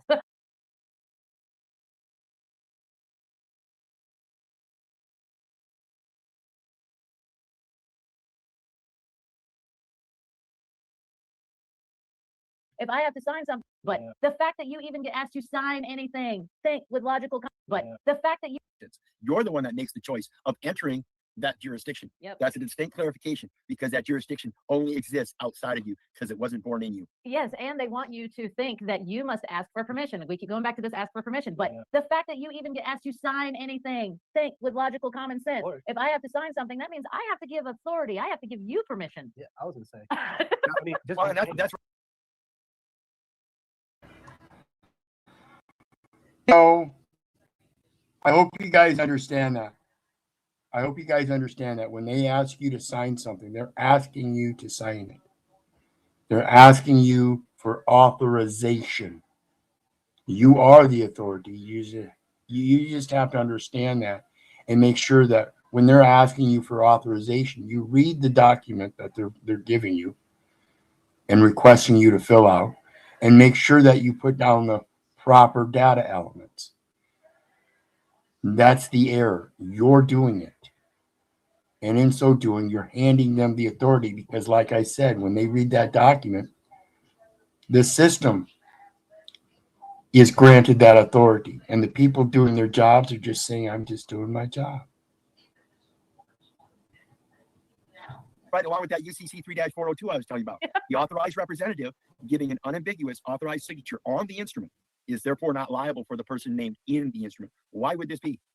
Because in that signature, that's an assignment. You're assigning, as signed, someone else because you granted them those data elements to do certain things with those data elements. That's who's liable for them. And they're liable because they're the ones that imported them into their records. Otherwise, they wouldn't ask you for it. It's their records. They don't have any right to ask you for your records. They can ask you for your signature on one of their documents for their records. And where did our But you are culpable for entering those data elements in error. That's your culpability. This is why you have to forgive yourself for not knowing what you do. Repent, which means you won't do it anymore. Stop putting in bad data elements that you don't comprehend. whatever they need to make it look like it's mandatory. What I was going to say, I mean, just look at it in a simple word, simple phrase. I mean, we all understand free will. Like if you go up to somebody right now, I mean, there's an argument that people say that they have free will, but that they don't because your life is destined. You have a self-ablative program. So do you have free will, or are you just playing along until you get to the end result? But the reality is you do have free will to make choices along that path. You're either going to divert from that path, or you're going to make all the aligned choices that get you to exactly where you're supposed to go. You don't know where it's supposed to go, but you know if you make all the faith-based decisions where you trust God and everything lines up in the way it's supposed to, that it will get you to where you're supposed to go. And this is the going the wrong direction thing. I would rather walk alone than going with the crowd going the wrong direction. So understand the concept here is just to stop doing the wrong things.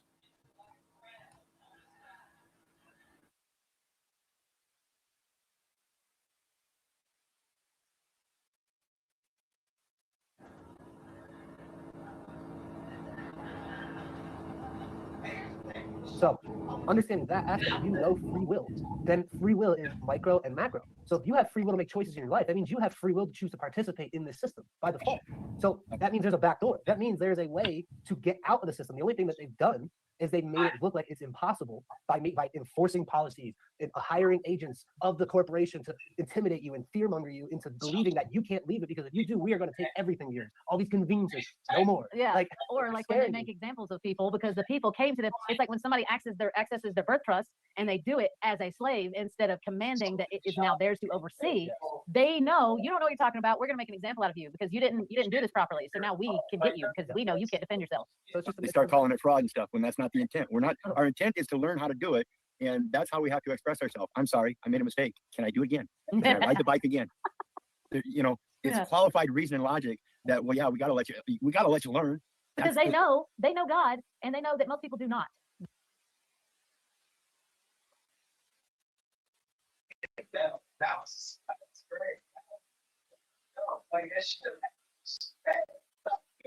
Not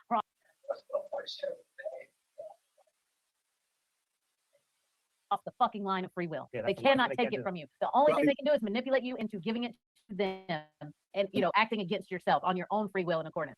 And the better one can express what we call this free will, the wealthier they are. And free will, and wealthy, it's not wealthy. It's will thy. Will literally means will, same thing. It's synonymous etymologically. So the one who understands and comprehends and operates in free will, not his own free will, but free will, exactly. The cup welleth over. So when the cup welleth over, it's the concept of giving one's will. You're doing as you will. So when the cup welleth over, it's a giving. So you express faithfully, I will that thou constantly affirm.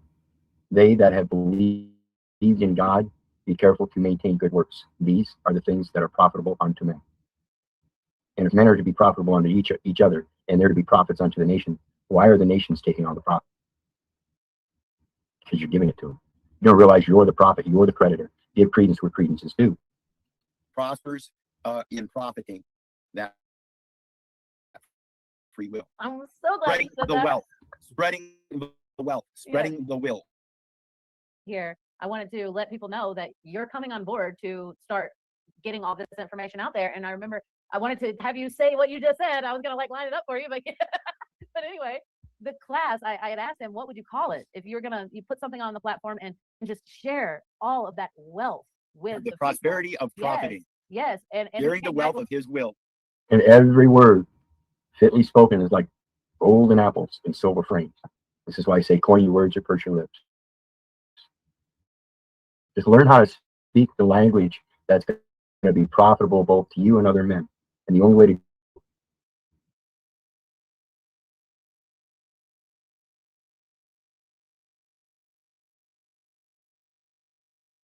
lips. Just learn how to speak the language that's going to be profitable both to you and other men. And the only way to do that is make sure that it's sure and true and benefits both. And again, the benefit is the knowledge. Spread it. That's the only thing I can do. That's the only credit I can give. That's the only thing I can get credit from. Exactly. And this is what I go through all the time because people think, and they say this, you're doing this because of you. You're doing, this is your will. These are your dreams. No, it's not. I am being commanded. I cannot move without that commandment, and I can't move outside of that commandment. And I'm doing exactly what my Father has asked me to do, and it has nothing to do with me. Like I've spoken on Isaiah 54:17. No weapon formed against thee shall prosper. Thou shalt rise up against tongues that would judge you. And this is the inheritance of the servants of the Lord, and their righteousness is of me, saith the Lord. This is your public service. This is your duty. But the only way you can do that is through that knowledge again. You have to know those tongues and what they're actually saying.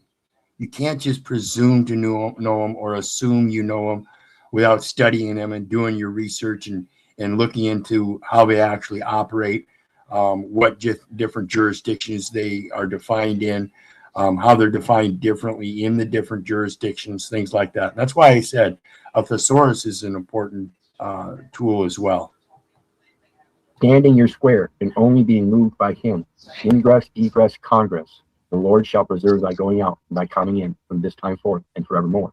Meaning that you congress, you walk with God as you The same as digress and progress. go in and out upon the walking. I don't exist other than to serve, period. And that's a hard thing for people to grasp because they're still led by their flesh. They're still led by their wants, their desires, their dreams, or I want to be famous, or their ideology, or their, all of these different things. Yeah, they're led by all of that instead of what is true inside of them that's constantly beating. That's going all the time, and it's calling them every single day, and they don't listen to it, and then they suffer the neglect of it, and then wonder why their life is in suffering. Because they've been indoctrinated in the cognitive dissonance and convenience to be comfortable, to be Hitler's willing executioners. Just name something different. Why me, God? And God's sitting there. Ask yourself that question. Why did you do this to yourself?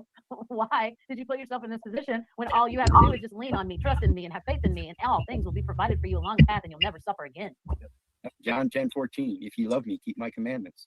And one of his commandments is to owe no man anything but to love one another. For to love one another is the law of prosperity. Prosperity is to love thy neighbor as thyself. We all grow when we each grow. Yeah. And I forgot it again. Anyway, I do this a lot. You'll get used to it. Well, have another hit. When you're saying the prosperity and the profiting, I think most people are going to think of P-R-O-F-I-T-I-N-G instead of Well, that's why I refer Jeremiah 1:5. Yeah. Yeah. So it's profiting that you are speaking, letting God speak through you. Exactly.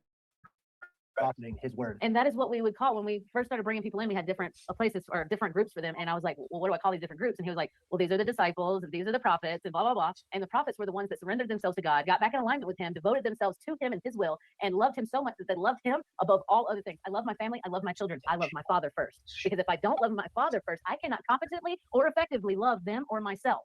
Correct. And this is the whole bearing of that. Keith, the police are your authority. Well, the police are my authority. Who are you? You're the one that adopted Keith. Yeah. And if you're the one that adopted Keith, which Keith are you talking about? The one that was actually birthed in 1966, Keith Conrad, or Keith Little? Because now we have an issue. Does that mean if the police are my authority, somehow I had to adopt them? Exactly. People don't think like this, though. How does the adoption thing work? Quid quo pro. It's an equal consideration. A child can't give equal consideration. This all goes back and boils back to common sense, because they talk about common sense all the time. Like, you got book smart, so you got common sense. Common sense is an ordained thing by God within all of us. The sense that is common between us that keeps us with him. And they close that off. Here's your book smarts. But what people don't think about is everything in the book. Who do you think gave it to him? Where do you think you put it? Right here. So and then we come right back to that intent again. It shows in your heart how your library works. Exactly. This is your library. What do you call it? With another place that we call it in our old videos, the transcendence course we had, the Akashic records. So like, there's two. There is the false record and the real record. Yeah, exactly. And that's one of the things she brings up in the class, is that you have this loop, right? The halo above you. That's your halo. It's connected to it. To that realm, the spiritual realm, that God put all of the information, right? And we even explain to people, like, when you have an idea, that's not your idea. You didn't put that there. Where did it come from? It came from somewhere. And like, you, as the channel you are, the electric being, tuned in, and you got that download that you channeled through you, and thus giving the perception in this matrix world that it was your idea. So it's the manual actions that follow the spiritual directive. This is what creates the shadow and determines how colorful that shadow is, how attractive it is to others, or how off-putting it is. See, a shadow can be black, or it can be full of colors. Even though it's in black ink, it can be very colorful. Look at patents and trademarks and all that stuff. You're like, so stupid. Like, this is everybody's. Like, you did not do it. God, you just channeled what God did. God did it through multiple people. You chose to act on it. The ego wants the patent. The ego wants the trademark. The ego wants the contract. The recognition, the fame, the money, the power, all of it. They want all of that. It's like, well, I forgot what I was going to say. But you are downloading this information, and it's that the concept of, you had an idea, you thought of something, you didn't act on it, then you go in the store a week later and you see the thing you thought of. You're like, That's right. That's Stole my evidence idea. right there. That's evidence right there that Yeah. it's not your idea. Exactly. Someone Somebody else. stole my idea. Someone They got your head. sue 'em. And the premise here is that it's obviously something that would most likely, by reason and logic, be inherent to think that back in a time that men often thought about some form of flight. So the concept of flight seems inherent, whereas the output of that conception itself, in theoretical form by different people, gives us different shapes, different ideas, and different functions, different performances. There's a distinct difference between implosive energy and explosive energy. Both sides of the track. Again, just another perspective that I urge people to think about when it comes to learning objective views. It's part of the knowledge. I love that part. And that happened to me when I was They have a 17. passport to get in, buddy. I was 17 and I just had my first son and I was helping my mom run her store and I was sitting here trying to feed him, but he wasn't breastfed and I didn't have the support back then. So I just went straight to bottle. I was 18. I didn't know what I was doing. So at the time I'm like, okay, how do I run the register and feed him at the same time? Because he goes to work with me. So I'm like, I got to design something that's like one of those things you carry, but it can lay them sideways. So they're laid sideways. I just use a bottle and my other hand is free. And that was what I drew out. So all of that for 10 years later, it's on shelves. Yep. Like finally, someone took it and ran with But it. nobody wants to ask the question. I wonder how that happens. Like, how does that work? Nobody, they just get pissed off if somebody took their idea. They don't look at it like, well, somebody else. So I didn't say anything. Did I tell somebody? Did they figure it out? Like, oh my God. I need to be quiet. I need to keep to myself. They don't think that maybe it's just information that's free for everybody. You just, someone acted on it before you did.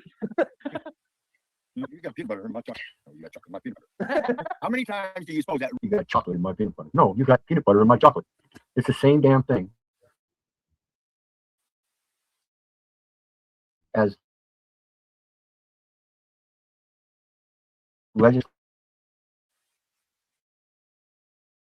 the use of plastic straws and paper wraps and an issue of person problem. The blatant things go right on by. How convenient. You got ice cream in my chocolate and peanut butter. Chocolate and peanut butter in my ice cream. It's just an extension of something that's already happened. Scripture tells us this too. There is nothing new under the sun. Nothing new. What is under the done is sun. what ought to be done. If Okay. if people realize that, it would more easily help them connect with surrendering to it. Yeah. When you realize there's nothing new, Being you're overshadowed. not creating anything. You don't need to Do is concentrate on the prosperity and profit. Like I said, and like the scripture says, everything's already provided.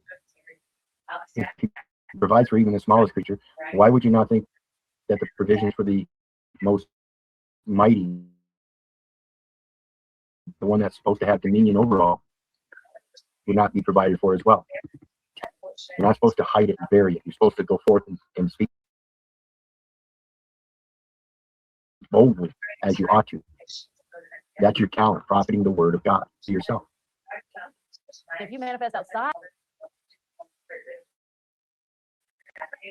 This might mean some kind of comforts and conveniences and actually having to put in some of that hard manual labor or put yourself to mental tasks and change your schedules and things like that and ways and means. But, you know, it depends on what you value and how you weigh it out and assess it yourself. But again, like I said, I see a lot of people turning away from the societal living and going to off-grid because they too see the same kind of thing. They're just not sure what to call it, but they know they're tired of people saying, I'm just doing my job, and that somehow they can provide better for themselves. Taking back that responsibility is imperative. Of the nature of the manifestation that God created, Abomination. you create abomination and chaos, and you Well, the suffer. complications. See, the modern conveniences today, throughout history, we see have shown today that it's a complication in being able to assert yourself privately. Because upon the modern conveniences, you got to have a car to get to and from work. Because most people don't work right next door to where they live. You know, so it brings in all these things that people want to take convenience of. And See how far society stretches out? Why is society so large? Because so many people are willing to take upon the convenience of living in the hen house. Sad. And then blame it as part of their cognitive dissonance and slavery. No, you chose it. Yep. That's the part we tell. The first thing we tell people the moment they come into our classes, everything and anything is your fault. Yeah, seriously. Something's going on in your life. Look in the mirror. You did it. Yeah. And people have to come to that recognition, because even in racial things, like when we talk about slavery and race back in the day, they purposely leave out everyone was a slave. And this is where you have to recognize that you are the image and likeness of that shadow. So if that shadow is crooked and bent and dark and hasty and causing issues, you might want to rethink it. You might want to look in that mirror again, see what that mirror's casting for shadows. Because again, you're truly your own problem. And that's where Hitler's willing executioners come from. You're willing to do what somebody else tells you rather than reflect on yourself and learn how to just man up and do what you're supposed to, right from wrong. And that's the thing about glad about earlier, when he thought he was in his dream, he was fighting his physical man that he perceived as God. Come to find out it was himself. He was realizing he was his own pain in his hip, that the pain in his hip was caused by himself. And that if he just quit doing the things that he was doing and hold up some honor and integrity and do things right instead of underhandedly, he would have the world at his feet. Every race was abused. Everyone was sold off and tortured and tormented and worked to death and all that. And it's like, okay, but none of that happened right now. And right now is the only thing that's tangible and real. The present moment is the only place we have power. And our only power is free will. So are we going to use our free will to sit here and whine, bitch, moan, and complain about some shit that happened 100 years ago that we had no part in? Or are we going to go, okay, that happened. Yes, I acknowledge it. It was wrong. It shouldn't have happened. But what can I do right now as an individual right now and an extension of God right now to live a better quality life instead of holding myself hostage with the hostage of the past? Those things, like you said, hostage to fear. You know, when people realize that that element of fear, get over it. You realize, in my situation, he tried to tell me I had to sign a certain, read these paperwork. And when you get over that fear, your free will it no longer constitutes just your free will. It's placing that fear in you by making coercive demands that you do something that you don't will. Mm-hmm. Yep. That's where the fear comes from, is from those threats of coercion and shit. And when you in that situation with me, that they released paperwork from the last time I went to jail, and they tried to tell me I had to sign that document.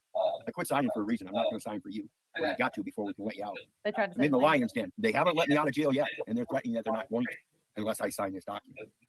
Pull out the paper from the court, from the judge, saying discharge, and asked her if she was willing to violate the judge's discharge order. Discharge order. It wasn't a promise. It was an order. And override it with her order for me to sign a document for her. I was out of there quicker than I've been out of there in 35 years. They look back and they ain't asked me to come back. That's like 6 years, folks. That's like the agent that recently called me and demanding that I speak to him. And then when I give him, this is your notice, this is where we stand, and you don't competently comprehend where we stand, or you wouldn't be doing what you do. And I'm here to correct the record and educate you on what you're doing. Because I even told him, I said, I am here and I'm telling you this as a friend to you, as someone that is trying to help you to see your way and change it, not as someone that is here to combat you. I'm not here to fight anybody. That doesn't do anything. Yeah, and I'm only, again, noting changes that I think would be good for other people. Again, maybe not so lovingly and gentle, because you're supposedly full growth boys and girls, and should be able to comprehend reasonably and logically and very simply right from wrong. So I'm only pointing out things that should be apparent, but I know through my own experience that they may not be, because again, I was that fucking fool. I was the bitch ass slave. I was the secret agent resident. I did make such claims. And there are a lot of people still in this public service that are fools. They don't know what they're doing. They say they're doing their job. I'm just doing my job, but they don't know their job. So forgive them, for they know not what they're doing. Knowingly of what they truly meant, what the intent was, the definition as used in their codes. Their codes. Doesn't help my cause. My cause is God's cause, so it doesn't help God's cause at all if I fight someone.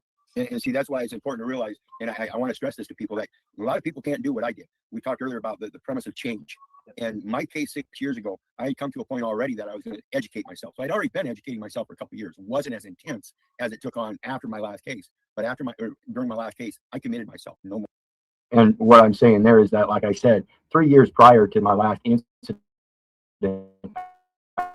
I'd been signing all citations, UCC 1-308, and then just not showing up for court. And again, to this day, they've issued no warrants or anything, despite the fact that they issued a bench warrant with no long title, no bond found, no finances, and no charges. It's funny how they think their inventions, fabrications, and fictions mean what?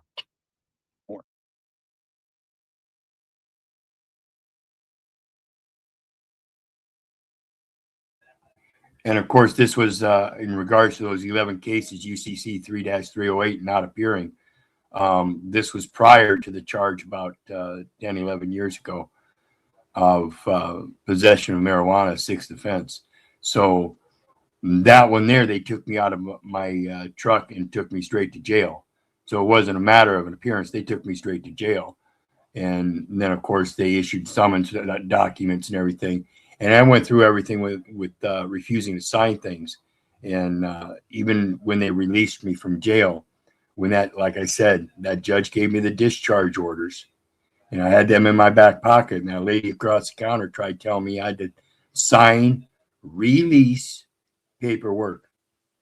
And if you understand that very simple set of terms, release paperwork, they're wanting me to release my personal services of doing the paperwork for them and giving authorization as if though I'm the one that's commanding things. I'm not taking upon any authority to do so. What is done is what ought to be done. There is nothing new under the sun. You do not need my signature. You want my signature. And in that, that is the need for it, is so you can propagate your false authority as if though I gave it to you. And so when I changed, I quit. Of course, I lost my job. Coincidentally, a carrier, a rural post or a rural carrier for a local newspaper company, which was considered a postal route. Yeah. So now that I educated myself on that, I realized how much trouble I could have put them in back then had I known this knowledge. That would be a subcontract for postal units. And of course, that would be exclusive jurisdiction at the federal level. And again, as I explained, that also is exclusive to the individual, and the individual's name and number identify the record. That record proves to be an entitlement, and therefore there's a expenses incidental of transfer of title up the chain of title. Yeah. And so the important thing for me back then was to change.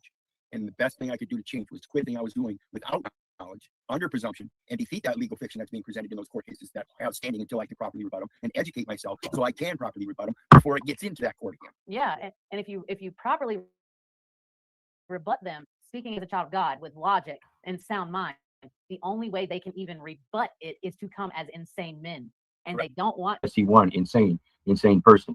And again, when it comes to proving the value in those documents, sometimes it's just a matter of looking at it and really thinking about how you can show that there's zero value in it.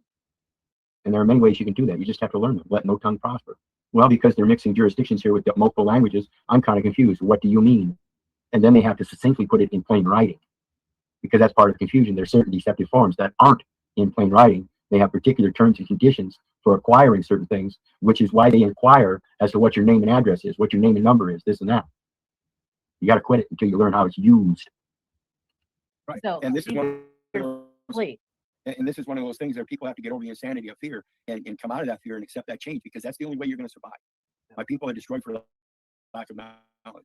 And this is portrayed in and I can't just say American society, but it's largely worldwide. People take upon the convenience, like I said earlier, and we become the society of people that are sitting on a couch, eating a bag full of processed foods, drinking poison drinks, watching somebody else's life on a boot tube. And then when we hear those sirens, we get up and we look out and we see the sirens and the lights down the street, and they're pulling out somebody and putting them in cuffs and taking them away.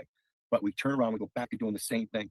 And then the next night we hear the same sirens and we look out, and a couple blocks down the other way, they're doing the same thing. They're carrying somebody off. The next night we go back to two doing the same thing. And the next night we hear the same sirens, and it happens repeatedly. We go back. When do you think they're going to come to your door? Yeah. Why are you not standing up as that watchman and you see it happening and not following through with your duty to be your brother's keeper and say, you're supposed to be watchmen? And yet today's day and age, we have these Karens and Kens. How can you possibly be a watchman if you don't even know what?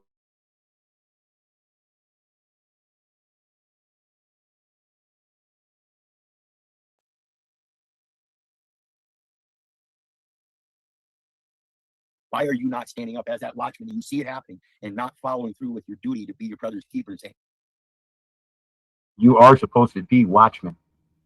And yet today's day and age, we have these Karens and Kens. How can you possibly be a watchman if you don't even know what you're saying? If you don't even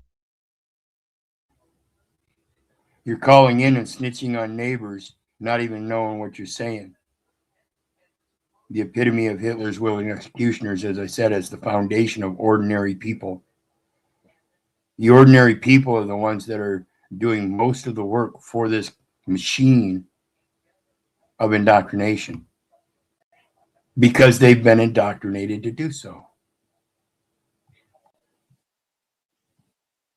know what the law is, if you don't know how to lay down the law, and instead you want to call somebody else that doesn't know the law, professes they don't need to know the law, you'll have to talk to that about, or talk about that with the judge. Who the fuck are these people and who the fuck are you?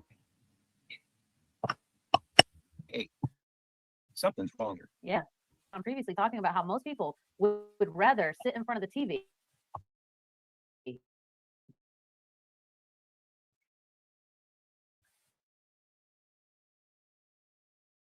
and fantasize over this life that they want to live, and for to go back to the fantasy. And put all that stuff in the TikTok and How could you be fulfilled from all of that action we were just talking about? There's no possible way to fulfill it. And you come to this epiphany, this spiritual awakening, that you are in fact the creditor, simply because you know how to give credence to the Creator and show that you are merely the pass-through. You are His property, and you are to speak boldly as you ought to, professing that you are the Lord's, that He is your Redeemer. He's called you by thy name, and that you fear not. Why is it so hard? That's what they believe. A matter of displacing yourself from the name and number and actualizing yourself as the action, the motion, the thing in motion, movement. That's a verb, not a noun. Believe in. I urge everybody again, one more time, please. Watch the movie Frank versus God. Because it's raining, it's really amplifying you. It's charging battery away. It's taking your life force away. So you can't be fulfilled by things that carry no electrical charge, period. that's what we were talking about earlier as well.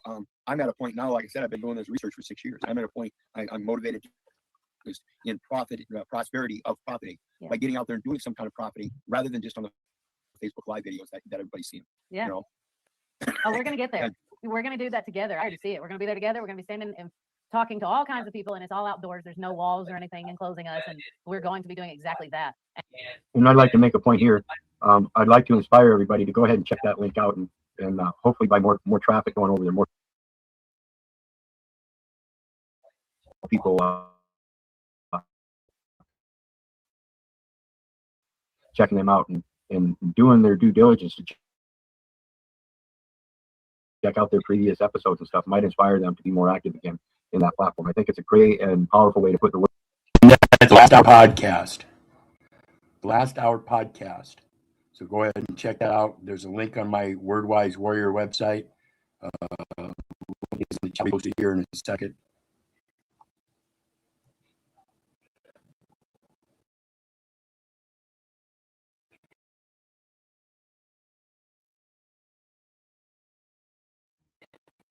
So please stop by, hit that link, see what you think.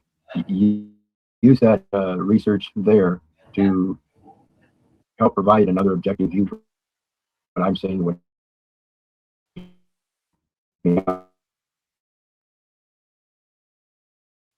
on my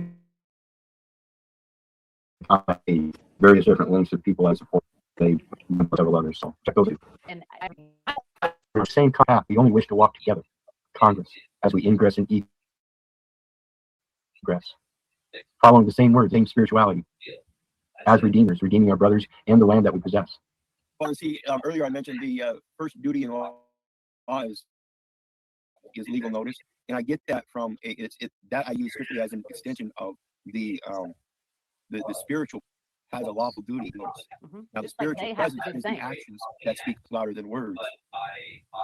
And in those actions that speak louder than words, again, it goes to the listening to the message and not the messenger.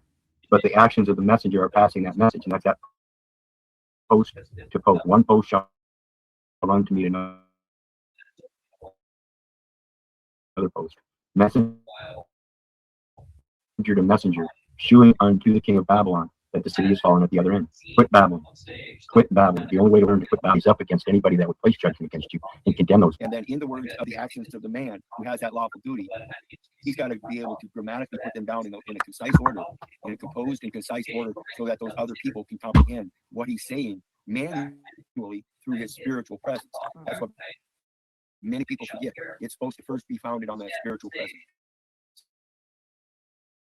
Before I formed thee in the belly, I knew thee. There is no foundation beyond God. God, our soul first, as sovereign and free. Then it becomes effortless to do it outside of ourselves in any external manner. Right. And that's that demanding your birthright again. What we were talking about earlier, demanding your soul be free, and that's the soul being able to recognize its ego and being able to operate on either side of the ego. Like I said earlier, the balance I need to work on. It's not something I need to get rid of. It would be a defect if you could only go in one. But when it comes down to reality, I'm gonna look at you and tell you, let's get it straight. I'm not an asshole. Left unturned where darkness exists. We should make a shirt out of that. I'm not an asshole. I'm the whole asshole. And this is inherently why I do such great depth of research, because I want to know all the truths, as many as I can. And I may never know all the truths, but I guarantee you, I have a shitload of them to throw on the table and say, why this, why this, why this, like a goddamn 3-year-old, because I don't understand a fucking thing. It needs to be corrected as far as I comprehend. Before it's been misconstrued, and you obviously see the 5 different languages one babbling idiot's trying to use. Talking to your guns and meaning what you say and say what you mean. Actions speak louder than words. And I created my own verses. You might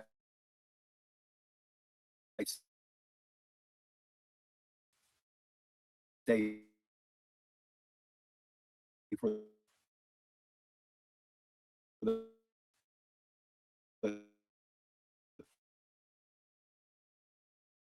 for my personal Bible, according with in the first verse, he is my, and it truly is that simple. And that's confirming his will, because that's where.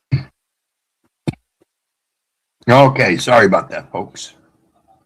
We're having connection issues again.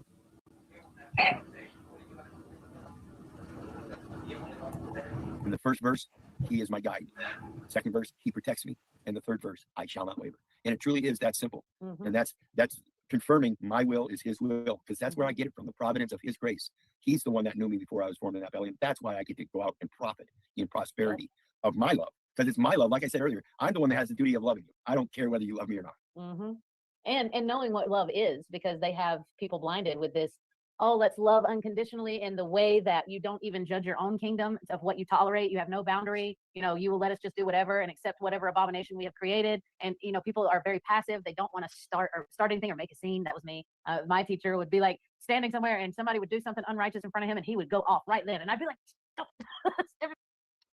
And this goes to the spiritual presence as it relates to the man, because it's the spirit that guides the man. Is that man's going to boil over, like I said earlier, and create a dark bent shadow, doing devious and mischievous things. It's not going to end up too well for himself and others. And though some of them might be a little bit more successful as far as chasing that bag, I urge you to still be aware. You know, those are still materialistic things, and those trusts and things like that are still inventions, fabrications, and fictions full of comments, written and spoken.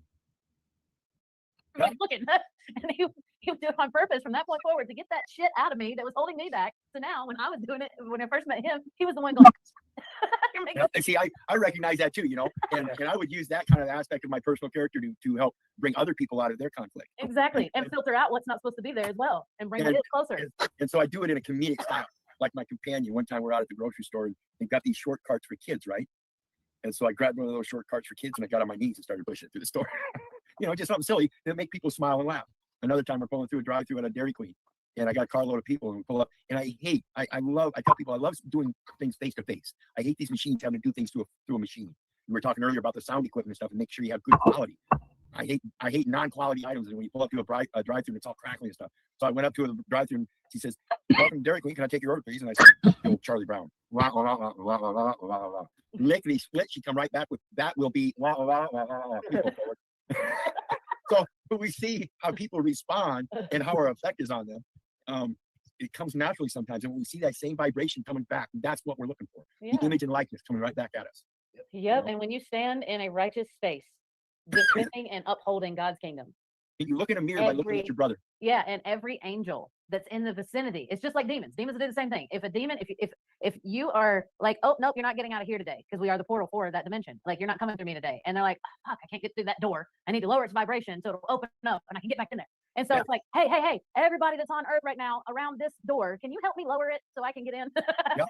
Well, see, that's that thing about that fear. We look at people and have fear steps in, and like I said, are you looking in the mirror, or like, are you looking at your brother? We do this thing where we look at our brother, and because of the fears instilled in us, we question certain things rather than granting them the respect of an image and likeness of being that free will that we wish to be, and knowing that generally they're not going to harm us, so we really have nothing to fear. So let's go ahead and just treat him as our brother like we're supposed to. Instead, it's, we got to be afraid of each other. We're in this modern age where you can't talk to strangers. We teach our children not to talk to strangers. I'd rather teach my children to learn how to comprehend what strangers are saying so they can comprehend and respond appropriately. Or to be able to sense intention and feel their way through anything so that they that's what I mean. Yeah, this doesn't feel right. I'm going this way. Or, you know what, this person needs a hug. Fine-tuning your feelings. Yeah, that was what it did. That's how I did it. I just fine-tuned. Okay, well, let me take this action. This is literally how I uncovered the mechanisms of God's operating system. I was like, okay, I'm yours, and I have nothing holding me back. I have no job. I have no money. I have nowhere to be. God's operating system, it's just like a computer's operating system. It's all programmed the same way. If, then, go to. What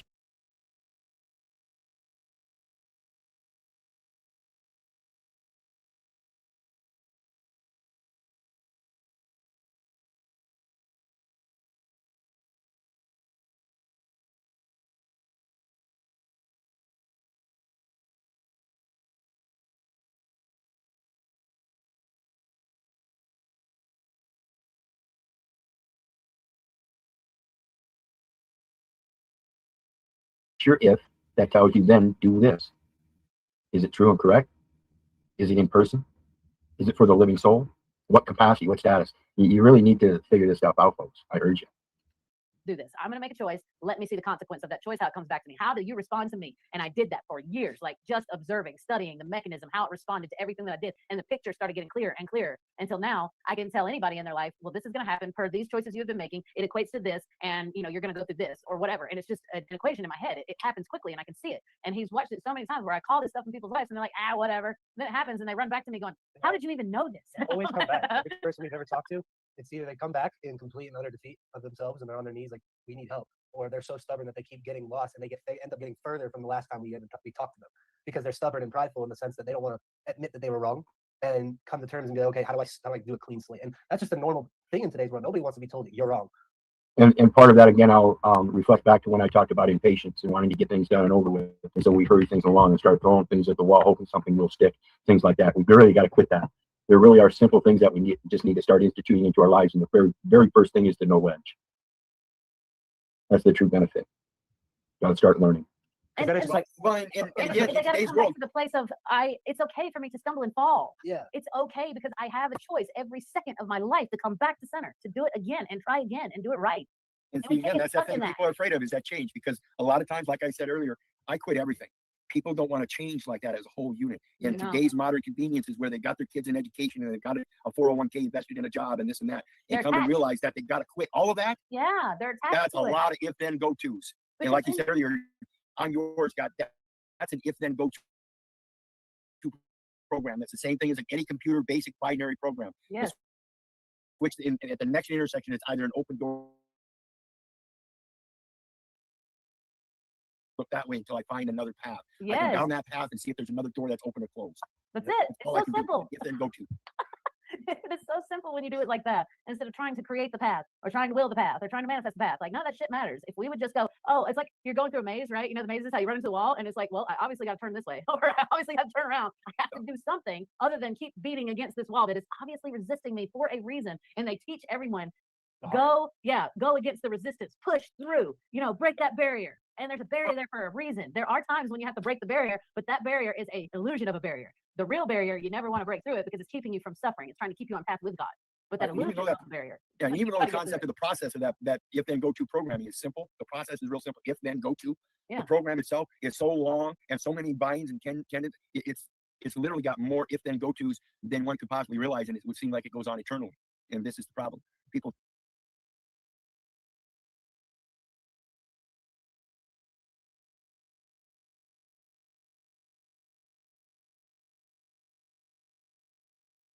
Remember your power. In that God will lead you in. then it was hard, but I don't know if it is hard until then it was hard. Ask me, Keith, how come you follow such a hard path? Not hard. It's the only path I see. They made it. I don't make it. I don't even make it hard. It's just the only path I see. If it turns out to be hard, then it was hard. But I don't know if it is hard until I go down that. Exactly. And you know what? God will lead you into a storm just so you can command it. Just It's a series of tests. And as long as we can stand those tests, we progress. When we give up our responsibilities to withstand those tests by handing them over to a government, then we fail the test when it comes because we've never taken that responsibility. We've always given it up to somebody else and tried to blame them, dismissing our own accountability, transparency, culpability, our own actions, which speak louder than words. so you remember your power in that We moment. talk about this following chasing the white rabbit, down the rabbit hole and everything.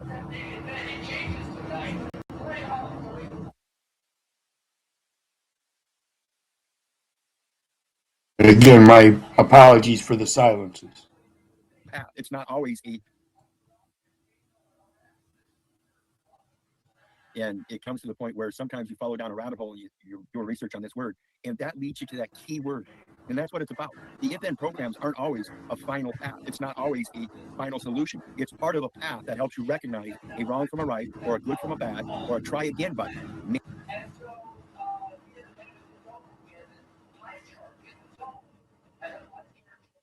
Maybe it's a matter like the Mario games or something like that, where you got to push that button twice. Mm-hmm. You never know. So it's a matter of personal experience, that private endeavor to just keep doing better. Yeah. Letting some supposed wall or border or shut door stop you from going any further, because that's not the way it is. If it were, then your life would no longer have any existence or meaning. Mm-hmm. You're gonna say something. I was, and then I lost it before I said it. But anyway.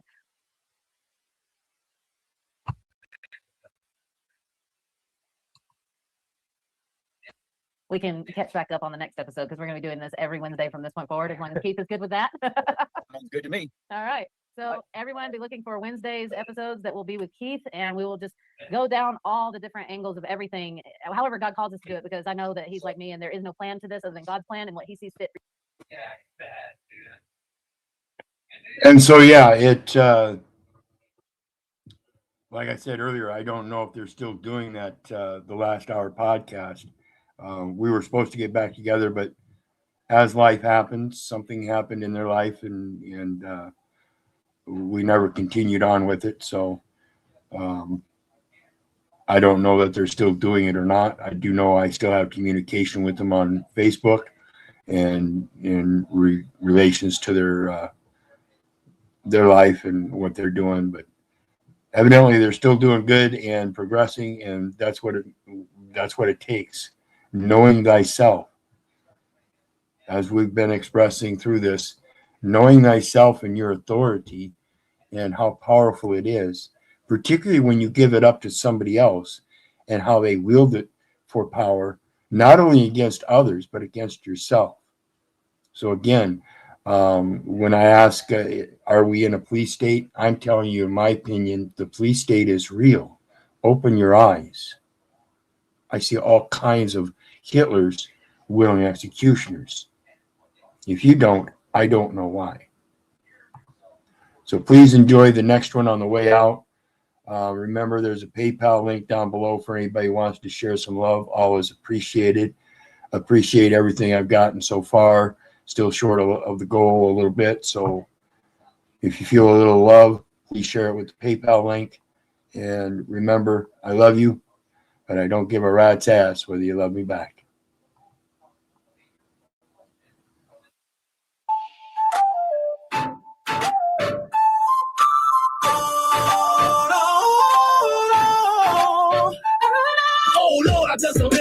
wrong. I backed away when I should have stood strong. I quit things were taking too long, and Lord, it's taking forever to write this song. I was born over mighty Mississippi. My daddy was a mean drunk hippie.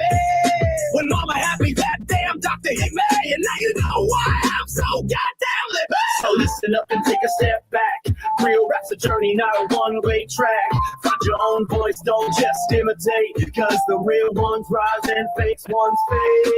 Bragging about the streets they roam, and sitting on the cold aluminum coal while I'm spitting and vibing, they just moan, claiming they're kings but sitting alone. Got bars like a prison, but they can't break free. Spitting recycle lines, no originality, and here I am bringing up clarity while they babble on, lost in their parody. No need to set a trap with a limp in their wall. People saying they can ever can't even talk. Babbling lies, they think they're so fly, but I'm here to tell them to say goodbye. Babbling nonsense, trying to chase that fame, but I'm here to call it out. It's a damn shame, claiming they're the next biggie in the game, but their rhymes are weak, just a flicker, no flame. You sound familiar, yeah, real vanilla, so similar, like some out of place gorilla in a small villa deep in Manila. Kin to Queen Camilla and her folk pillar and all kinds of Furbies and chinchilla who drank too much tequila. And what's really killer is that the real filler is the real spiller. The real filler is the real filler of the real deal. All these channel nerds on this panel verse using battle words to tackle turds and slaying shit in bit. Non-bits putting out hits on men with tits and chicks with dicks and LGBT misfits and don't know shit yet. Professing truth like an effing sleuth in a private booth with a lying tooth, drunk or removed like a damn fool. And just in case you haven't heard, I'm a true ogre that writes his own word. So don't cross the line, it isn't blurred. It's from first-hand experience I've learned when I hold the words back in my mind. It's just me trying to be kind, but no, man, I'm not so mine. Speaking, it's the right kind. Speaking vivid visions right from the start, with each word playing a certain part.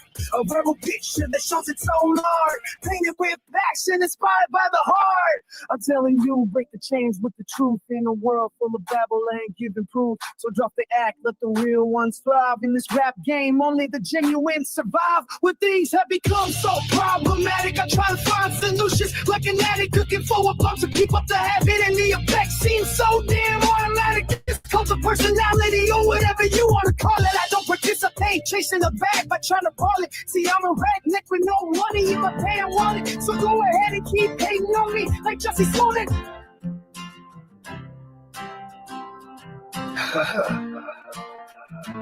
Everyone questioning my style, you must be kidding. The words that I am putting forth are hitting you in the right in the face, yet you are tripping. You're drunk on something and you ain't been sipping. Just step into the metaverse where the vibes can be cursed, digital dreams, but sometimes it feels like a hearse. People lost in avatars, chasing likes in the cloud. But what's worse is the real world's fading now. We all have the freedom of speech, but people always trying to bleep me. Is it because they can't keep me? Or is it because they can't beat me? Bringing the simple truths that you can't destroy.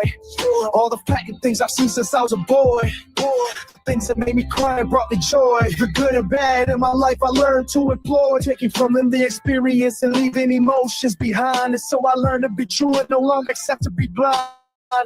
Acting and performing in ways that others have defined, only to find out once again that I have them aligned. We're living in a world that's so filled with doubt. If you're caught in the game, they don't seem to break out. I see you looking for the truth, but it's hard to scout. Thought you were awake, but finding you're lost in the clouds. They feed us the script, gotta learn to live without. Learn to question every lie and to flip the route. See the ages lurking in the dark corners all about. See, I'm breaking free, hear my discernment speaking out. Perception's a trick punch like a shadow in a bout. Chasing after dreams, others trying to drown them out. But I rise from the ashes and break free from that doubt. In this matrix of madness, you hear me scream out, breaking the chains and getting rid of all the doubt. That's what you have to do to find your way out.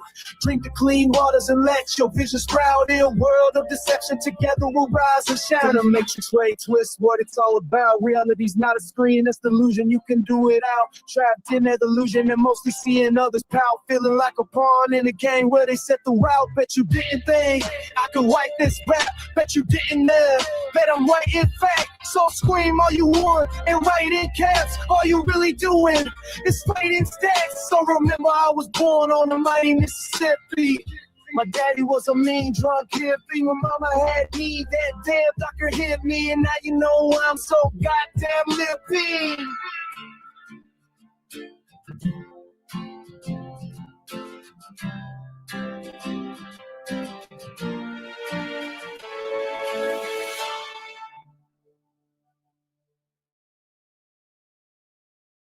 Days ago, and look who we have. Say hi to Dempsey. We've come to realize that it's a female with the dull coloring, and so therefore it is no longer Dempsey Sir Poops a Lot. It is Dempsey Madam Poops a Lot. So just once again, reminder, if you're a steward of life, you will have lifelong friends. Man up, slaves, God and bless, hit those y'all. buttons, Have a great or day. I'll send ice.